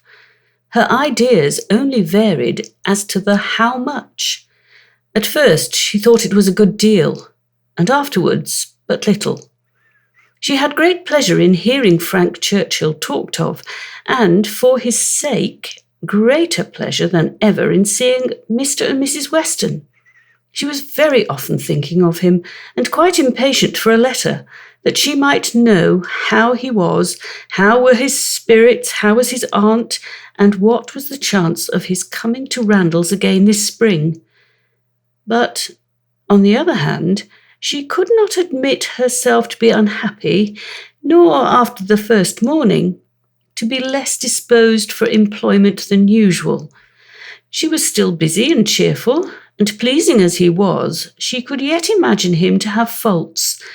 And father, though thinking of him so much, and as she sat drawing or working, forming 1,000 amusing schemes for the progress and close of their attachment, fancying interesting dialogues and inventing elegant letters. The conclusion of every imaginary declaration on his side was that she refused him. Their affection was always to subside into friendship. Everything tender and charming was to mark their parting, but still they were to part. When she became sensible of this, it struck her that she could not be very much in love, for in spite of her previous and fixed determination never to quit her father, never to marry, a strong attachment certainly must produce more of a struggle than she could foresee in her own feelings. I do not find myself making any use of the word sacrifice, said she. In not one of all my clever replies, my delicate negatives, is there any allusion to making a sacrifice. I do suspect that he is not really necessary to my happiness. So much the better. I certainly will not persuade myself to feel more than I do. I am quite enough in love. I should be sorry to be more. Upon the whole, she was equally contented with her view of his feelings. He is undoubtedly very much in love. Everything denotes it. Very much in love indeed. And when he comes again, if his affection continue, I must be on my guard not to encourage it. It would be most inexcusable to do otherwise, as my own mind is quite made up. Not that I imagine he can think I have been encouraging him hitherto. No. If he had believed me at all to share his feelings, he would not have been so wretched. Could he have thought himself encouraged, his looks and language at parting would have been different. Still, however, I must be on my guard. This is in the supposition of his attachment continuing what it now is, but I do not know that I expect it will. I do not look upon him to be quite the sort of man. I do not altogether build upon his steadiness or constancy. His feelings are warm, but I can imagine them rather changeable. Every consideration of the subject, in short, makes me thankful that my happiness is not more deeply involved. I shall do very well again after a little while, and then it will be a good thing over. For they say everybody is in love once in their lives, and I shall have been let off easily. When his letter to Mrs. Weston arrived, Emma had the perusal of it, and read it with a degree of pleasure and admiration which made her at first shake her head over her own sensations, and think she had undervalued their strength. It was a long, well-written letter, giving the particulars of his journey and of his feelings, expressing all the affection, gratitude, and respect which was natural and honourable, and describing everything exterior and local that could be supposed attractive with spirit and precision. No suspicious flourishes now of apology or concern. It was the language of real feeling towards Mrs. Weston, and the transition from Highbury to Enscombe. The contrast between the places in some of the first blessings of social life was just enough touched on to show how keenly it was felt, and how much more might have been said but for the restraints of propriety. The charm of her own name was not wanting. Miss Woodhouse appeared more than once, and never without a something of pleasing connection, either a compliment to her taste or a remembrance of what she had said. And in the very last time of its meeting her eye, unadorned as it was by any such broad wreath of gallantry, she yet could discern the effect of her influence and acknowledge the greatest compliment perhaps of all conveyed. Compressed into the very lowest vacant corner were these words: "I had not a spare moment on Tuesday, as you know, for Miss Woodhouse's beautiful little friend. Pray make my excuses and adieus to her." This, Emma could not doubt, was all for herself. Harriet was remembered only from being her friend. His information and prospects as to Enscombe were neither worse nor better than had been anticipated. Mrs. Churchill was recovering, and he dared not yet, even in his own imagination, fix a time for coming to Randalls again. Gratifying, however, and stimulative as was the letter in the material part, its sentiments, she yet found, when it was folded up and returned to Mrs. Weston, that it had not added any lasting warmth, that she could still do without the writer, and that he must learn to do without her. Her intentions were unchanged. Her resolution of refusal only grew more interesting by the addition of a scheme for his subsequent consolation and happiness. His recollection of Harriet, and the words which clothed it, the beautiful little friend, suggested to her the idea of Harriet succeeding her in his affections. Was it impossible? No. Harriet undoubtedly was greatly his inferior in understanding, but he had been very much struck with the loveliness of her face and the warm simplicity of her manner, and all the probabilities of circumstance and connection were in her favour. For Harriet, it would be advantageous and delightful indeed. "I must not dwell upon it," said she. "I must not think of it. I know the danger of indulging such speculations, but stranger things have happened, and when we cease to care for each other as we do now, it will be the means of confirming us in that sort of true disinterested friendship which I can already look forward to with pleasure." It was well to have a comfort in store on Harriet's behalf, though it might be wise to let the fancy touch it seldom, for evil in that quarter was at hand. As Frank Churchill's arrival had succeeded Mr. Elton's engagement in the conversation of Highbury, as the latest interest had entirely borne down the first, so now upon Frank Churchill's disappearance, Mr. Elton's concerns were assuming the most irresistible form. His wedding day was named. He would soon be among them again, Mr. Elton and his bride. There was hardly time to talk over the first letter from Enscombe before Mr. Elton and his bride was in everybody's mouth, and Frank Churchill was forgotten. Emma grew sick at the sound. She had had 3 weeks of happy exemption from Mr. Elton, and Harriet's mind, she had been willing to hope, had been lately gaining strength. With Mr. Weston's ball in view at least, there had been a great deal of insensibility to other things, but it was now too evident that she had not attained such a state of composure as could stand against the actual approach.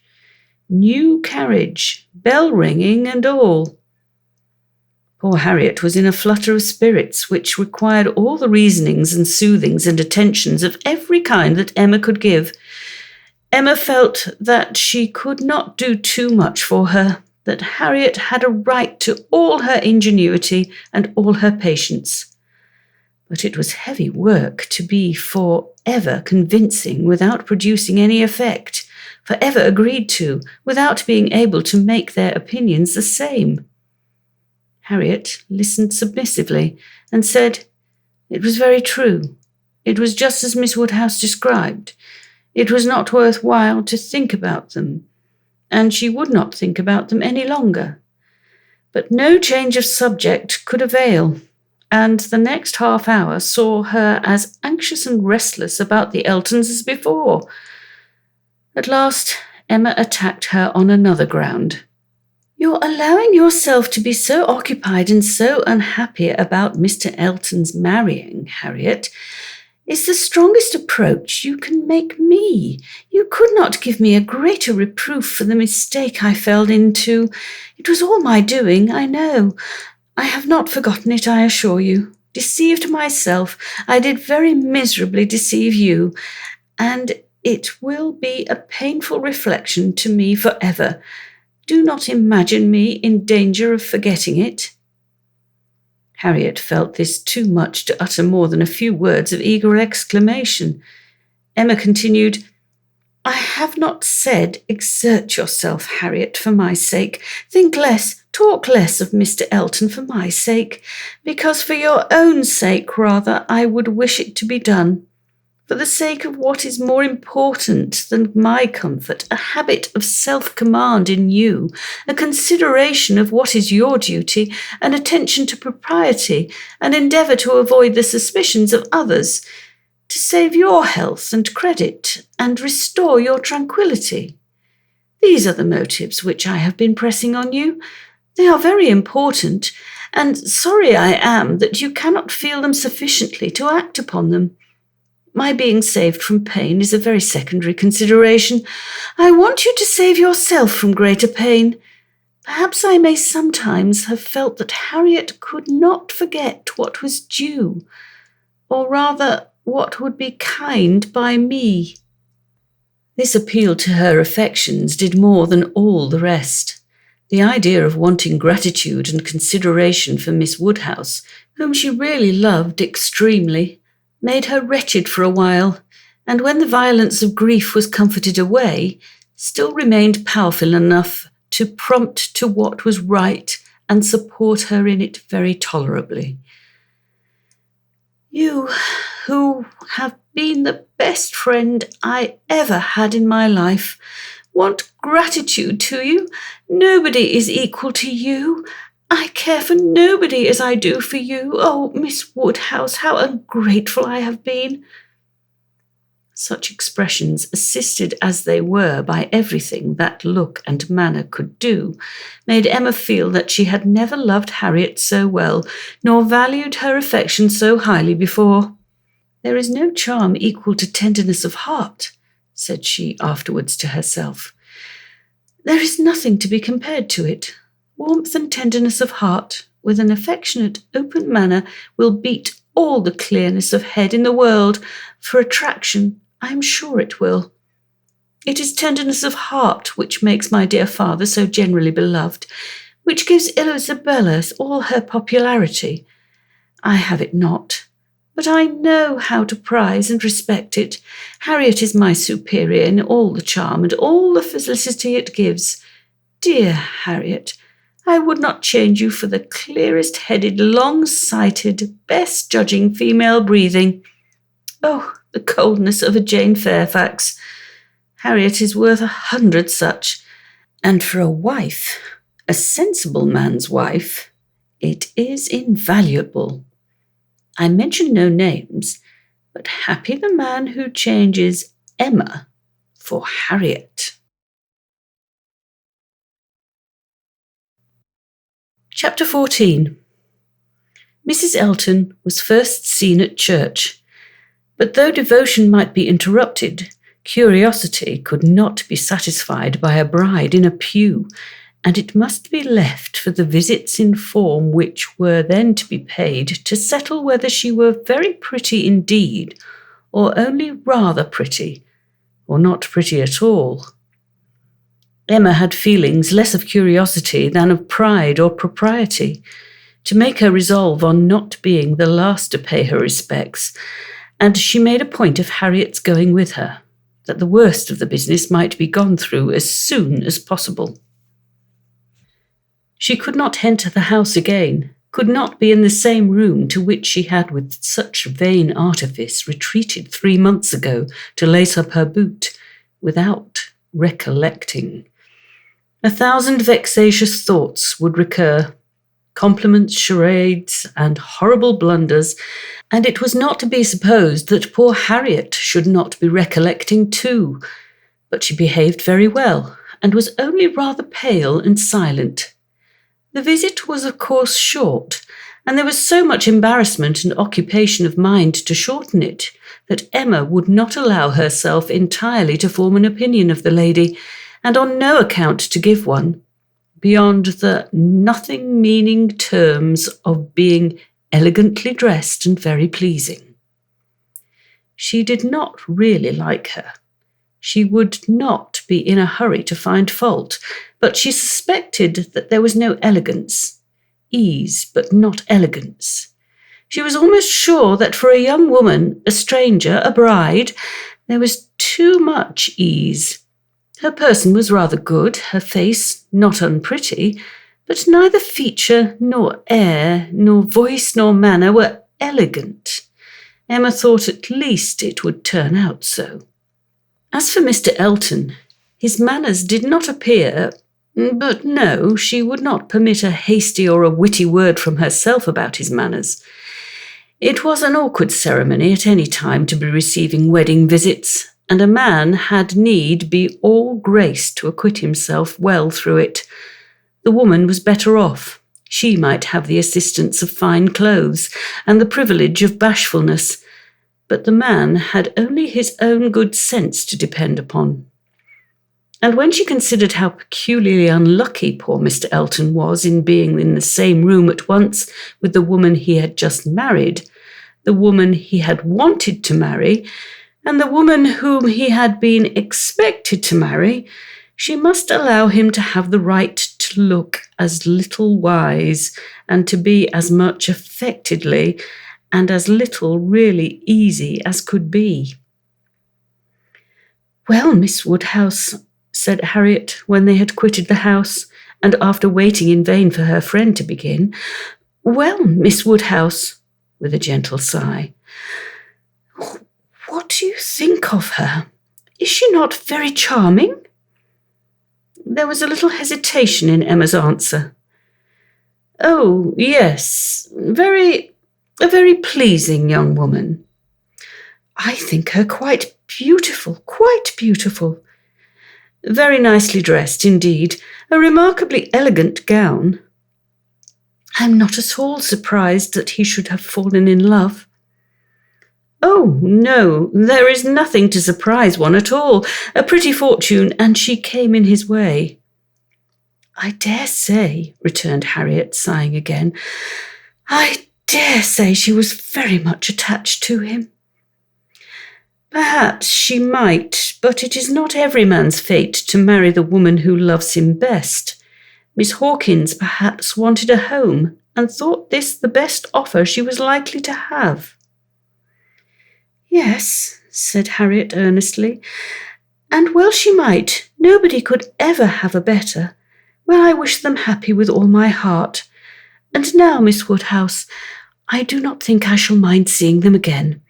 He is just as superior as ever, but being married, you know, it is quite a different thing. No, indeed, Miss Woodhouse, you need not be afraid. I can sit and admire him now without any great misery. To know that he has not thrown himself away is such a comfort. She does seem a charming young woman, just what he deserves. Happy creature. He called her Augusta. How delightful." When the visit was returned, Emma made up her mind. She could then see more and judge better. From Harriet's happening not to be at Hartfield and her father's being present to engage Mr. Elton, she had a quarter of an hour of the lady's conversation to herself and could composedly attend to her. And the quarter of an hour quite convinced her that Mrs. Elton was a vain woman, extremely well satisfied with herself and thinking much of her own importance, that she meant to shine and be very superior, but with manners which had been formed in a bad school, pert and familiar, that all her notions were drawn from one set of people and one style of living, that if not foolish she was ignorant, and that her society would certainly do Mr. Elton no good. Harriet would have been a better match. If not wise or refined herself, she would have connected him with those who were, but Miss Hawkins, it might be fairly supposed from her easy conceit, had been the best of her own set. The rich brother-in-law near Bristol was the pride of the alliance, and his place and his carriages were the pride of him. The very first subject after being seated was Maple Grove. My brother, Mr. Suckling's seat. The comparison of Hartfield to Maple Grove. The grounds of Hartfield were small but neat and pretty, and the house was modern and well built. Mrs. Elton seemed most favourably impressed by the size of the room, the entrance, and all that she could see or imagine. Very like Maple Grove indeed. She was quite struck by the likeness. That room was the very shape and size of the morning room at Maple Grove, her sister's favourite room. Mr. Elton was appealed to. Was not it astonishingly alike? She could really almost fancy herself at Maple Grove. And the staircase. You know, as I came in, I observed how very like the staircase was, placed exactly in the same part of the house. I really could not help exclaiming, I assure you, Miss Woodhouse, it is very delightful to me to be reminded of a place I am so extremely partial to as Maple Grove. I have spent so many happy months there. With a little sigh of sentiment. A charming place, undoubtedly. Everybody who sees it is struck by its beauty, but to me it has been quite a home. Whenever you are transplanted, like me, Miss Woodhouse, you will understand how very delightful it is to meet with anything at all like what one has left behind. I always say this is quite one of the evils of matrimony. Emma made as slight a reply as she could, but it was fully sufficient for Mrs. Elton, who only wanted to be talking herself. So extremely like Maple Grove. It is not merely the house. The grounds, I assure you, as far as I could observe, are strikingly like. The laurels at Maple Grove are in the same profusion as here, and stand very much in the same way, just across the lawn, and I had a glimpse of a fine large tree with a bench round it, which put me so exactly in mind. My brother and sister will be enchanted with this place. People who have extensive grounds themselves are always pleased with anything in the same style. Emma doubted the truth of this sentiment. She had a great idea that people who had extensive grounds themselves cared very little for the extensive grounds of anybody else. But it was not worth while to attack an error so double-dyed, and therefore only said in reply, When you have seen more of this country, I am afraid you will think you have overrated Hartfield. Surrey is full of beauties. Oh, yes, I am quite aware of that. It is the Garden of England, you know. Surrey is the Garden of England. Yes, but we must not rest our claims on that distinction. Many counties, I believe, are called the Garden of England as well as Surrey. No, I fancy not, replied Mrs. Elton with a most satisfied smile. I never heard any county but Surrey called so. Emma was silenced. My brother and sister have promised us a visit in the spring or summer at farthest, continued Mrs. Elton, and that will be our time for exploring. While they are with us, we shall explore a great deal, I dare say. They will have their barouche landau, of course, which holds 4 perfectly, and therefore, without saying anything of our carriage, we should be able to explore the different beauties extremely well. They would hardly come in their chaise, I think, at that season of the year. Indeed, when the time draws on, I shall decidedly recommend their bringing the barouche landau. It will be so very much preferable. When people come into a beautiful country of this sort, you know, Miss Woodhouse, one naturally wishes them to see as much as possible, and Mr. Suckling is extremely fond of exploring.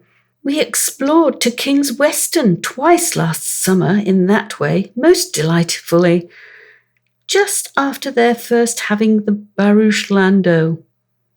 You have many parties of that kind here, I suppose, Miss Woodhouse, every summer? No, not immediately here. We are rather out of distance of the very striking beauties which attract the sort of parties you speak of, and we are a very quiet set of people, I believe, more disposed to stay at home than engage in schemes of pleasure. There is nothing like staying at home for real comfort. Nobody can be more devoted to home than I am. I was quite a proverb for it at Maple Grove. Many a time has Selina said, when she has been going to Bristol, I really cannot get this girl to move from the house. I absolutely must go in by myself, though I hate being stuck up in the barouche landau without a companion. But Augusta, I believe, with her own good will, would never stir beyond the park paling. Many a time she has said so, and yet I am no advocate for entire seclusion, I think. On the contrary, when people shut themselves up entirely from society, it is a very bad thing, and that it is much more advisable to mix in the world in a proper degree, without living in it either too much or too little. I perfectly understand your situation, however, Miss Woodhouse, looking towards Mr. Woodhouse. Your father's state of health must be a great drawback. Why does not he try Bath? Indeed he should. Let me recommend Bath to you. I assure you I have no doubt of its doing Mr. Woodhouse good. My father tried it more than once formerly, but without receiving any benefit, and Mr. Perry, whose name I dare say is not unknown to you, does not conceive it would be at all more likely to be useful now. That's a great pity, for I assure you, Miss Woodhouse, where the waters do agree, it is quite wonderful the relief they give. In my Bath life, I have seen such instances of it, and it is so cheerful a place that it could not fail of being of use to Mr. Woodhouse's spirits, which, I understand, are sometimes much depressed. And as to its recommendations to you, I fancy I need not take much pains to dwell on them. The advantages of Bath to the young are pretty generally understood. It would be a charming introduction for you, who have lived so secluded a life, and I could immediately secure you some of the best society in the place.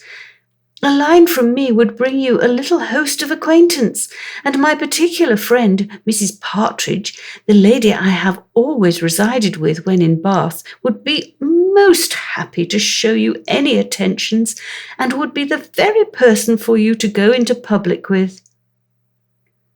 It was as much as Emma could bear without being impolite.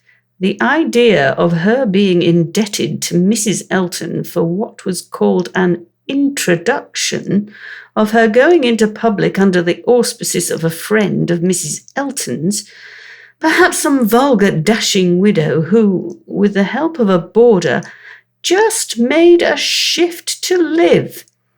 The dignity of Miss Woodhouse of Hartfield was sunk indeed. She restrained herself, however, from any of the reproofs she could have given, and only thanked Mrs. Elton coolly.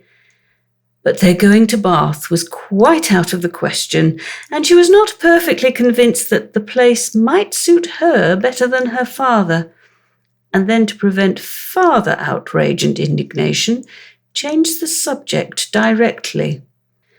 I do not ask whether you are musical, Mrs. Elton. Upon these occasions, a lady's character generally precedes her, and Highbury has long known that you are a superior performer. Oh, no, indeed, I must protest against any such idea. A superior performer? Very far from it, I assure you. Consider from how partial a quarter your information came. I am dotingly fond of music, passionately fond, and my friends say I am not entirely devoid of taste. But as to anything else, upon my honour, my performance is mediocre to the last degree. You, Miss Woodhouse, I well know, play delightfully. I assure you it has been the greatest satisfaction, comfort, and delight to me to hear what a musical society I am got into. I absolutely cannot do without music. It is a necessary of life to me, and having always been used to a very musical society, both at Maple Grove and in Bath, it would have been a most serious sacrifice. I honestly said as much to Mr. E. when he was speaking of my future home, and expressing his fears lest the retirement of it should be disagreeable, and the inferiority of the house too, knowing what I had been accustomed to. Of course, he was not wholly without apprehension. When he was speaking of it in that way, I honestly said that the world I could give up, parties, balls, plays, for I had no fear of retirement. Blessed with so many resources within myself, the world was not necessary to me. I could do very well without it. To those who had no resources, it was a different thing, but my resources made me quite independent. And as to smaller-sized rooms than I had been used to, I really could not give it a thought. I hoped I was perfectly equal to any sacrifice of that description. Certainly, I had been accustomed to every luxury at Maple Grove, but I did assure him that 2 carriages were not necessary to my happiness, nor were spacious apartments. But, said I, to be quite honest, I do not think I can live without something of a musical society. I condition for nothing else, but without music, life would be a blank to me. We cannot suppose, said Emma, smiling, that Mr. Elton would hesitate to assure you of there being a very musical society in Highbury, and I hope you will not find he has outstepped the truth more than may be pardoned in consideration of the motive. No, indeed, I have no doubts at all on that head. I am delighted to find myself in such a circle. I hope we shall have many sweet little concerts together. I think, Miss Woodhouse, you and I must establish a musical club and have regular weekly meetings at your house or ours. Will not it be a good plan? If we exert ourselves, I think we shall not be long in want of allies. Something of that nature would be particularly desirable for me, as an inducement to keep me in practice. For married women, you know, there is a sad story against them in general. They are but too apt to give up music. But you, who are so extremely fond of it, there can be no danger, surely. I should hope not, but really when I look around among my acquaintance, I tremble. Selina has entirely given up music, never touches the instrument, though she played sweetly, and the same may be said of Mrs. Jeffreys, Clara Partridge, that was, and of the 2 Millmans, now Mrs. Bird and Mrs. James Cooper, and of more than I can enumerate. Upon my word, it is enough to put one in a fright. I used to be quite angry with Selina, but really I begin now to comprehend that a married woman has many things to call her attention. I believe I was half an hour this morning shut up with my housekeeper. But everything of that kind, said Emma, will soon be in so regular a train. Well, said Mrs. Elton, laughing, we shall see. Emma, finding her so determined upon neglecting her music, had nothing more to say, and after a moment's pause, Mrs. Elton chose another subject. We have been calling at Randalls, said she, and found them both at home, and very pleasant people they seem to be. I like them extremely. Mr. Weston seems an excellent creature, quite a first-rate favourite with me already, I assure you, and she appears so truly good. There is something so motherly and kind-hearted about her that it wins upon one directly. She was your governess, I think. Emma was almost too much astonished to answer, but Mrs. Elton hardly waited for the affirmative before she went on. Having understood as much, I was rather astonished to find her so very ladylike, but she is really quite the gentlewoman. Mrs. Weston's manners, said Emma, were always particularly good. Their propriety, simplicity, and elegance would make them the safest model for any young woman. And who do you think came in while we were there?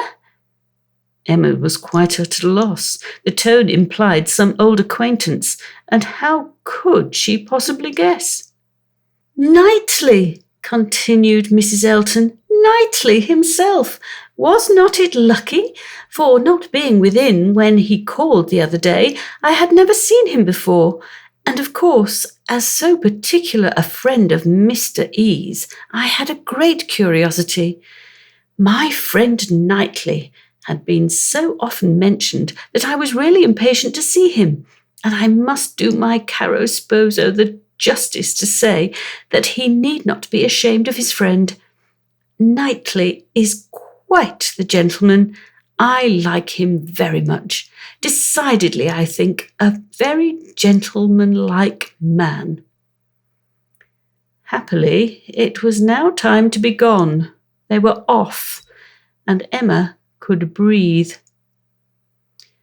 Insufferable woman, was her immediate exclamation. Worse than I had supposed. Absolutely insufferable. Knightley! I could not have believed it. Knightley! Never seen him in her life before, and call him Knightley, and discover that he is a gentleman. A little upstart vulgar being with her Mr. E. and her caro sposo and her resources and all her airs of pert pretension and underbred finery, actually to discover that Mr. Knightley is a gentleman. I doubt whether he will return the compliment and discover her to be a lady. I could not have believed it, and to propose that she and I should unite to form a musical club. One would fancy we were bosom friends, and Mrs. Weston, astonished that the person who had brought me up should be a gentlewoman. Worse and worse. I never met with her equal, much beyond my hopes.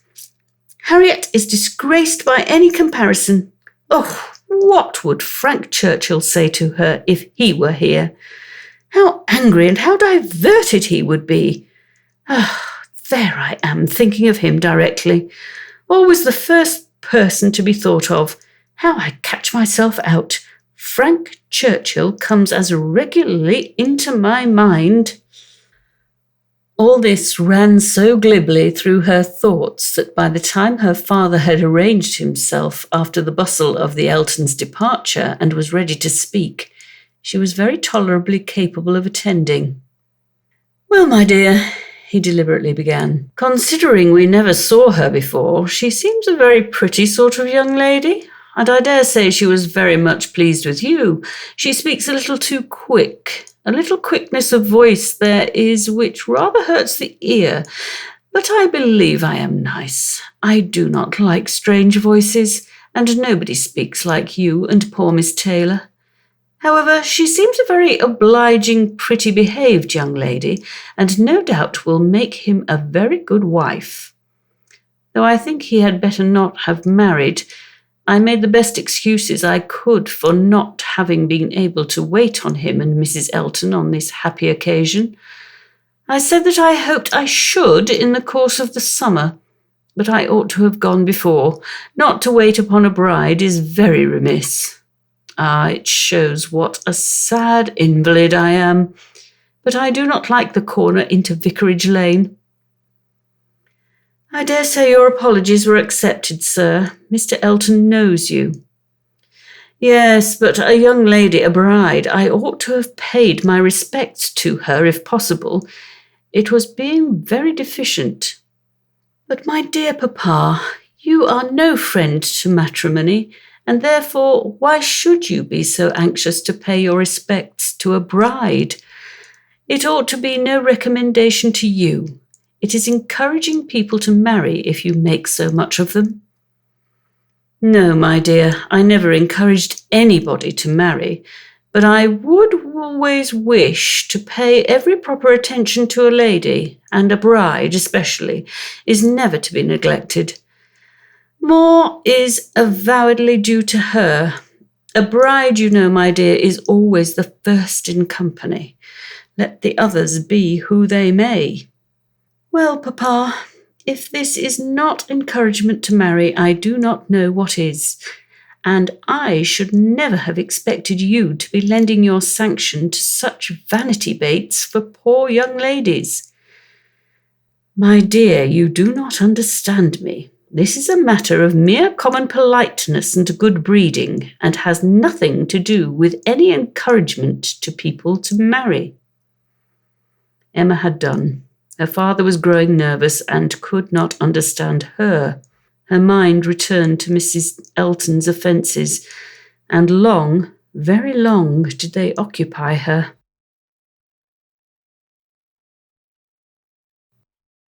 Chapter 15.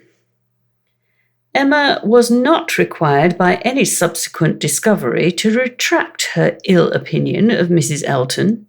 Her observation had been pretty correct. Such as Mrs. Elton appeared to her on this second interview, such she appeared whenever they met again.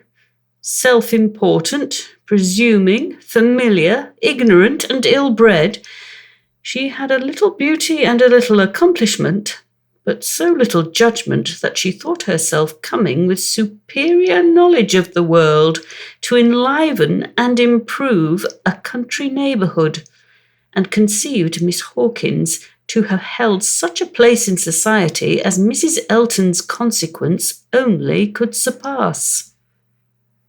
There was no reason to suppose Mr. Elton thought at all differently from his wife. He seemed not merely happy with her, but proud. He had the air of congratulating himself on having brought such a woman to Highbury as not even Miss Woodhouse could equal, and the greater part of her new acquaintance disposed to commend, or not in the habit of judging, following the lead of Miss Bates's goodwill, or taking it for granted that the bride must be as clever and as agreeable as she professed herself, were very well satisfied, so that Mrs. Elton's praise passed from one mouth to another, as it ought to do, unimpeded by Miss Woodhouse, who readily continued her first contribution and talked with a good grace of her being very pleasant and very elegantly dressed. In one respect, Mrs. Elton grew even worse than she had appeared at first. Her feelings altered towards Emma. Offended, probably, by the little encouragement which her proposals of intimacy met with, she drew back in her turn and gradually became much more cold and distant, and though the effect was agreeable, the ill will which produced it was necessarily increasing Emma's dislike. Her manners, too, and Mr. Elton's, were unpleasant towards Harriet. They were sneering and negligent. Emma hoped it must rapidly work Harriet's cure, but the sensations which could prompt such behaviour sunk them both with very much. It was not to be doubted that poor Harriet's attachment had been an offering to conjugal unreserve, and her own share in the story under a colouring the least favourable to her, and the most soothing to him, had in all likelihood been given also. She was, of course, the object of their joint dislike. When they had nothing else to say, it must be always easy to begin abusing Miss Woodhouse, and the enmity which they dared not show in open disrespect to her found a broader vent in contemptuous treatment of Harriet. Mrs. Elton took a great fancy to Jane Fairfax, and from the first, not merely when a state of warfare with one young lady might be supposed to recommend the other, but from the very first, and she was not satisfied with expressing a natural and reasonable admiration, but without solicitation or plea or privilege, she must be wanting to assist and befriend her. Before Emma had forfeited her confidence, and about the third time of their meeting, she heard all Mrs. Elton's knight-errantry on the subject. "Jane Fairfax is absolutely charming, Miss Woodhouse. I quite rave about Jane Fairfax. A sweet, interesting creature, so mild and ladylike, and with such talents. I assure you I think she has very extraordinary talents. I do not scruple to say that she plays extremely well. I know enough of music to speak decidedly on that point. Oh, she is absolutely charming. You will laugh at my warmth, but upon my word I talk of nothing but Jane Fairfax. And her situation is so calculated to affect one. Miss Woodhouse, we must exert ourselves and endeavour to do something for her. We must bring her forward. Such talent as hers must not be suffered to remain unknown. I dare say you have heard those charming lines of the poet. Full many a flower is born to blush unseen, and waste its fragrance on the desert air. We must not allow them to be verified in sweet Jane Fairfax.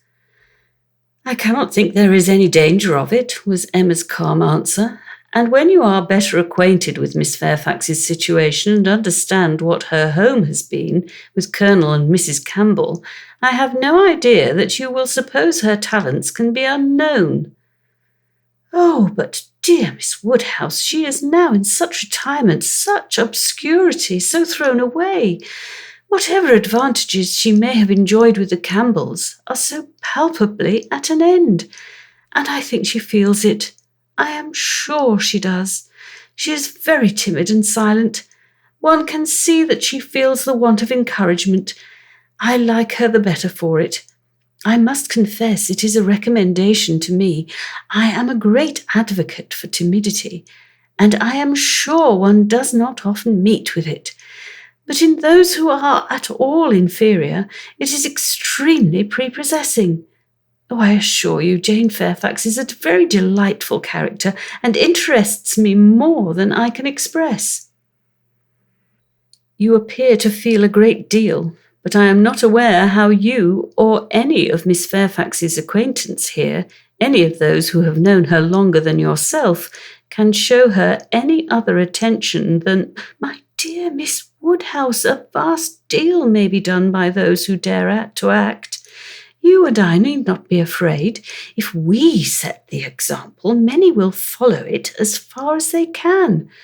Though all have not our situations, we have carriages to fetch and convey her home, and we live in a style which could not make the addition of Jane Fairfax at any time the least inconvenient. I should be extremely displeased if Wright were to send us up such a dinner as could make me regret having asked more than Jane Fairfax to partake of it. I have no idea of that sort of thing. It is not likely that I should, considering what I have been used to. My greatest danger, perhaps, is in housekeeping, maybe quite the other way, in doing too much and being too careless of expense.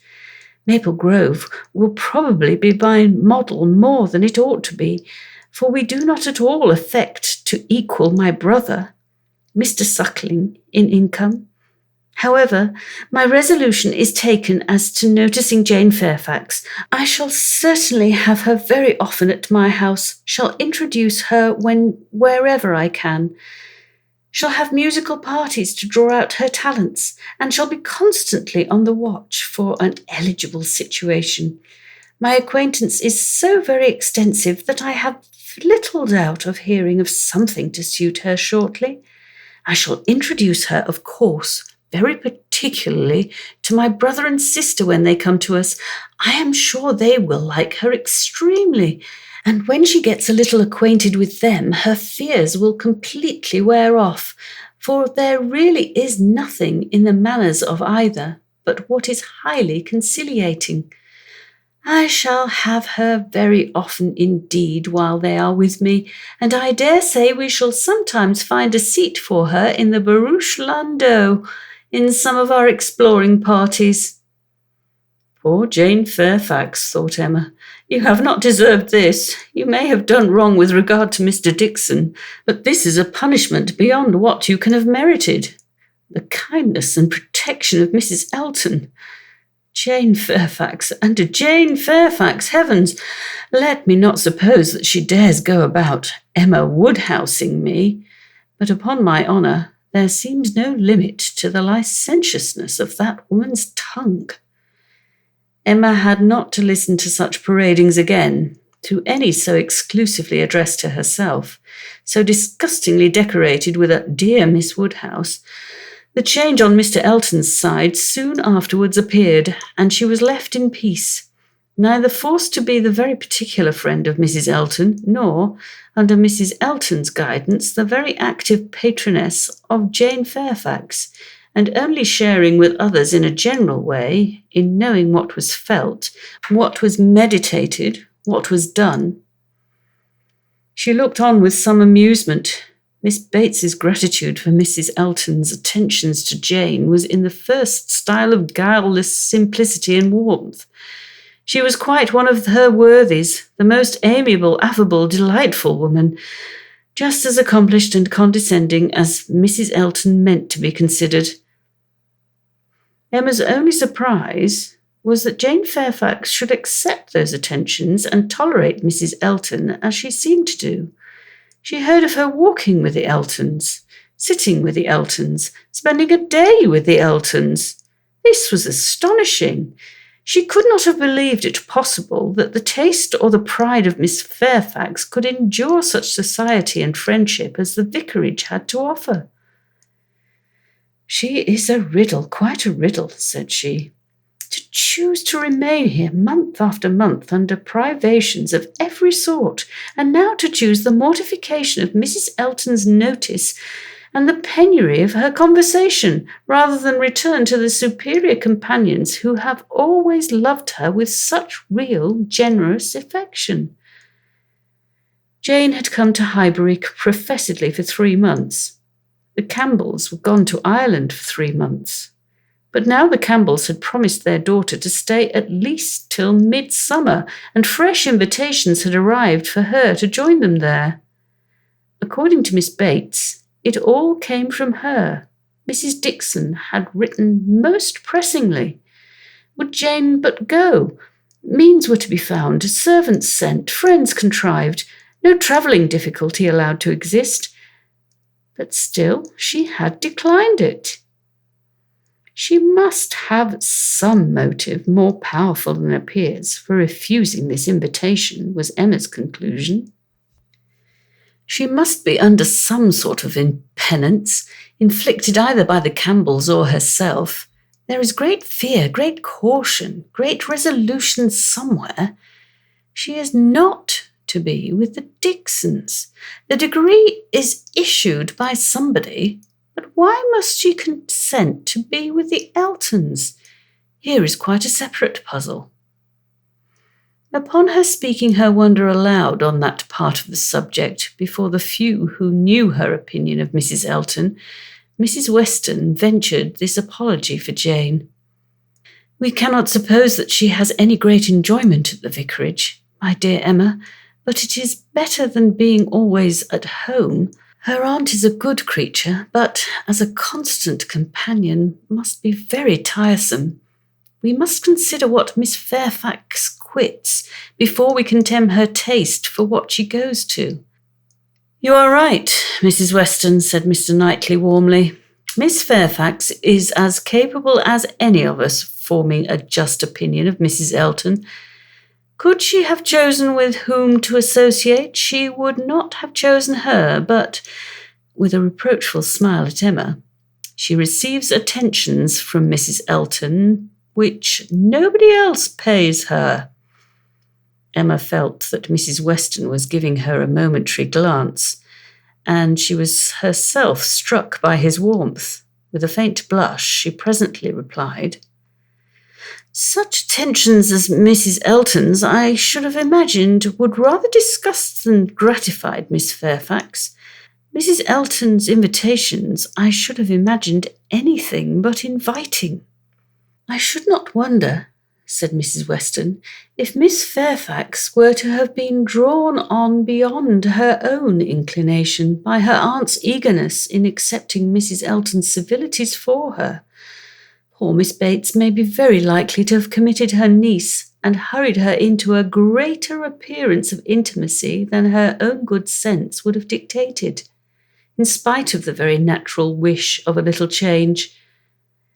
Both felt rather anxious to hear him speak again, and after a few minutes' silence he said, "Another thing must be taken into consideration too.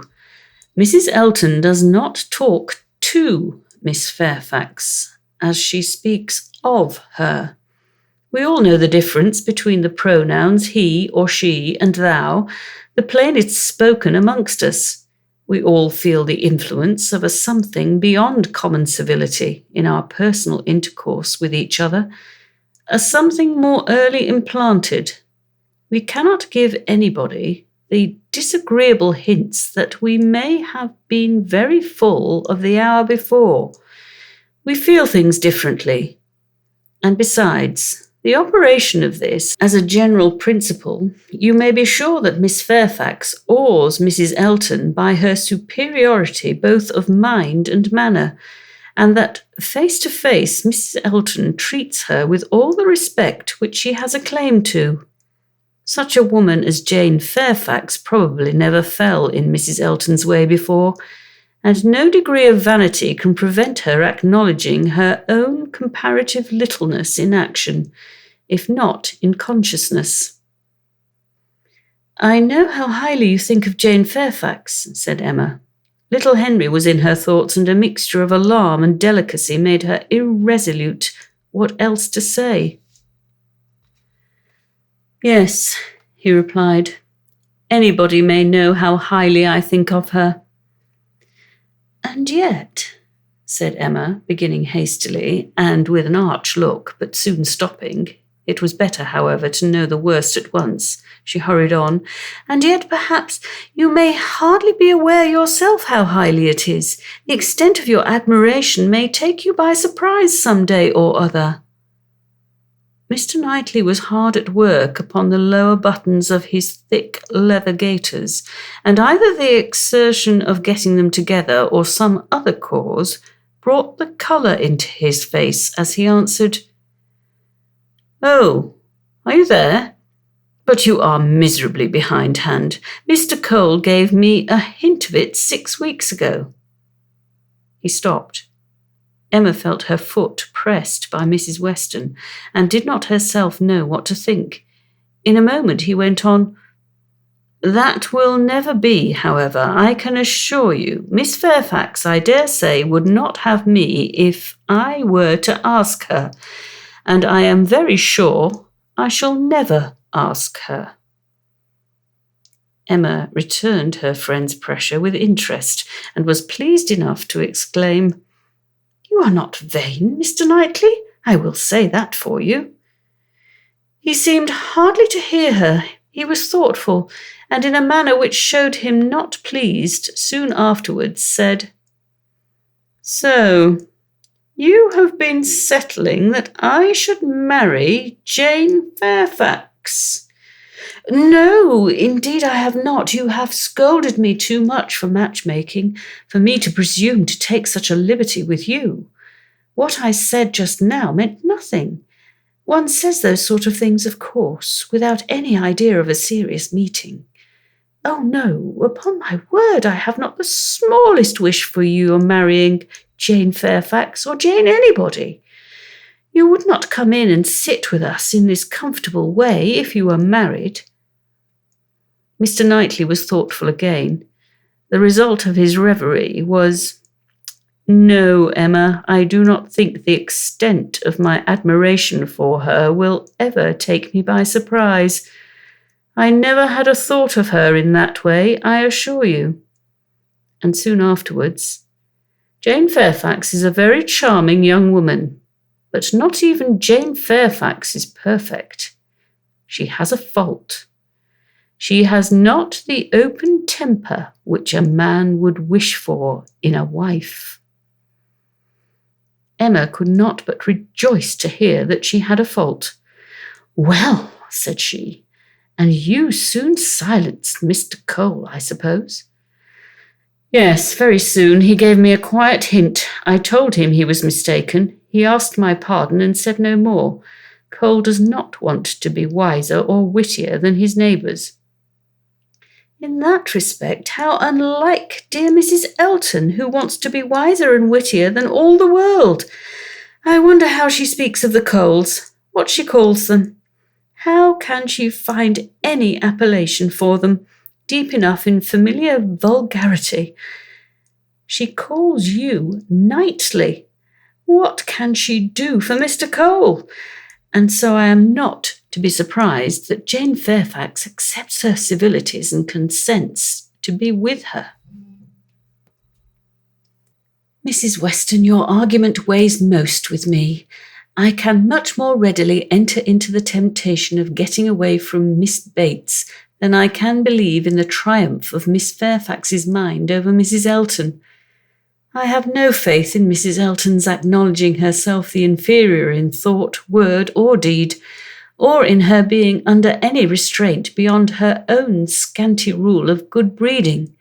I cannot imagine that she will not be continually insulting her visitor with praise, encouragement, and offers of service, that she will not be continually detailing her magnificent intentions from the procuring of her a permanent situation to the including her in those delightful exploring parties which are to take place in the barouche landau.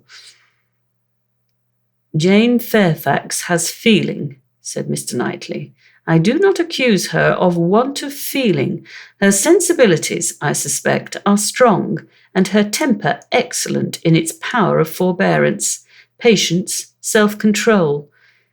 But it wants openness. She is reserved, more reserved, I think, than she used to be. And I love an open temper. No, till Cole alluded to my supposed attachment, it had never entered my head. I saw Jane Fairfax and conversed with her, with admiration and pleasure always. With admiration and pleasure always, but with no thought beyond. Well, Mrs. Weston, said Emma triumphantly when he left them, what do you say now to Mr. Knightley's marrying Jane Fairfax? Why, really, dear Emma, I say that he is so very much occupied by the idea of not being in love with her that I should not wonder if it were to end in his being so at last. Do not beat me.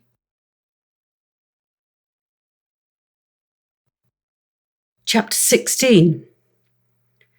Everybody in and about Highbury who had ever visited Mr. Elton was disposed to pay him attention on his marriage. Dinner parties and evening parties were made for him and his lady, and invitations flowed in so fast that she had soon the pleasure of apprehending they were never to have a disengaged day.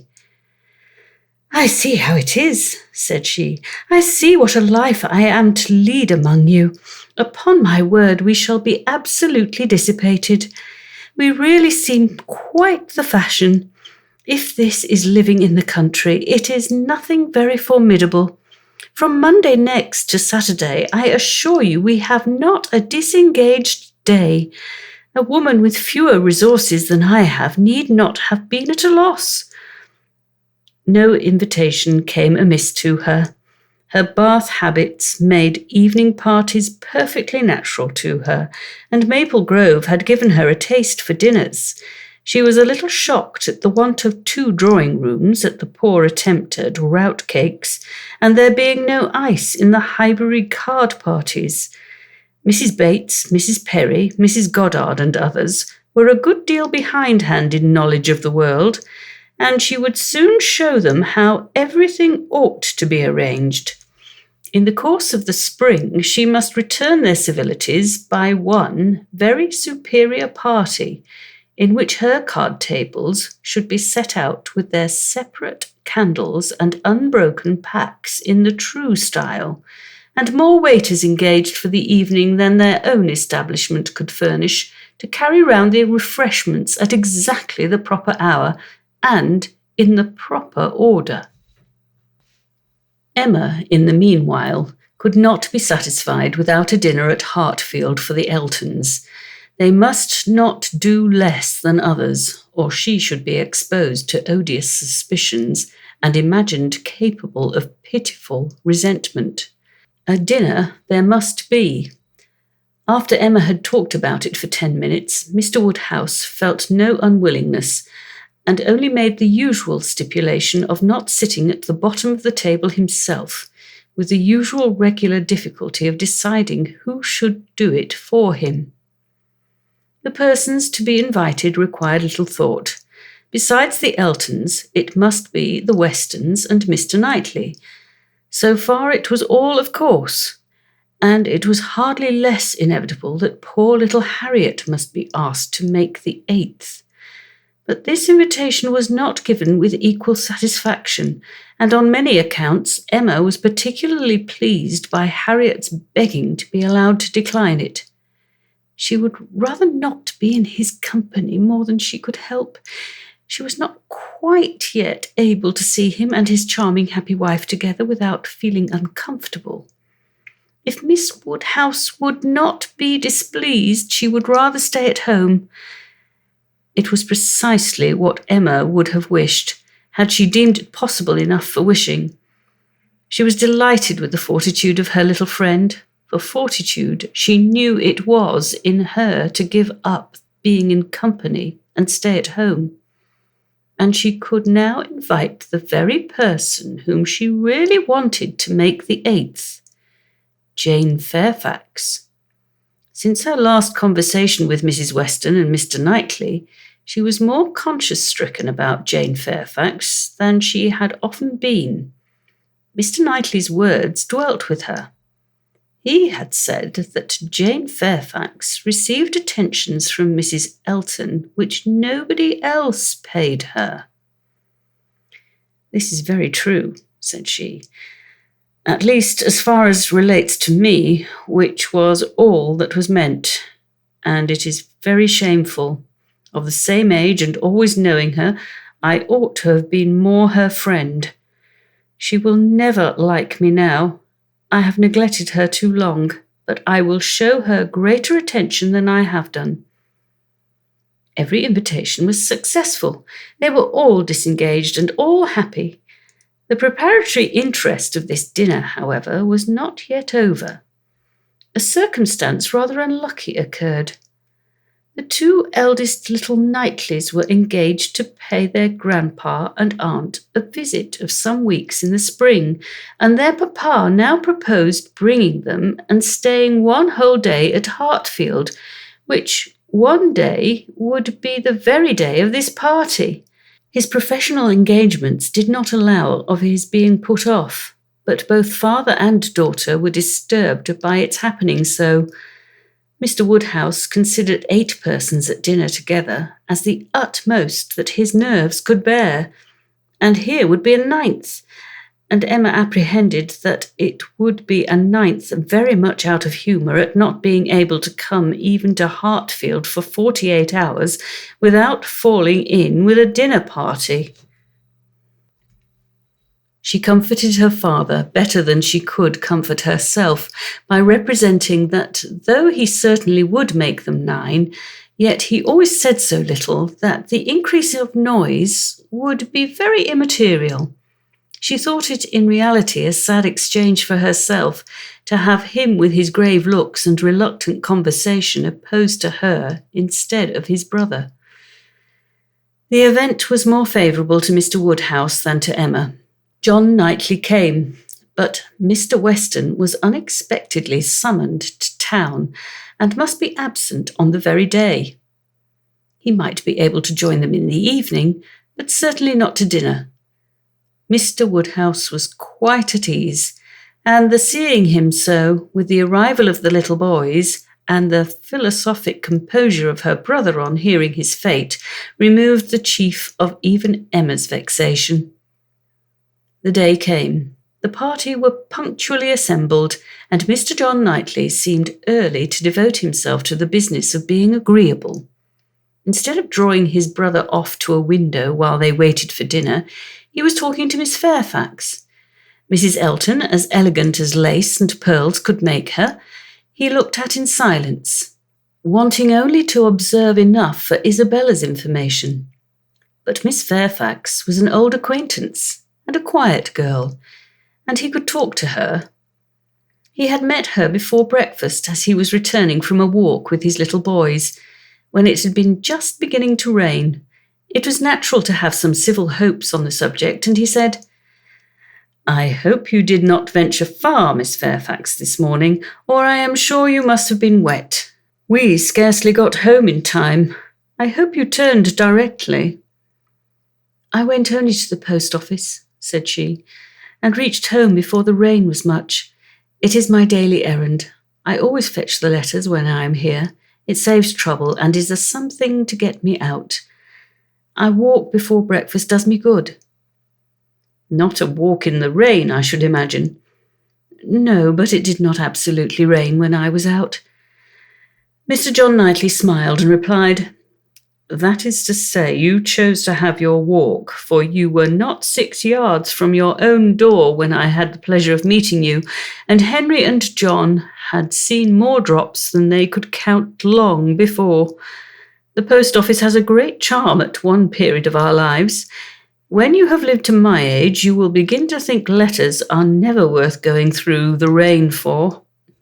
There was a little blush, and then this answer. "I must not hope to be ever situated as you are, in the midst of every dearest connection, and therefore I cannot expect that simply growing older should make me indifferent about letters." "Indifferent? Oh, no, I never conceived you could become indifferent. Letters are no matter of indifference. They are generally a very positive curse." "You are speaking of letters of business. Mine are letters of friendship."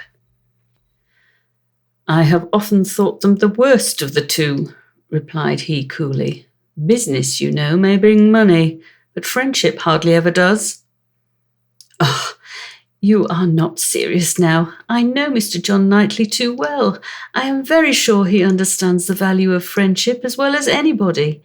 I can easily believe that letters are very little to you, much less than to me.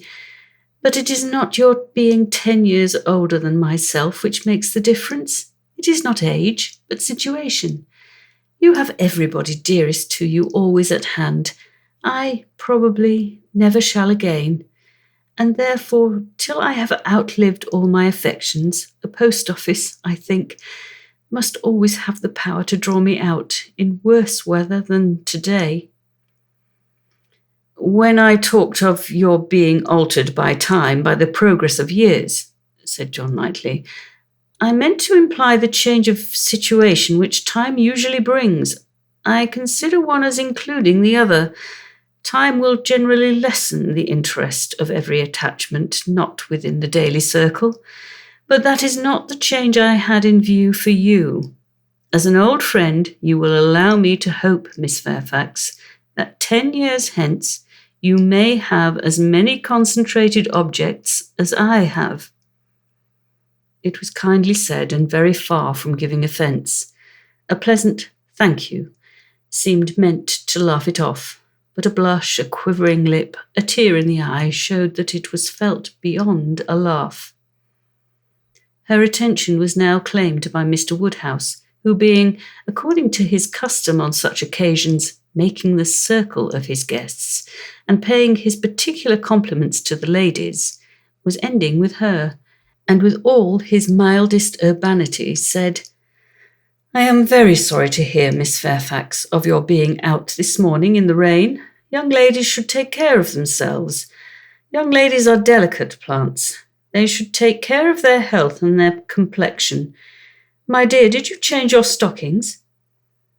"Yes, sir, I did indeed, and I am very much obliged to your kind solicitude about me." "My dear Miss Fairfax, young ladies are very sure to be cared for. I hope your good grandmamma and aunt are well. They are some of my very old friends. I wish my health allowed me to be a better neighbour. You do us a great deal of honour today, I am sure. My daughter and I are both highly sensible of your goodness, and have the greatest satisfaction in seeing you at Hartfield." The kind-hearted, polite old man might then sit down and feel that he had done his duty and made every fair lady welcome and easy. By this time, the walk in the rain had reached Mrs. Elton, and her remonstrances now open upon Jane. "My dear Jane, what is this I hear? Going to the post office in the rain? This must not be, I assure you. You sad girl, how could you do such a thing? It is a sign I was not there to take care of you." Jane very patiently assured her that she had not caught any cold. "Oh, do not tell me. You really are a very sad girl and do not know how to take care of yourself. To the post office, indeed. Mrs. Weston, did you ever hear the like? You and I must positively exert our authority." "My advice," said Mrs. Weston kindly and persuasively, "I certainly do feel tempted to give. Miss Fairfax, you must not run such risks. Liable as you have been to severe colds, indeed you ought to be particularly careful, especially at this time of year. The spring, I always think, requires more than common care. Better wait an hour or two, or even half a day for your letters, than run the risk of bringing on your cough again. Now, do not you feel that you had? Yes, I am sure you are much too reasonable. You look as if you would not do such a thing again." "Oh, she shall not do such a thing again," eagerly rejoined Mrs. Elton. "We will not allow her to do such a thing again." And nodding significantly, "There must be some arrangement made. There must indeed. I shall speak to Mr. E., the man who fetches our letters every morning. One of our men, I forget his name, shall inquire for yours too and bring them to you. That will obviate all difficulties, you know, and from us I really think, my dear Jane, you can have no scruple to accept such an accommodation." "You are extremely kind," said Jane, "but I cannot give up my early walk. I am advised to be out of doors as much as I can. I must walk somewhere, and the post office is an object. And upon my word, I have scarcely ever had a bad morning before." "My dear Jane, say no more about it. The thing is determined. That is," laughing affectedly, "as far as I can presume to determine anything without the concurrence of my lord and master. You know, Mrs. Weston, you and I must be cautious how we express ourselves. But I do flatter myself, my dear Jane, that my influence is not entirely worn out. If I meet with no insuperable difficulties, therefore, consider that point as settled." "Excuse me," said Jane earnestly. "I cannot by any means consent to such an arrangement, so needlessly troublesome to your servant. If the errand were not a pleasure to me, it could be done, as it always is when I am not here by my grandmamma's." "Oh, my dear, but so much as Patty has to do, and it is a kindness to employ our men." Jane looked as if she did not mean to be conquered, but instead of answering, she began speaking again to Mr. John Knightley. "The post office is a wonderful establishment," said she. "The regularity and dispatch of it. If one thinks of all that it has to do and all that it does so well, it is really astonishing." "It's certainly very well regulated." "So seldom that any negligence or blunder appears, so seldom that a letter among the thousands that are constantly passing about the kingdom is even carried wrong, and not 1 in a million, I suppose, actually lost. And when one considers the variety of hands, and of bad hands too, that are to be deciphered, it increases the wonder." "The clerks grow expert from habit. They must begin with some quickness of sight and hand, and exercise improves them.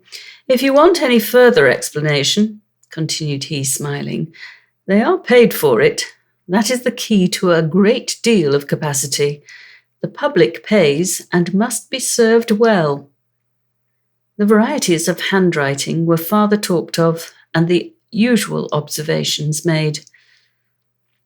I have heard it asserted, said Mr. John Knightley, that the same sort of handwriting often prevails in a family, and where the same master teaches, it is natural enough. But for that reason, I should imagine the likeness must be chiefly confined to the females, for boys have very little teaching after an early age, and scramble into any hand they can get. Isabella and Emma, I think, do write very much alike. I have not always known their writing apart. Yes, said his brother hesitatingly, there is a likeness. I know what you mean, but Emma's hand is the strongest. Isabella and Emma both write beautifully, said Mr. Woodhouse, and always did, and so does poor Mrs. Weston, with half a sigh and half a smile at her. I never saw any gentleman's handwriting, Emma began, looking also at Mrs. Weston, but stopped on perceiving that Mrs. Weston was attending to someone else, and the pause gave her time to reflect. Now, how am I going to introduce him? Am I unequal to speaking his name at once before all these people? Is it necessary for me to use any roundabout phrase? Your Yorkshire friend, your correspondent in Yorkshire? That would be the way, I suppose, if I were very bad. No, I can pronounce his name without the smallest distress. I certainly get better and better. Now for it. Mrs. Weston was disengaged, and Emma began again. Mr. Frank Churchill writes one of the best gentleman's hands I ever saw. I do not admire it, said Mr. Knightley. It is too small, wants strength. It is like a woman's writing. This was not submitted to by either lady. They vindicated him against the base aspersion. No, it by no means wanted strength. It was not a large hand, but very clear and certainly strong. Had not Mrs. Weston any letter about her to produce? No, she had heard from him very lately, but having answered the letter, had put it away. If we were in the other room, said Emma. If I had my writing desk, I am sure I could produce a specimen. I have a note of his. Do not you remember, Mrs. Weston, employing him to write for you one day?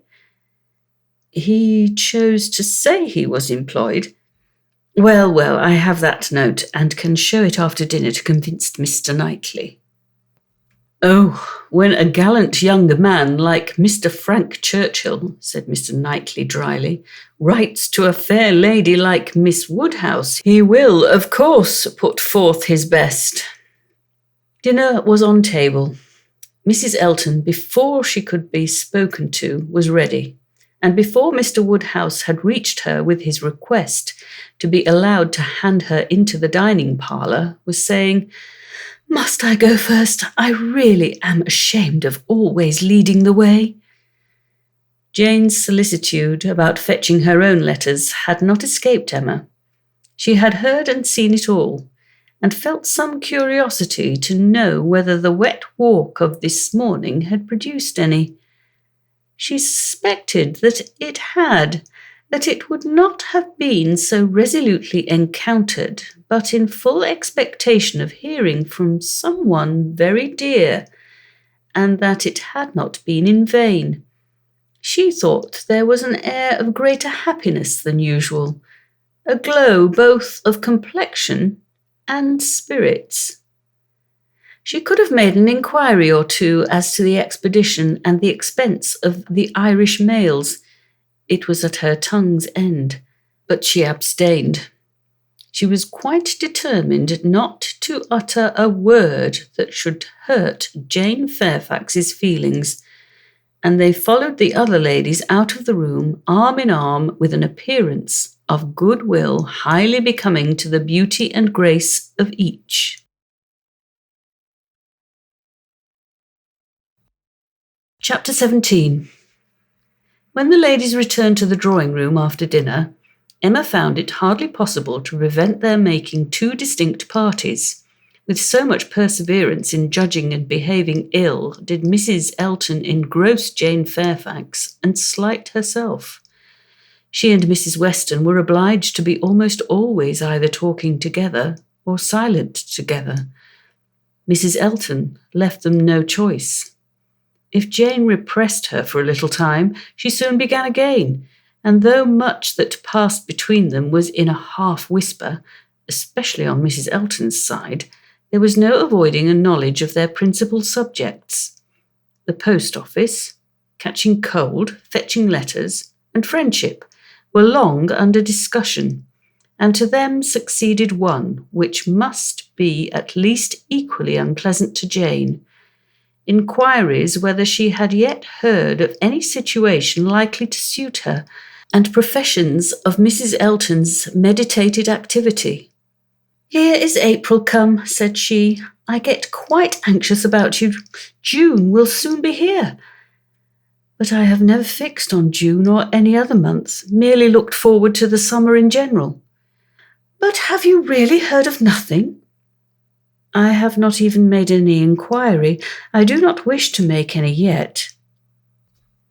"Oh, my dear, we cannot begin too early. You are not aware of the difficulty of procuring exactly the desirable thing."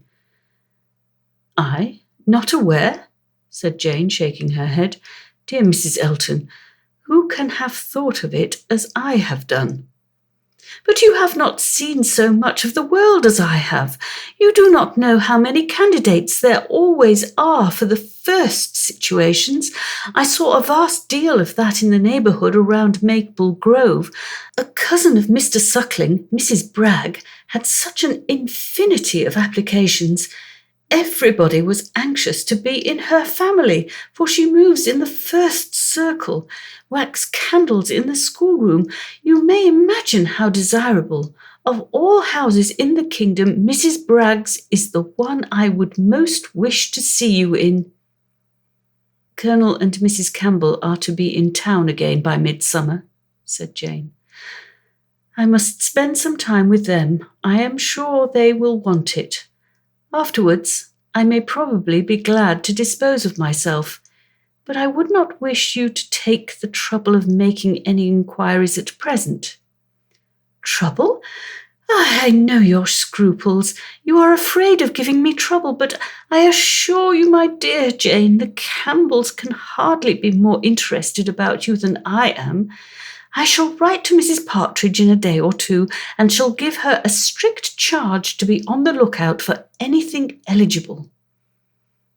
"Thank you, but I would rather you did not mention the subject to her. Till the time draws nearer, I do not wish to be giving anybody trouble." "But, my dear child, the time is drawing near. Here is April, and June, or say even July, is very near, with such business to accomplish before us. Your inexperience really amuses me. A situation such as you deserve and your friends would require for you is no everyday occurrence, is not obtained at a moment's notice. Indeed, we must begin inquiring directly." "Excuse me, ma'am, but this is by no means my intention. I make no inquiry myself, and should be sorry to have any made by my friends. When I am quite determined as to the time, I am not at all afraid of being long unemployed. There are places in town, offices, where inquiries would soon produce something. Offices for the sale, not quite of human flesh, but of human intellect." "Oh, my dear human flesh, you quite shock me. If you mean a fling at the slave trade, I assure you Mr. Suckling was always rather a friend to the abolition." "I did not mean, I was not thinking of the slave trade," replied Jane. "Governess trade, I assure you, was all that I had in view, widely different certainly as to the guilt of those who carry it on. But as to the greater misery of the victims, I do not know where it lies. But I only mean to say that there are advertising in offices, and that by applying to them I should have no doubt of very soon meeting with something that would do." "Something that would do?" repeated Mrs. Elton. That may suit your humble ideas of yourself. I know what a modest creature you are, but it will not satisfy your friends to have you taking up with anything that may offer any inferior commonplace situation in a family not moving in a certain circle or able to command the elegancies of life. You are very obliging, but as to all that, I am very indifferent. It would be no object to me to be with the rich. My mortifications, I think, would only be the greater. I should suffer more from comparison. A gentleman's family is all that I should condition for. I know you. You would take up with anything, but I shall be a little more nice, and I am sure the good Campbells will be quite on my side. With your superior talents, you have a right to move in the first circle. Your musical knowledge alone would entitle you to name your own terms, have as many rooms as you like, and mix in the family as much as you choose. That is, I do not know. If you knew the harp, you might do all that, I am very sure, but you sing as well as play. Yes, I really believe you might, even without the harp, stipulate for what you choose, and you must and shall be delightfully, honourably, and comfortably settled before the Campbells or I have any rest. You may well class the delight, the honour, and the comfort of such a situation together, said Jane. They are pretty sure to be equal.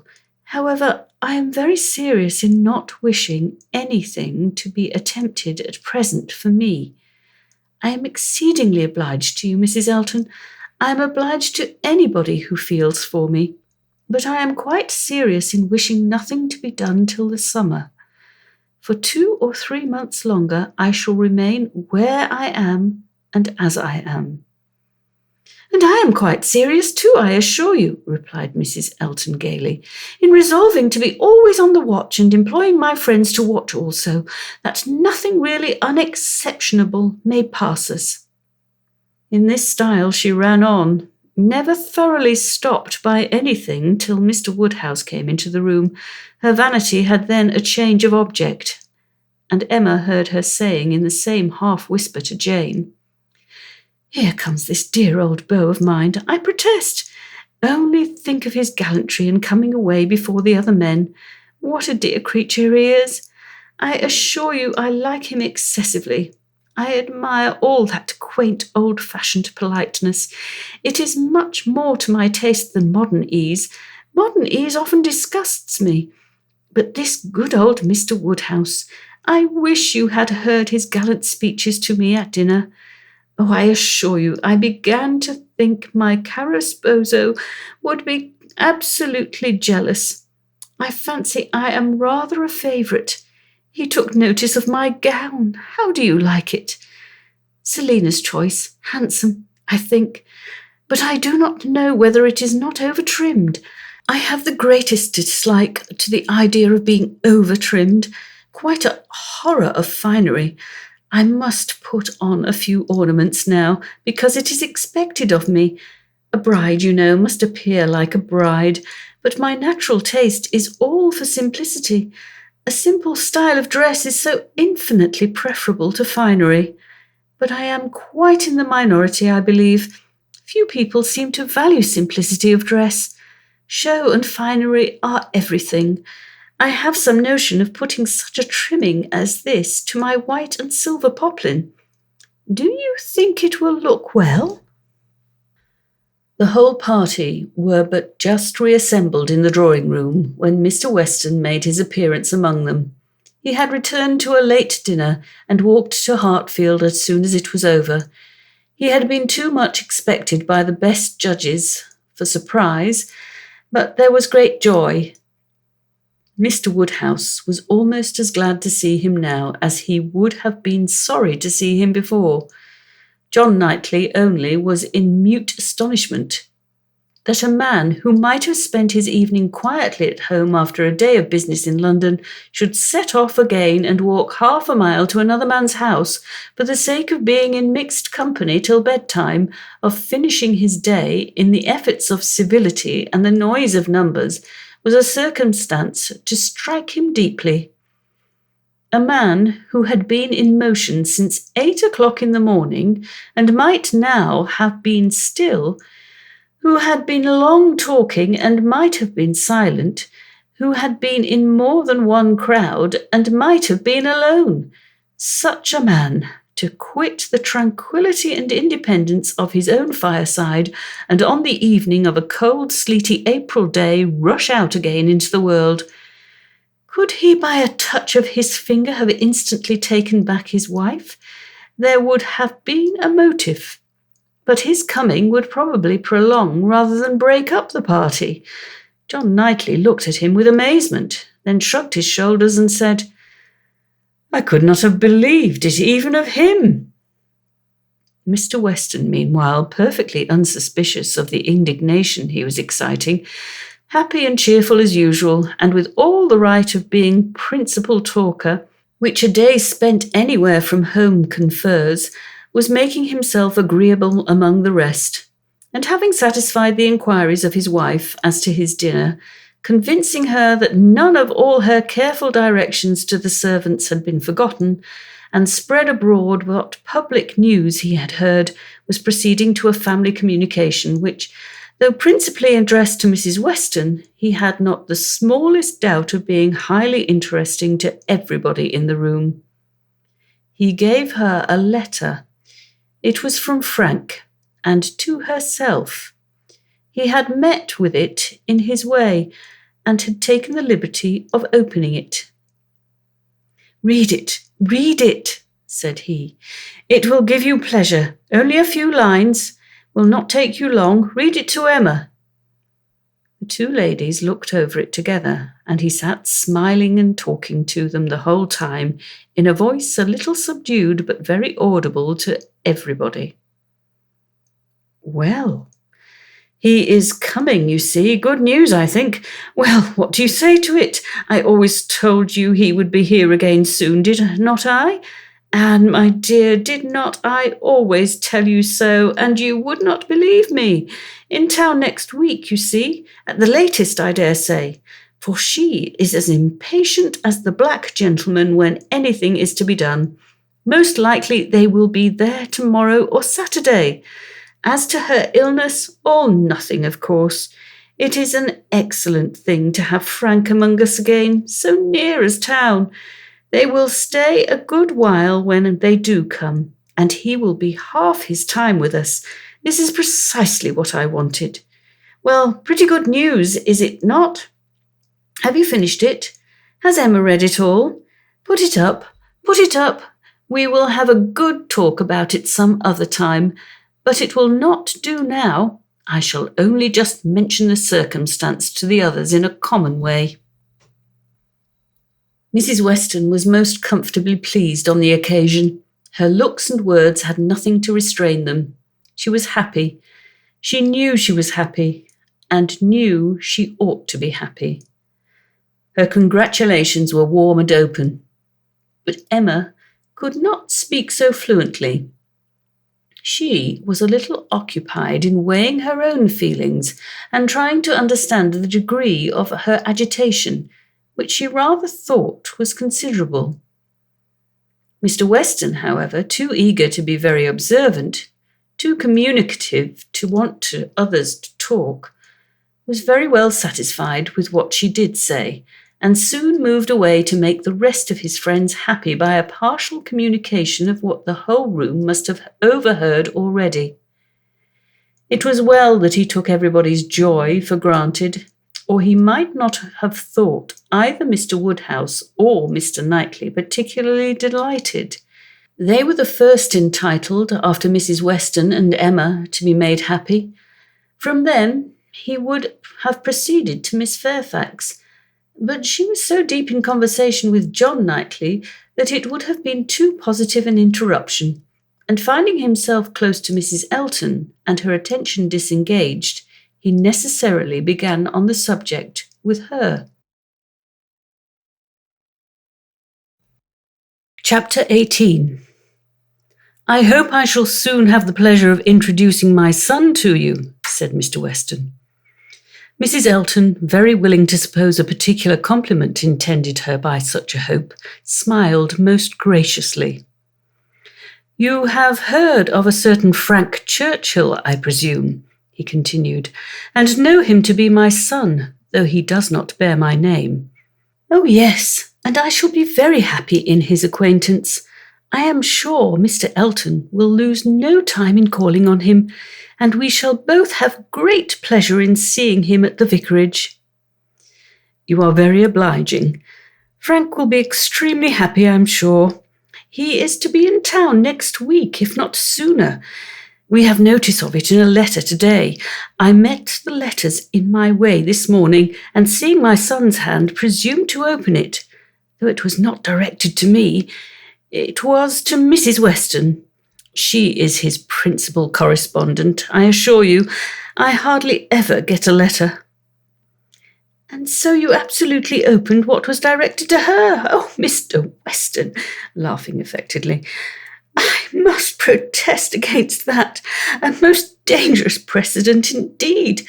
I beg you will not let your neighbours follow your example. Upon my word, if this is what I am to expect, we married women must begin to exert ourselves. Oh, Mr. Weston, I could not have believed it of you." "Aye, we men are sad fellows.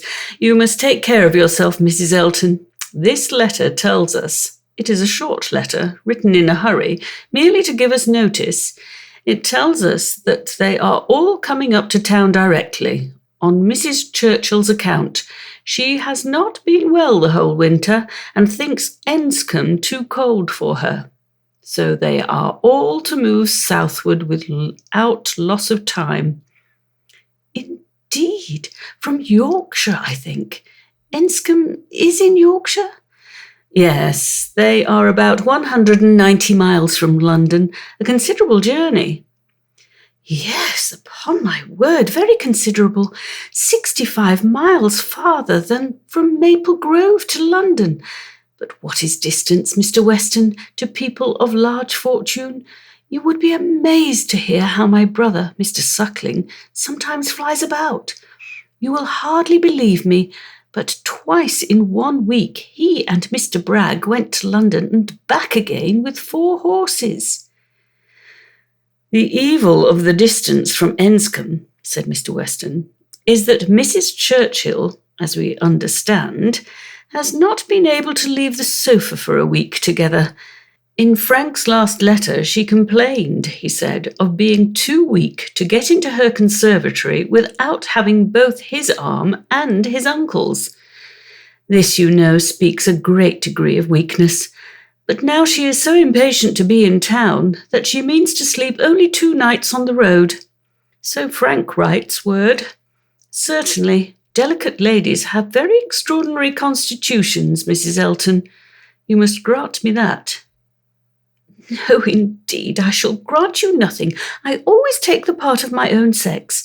I do indeed. I give you notice. You will find me a formidable antagonist on that point. I always stand up for women, and I assure you, if you knew how Selina feels with respect to sleeping at an inn, you would not wonder at Mrs. Churchill's making incredible exertions to avoid it. Selina says it is quite horror to her, and I believe I have caught a little of her nicety. She always travels with her own sheets, an excellent precaution. Does Mrs. Churchill do the same?" "Depend upon it, Mrs. Churchill does everything that any other fine lady ever did. Mrs. Churchill will not be second to any lady in the land for—" Mrs. Elton eagerly interposed with, "Oh, Mr. Weston, do not mistake me. Selina is no fine lady, I assure you. Do not run away with such an idea." "Is not she? Then she is no rule for Mrs. Churchill, who is as thorough a fine lady as anybody ever beheld." Mrs. Elton began to think she had been wrong in disclaiming so warmly. It was by no means her object to have it believed that her sister was not a fine lady. Perhaps there was want of spirit in the pretence of it, and she was considering in what way she had best retract, when Mr. Weston went on. Mrs. Churchill is not much in my good graces, as you may suspect, but this is quite between ourselves. She is very fond of Frank, and therefore I would not speak ill of her. Besides, she is out of health now, but that, indeed, by her own account, she has always been. I would not say so to everybody, Mrs. Elton, but I have not much faith in Mrs. Churchill's illness. If she is really ill, why not go to Bath, Mr. Weston, to Bath or to Clifton? She has taken it into her head that Enscombe is too cold for her. The fact is, I suppose, that she is tired of Enscombe. She has now been a longer time stationary there than she ever was before, and she begins to want to change. It is a retired place, a fine place, but very retired. Aye, like Maple Grove, I dare say. Nothing can stand more retired from the road than Maple Grove. Such an immense plantation all round it. You seem shut out from everything, in the most complete retirement. And Mrs. Churchill probably has not health or spirits like Selina to enjoy that sort of seclusion. Or perhaps she may not have resources enough in herself to be qualified for a country life. I always say a woman cannot have too many resources, and I feel very thankful that I have so many myself as to be quite independent of society. Frank was here in February for a fortnight. So I remember to have heard. He will find an addition to the society of Highbury when he comes again. That is, if I may presume to call myself an addition. But perhaps he may never have heard of there being such a creature in the world. This was too loud a call for a compliment to be passed by, and Mr. Weston, with a very good grace, immediately exclaimed, "No, my dear madam, nobody but yourself could imagine such a thing possible. Not heard of you? I believe Mrs. Weston's letters lately have been full of very little else than Mrs. Elton." He had done his duty and could return to his son. "When Frank left us," he continued, "it was quite uncertain when we might see him again, which makes this day's news doubly welcome. It has been completely unexpected. That is, I always had a strong persuasion that he would be here again soon. I was sure something favourable would turn up, but nobody believed me. He and Mrs. Weston were both dreadfully desponding. How could he contrive to come, and how could it be supposed that his uncle and aunt could spare him again, and so forth? I always felt that something would happen in our favour. And so it has, you see. I have observed, Mrs. Elton, in the course of my life, that if things are going untowardly one month, they are sure to mend the next." "Very true, Mr. Weston, perfectly true. It is just what I used to say to a certain gentleman in company in the days of courtship, when, because things did not go quite right, did not proceed with all the rapidity which suited his feelings, he was apt to be in despair and exclaim that he was sure at this rate it would be May before Hymen's saffron robe would be put on for us. Oh, the pains I have been at to dispel these gloomy ideas and give him cheerfuller views. The carriage, we had disappointments about the carriage. One morning I remember he came to me quite in despair." She was stopped by a slight fit of coughing, and Mr. Weston instantly seized the opportunity of going on. "You were mentioning May. May is the very month which Mrs. Churchill is ordered, or has ordered herself, to spend in some warmer place than Enscombe. In short, to spend in London, so that we have the agreeable prospect of frequent visits from Frank the whole spring, precisely the season of the year which one should have chosen for it, days almost at the longest, weather genial and pleasant, always inviting one out, and never too hot for exercise. When he was here before, we made the best of it, but there was a good deal of wet, damp, cheerless weather. There always is in February, you know, and we could not do half that we intended. Now will be the time. This will be complete enjoyment, and I do not know, Mrs. Elton, whether the uncertainty of our meetings, the sort of constant expectation there will be of his coming in today or tomorrow, and at any hour, may not be more friendly to happiness than having him actually in the house. I think it is so. I think it is the state of mind which gives most spirit and delight. I hope you will be pleased with my son, but you must not expect a prodigy. He is generally thought a fine young man, but do not expect a prodigy. Mrs. Weston's partiality for him is very great, and, as you may suppose, most gratifying to me. She thinks nobody equal to him. And I assure you, Mr. Weston, I have very little doubt that my opinion will be decidedly in his favour. I have heard so much in praise of Mr. Frank Churchill. At the same time, it is fair to observe that I am one of those who always judge for themselves and are by no means implicitly guided by others. I give you notice that as I find your son, so I shall judge of him. I am no flatterer. Mr. Weston was musing. I hope, said he presently, I have not been severe upon poor Mrs. Churchill. If she is ill, I should be sorry to do her injustice. But there are some traits in her character which make it difficult for me to speak of her with the forbearance I could wish. You cannot be ignorant, Mrs. Elton, of my connection with the family, nor of the treatment I have met with. And between ourselves, the whole blame of it is to be laid to her. She was the instigator. Frank's mother would never have been slighted as she was but for her. Mr. Churchill has pride, but his pride is nothing to his wife's.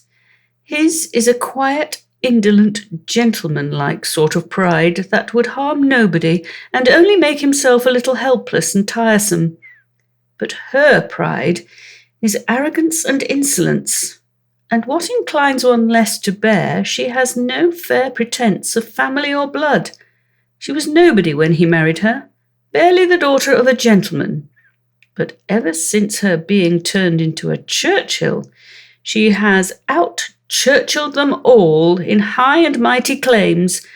But in herself, I assure you, she is an upstart. Only think, well, that must be infinitely provoking. I have quite a horror of upstarts.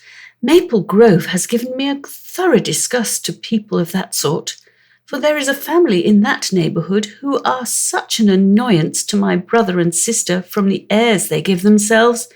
Your description of Mrs. Churchill made me think of them directly.